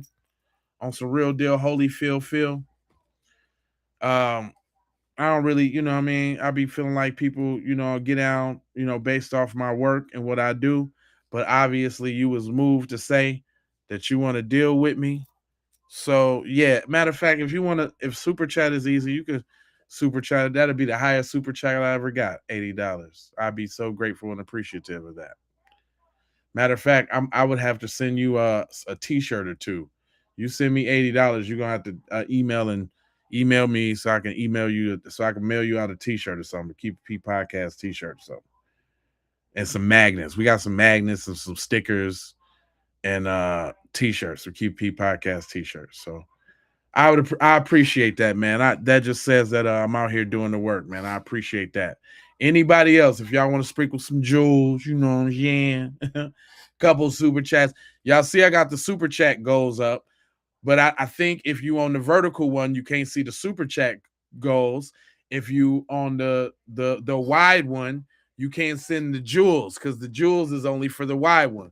So it's a trade-off, But what I really don't even care about really all of that. I just care as long as I'm getting the message out and I'm reaching the people I need to reach. You know what I'm saying?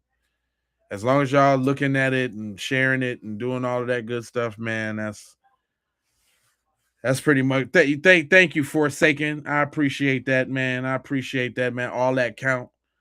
You know what I'm saying? I'm out here working, putting in the work for the people. Go back and look, man. It's over 5,000 episodes of this thing on Keep It P Podcast. We've been doing this for 5 years, man. And let me tell you, I ain't never got so much love yet.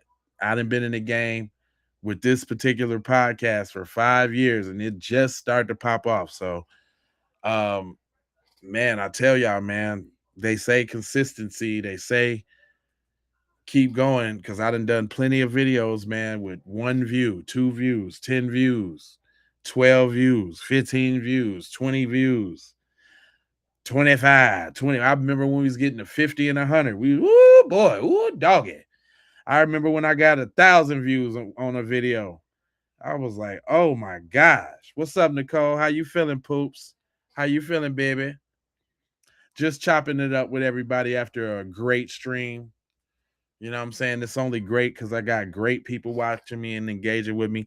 Even the haters. Even they play their part. Even y'all play y'all part, man. Because without y'all, we wouldn't be able to see what we up against. So, if I'm the one that y'all choose to follow to spew your nonsense, I'm honored. Just don't spam and just don't say nothing funny in the comment section. But yeah, I'm still up and at it. I'm about to get back at it like a craftmatic. This was a great 4-hour joint. I do this for y'all. Thank you, mommy. I'm doing my thing for y'all. Y'all keep me motivated. Y'all, I done got me a couple members too, boy. You can't tell me nothing, boy. I got a couple people that believe in me. I'm finna go hard, boy. I'm finna go super hard for y'all. Matter of fact, y'all need to follow me on Facebook too, especially all my mods and all my members. Follow me on Facebook, man, so y'all can send me stories. You know what I'm saying, or whatever the case is. I'm a regular person. Tap in with me. You know what I'm saying? I ain't hiding on none of this social media. I'm out here. And with that being said, love, peace. Oh, dang, how did I forget? Got a little onk in there. Oh shit. Now. Lolita, Miss Young, thank you.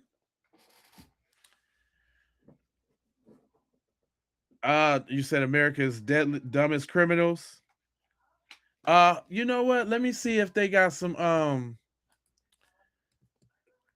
compilations, because I think a compilation will be good, especially if we could get the let me see, the Creative Commons joints, because so that way I ain't got to worry about ooh, look, it's a 4.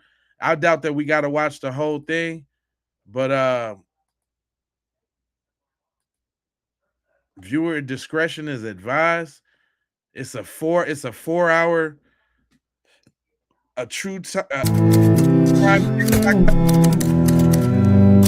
Oh yeah, I'm with this.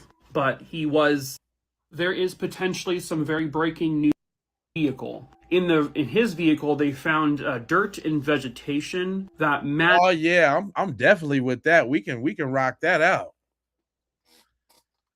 We can rock that out. Yeah, we can rock all that out. I'm definitely here for all that. Thanks, Pepper Lady. Thanks, Pepper Lady.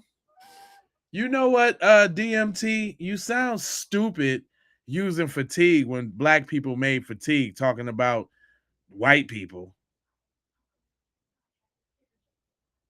You should feel stupid about that. And it ain't lost on me that you got some funny little monkey in your profile picture and you on my thing chimping out. It ain't lost on me. Stop chimping out, bro. Matter of fact, you missed all the fun. I'm about to leave and come back. Stop chimping out, DMT. Anyway, since I just got my stomp downs left, I swear to, I'm about to yeah, I'm gonna go ahead and tap in. I gotta make the thumbnail and I gotta make the description and all of that. Gotta come up with a nice thumbnail and some hashtags and description. I'm gonna use my little thing for that. What's Dr. Boy, I'm the authority on Dr. Seuss. Boy, you can't tell me nothing on Dr. Seuss. I made Dr. Seuss go viral again, fool. You don't even know who you talking to. I'm the Dr. Seuss dude. What are you talking about? What are you talking about? I made Dr. Seuss famous again.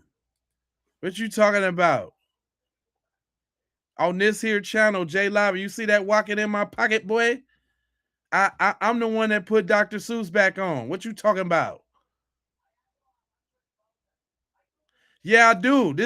You see that video right there, homeboy? That video sitting at what, 10 million views right now? 10,005,400 views right now? I made Dr. Seuss cool. I'm the Dr. Seuss authority, homeboy. What you talking about? I'm the one that made Dr. Seuss cool. You see, you be talking and you don't even know who you talking to. Can't tell me nothing about Dr. Seuss. What did you talk? I'm the Dr. Seuss authority. Do you see that? I'm hopping on pop. I'm one fish, two fish. I'm about Sam. What are you talking about? I made Dr. Seuss cool, dude. What are you talking about? You must ain't know who I am. You must ain't know. Yeah, no, I got the receipts. I made Dr. Seuss cool. What you talking about? What you talking about? I just want to make sure you know. Talking about some Dr. Seuss. That's me pimping. I got the top Dr. Seuss tracks on here, buddy. What are you talking about? Songs and everything. Look, got whole music video. The whole 9. Green eggs and ham. Yeah, that's me. Boy, you better watch your mouth. Yeah, I did green eggs and ham. Look at that. Look at the bottom. Look at the bottom of that. That's AJ Lava right there. Homeboy.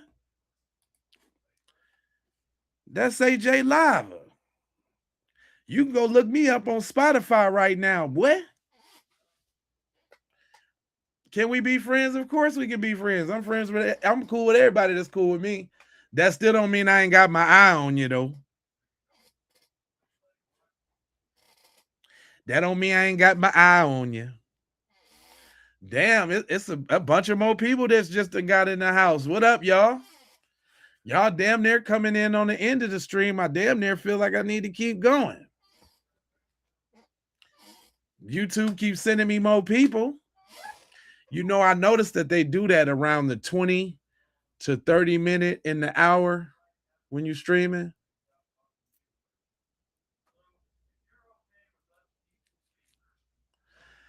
A white man created it, but I put nigga on it and made it way better. I'm getting paid off Dr. Seuss right now to this day. I colonized Dr. Seuss.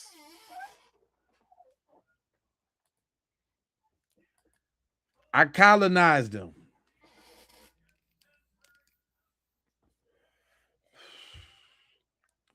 Yeah. This is a song. It's called About Sam. I made it.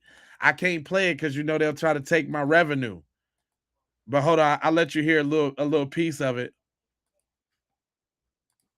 Box, I do not like them with a fox. I do not eat them in the house. I do not like them with a mouse. You see, you hear that? I can't play the whole thing.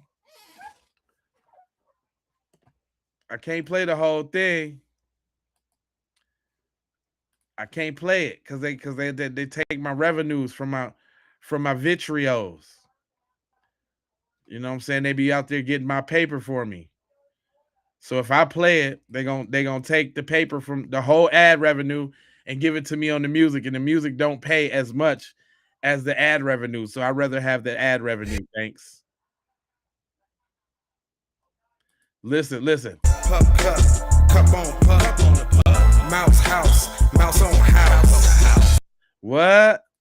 I'm rapping that, son. I'm rapping that.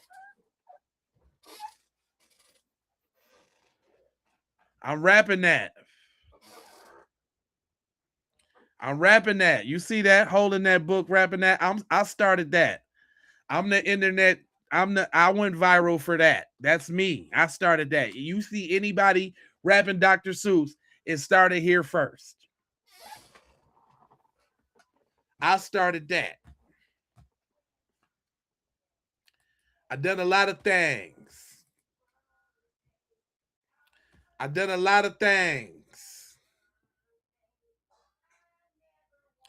did the video too.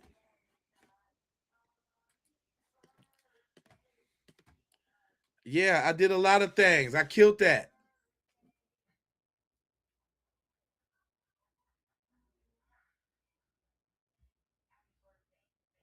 Killed that.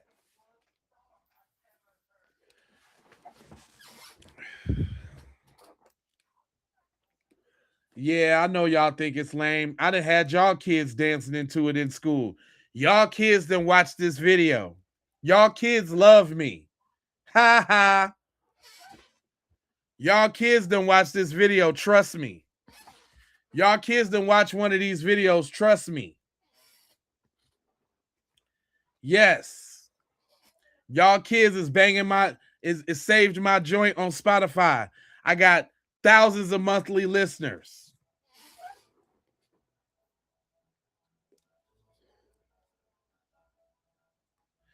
Y'all wish y'all had swag like that. Y'all wish y'all could make Dr. Seuss dope like that. But you cannot.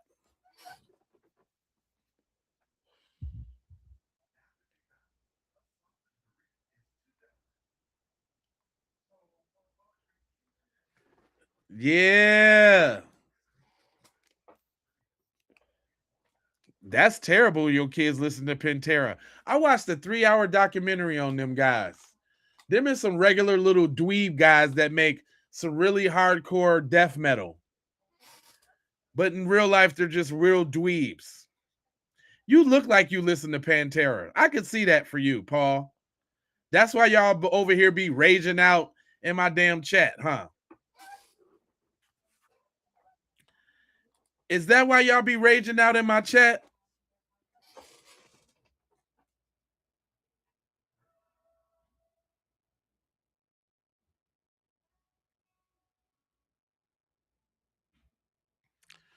This video's okay. It needs to be more focused. Shut up, you hater.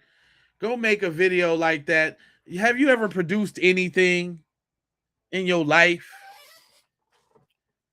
You ain't never produced nothing in your life. You little buster. You see how crisp them thumbnails is? Huh? You see that? You ain't never produced nothing like in your life.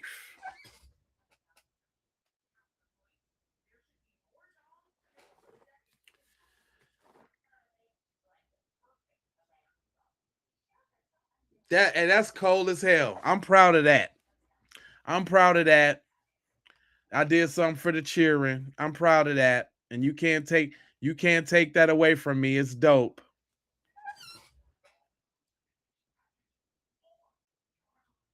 It's dope.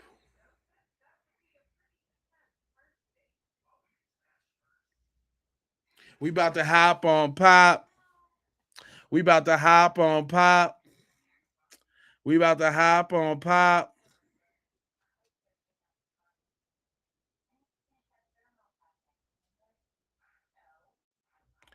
It don't matter. It don't matter if you can read the front of the book. It's in front of green screen, you dummy.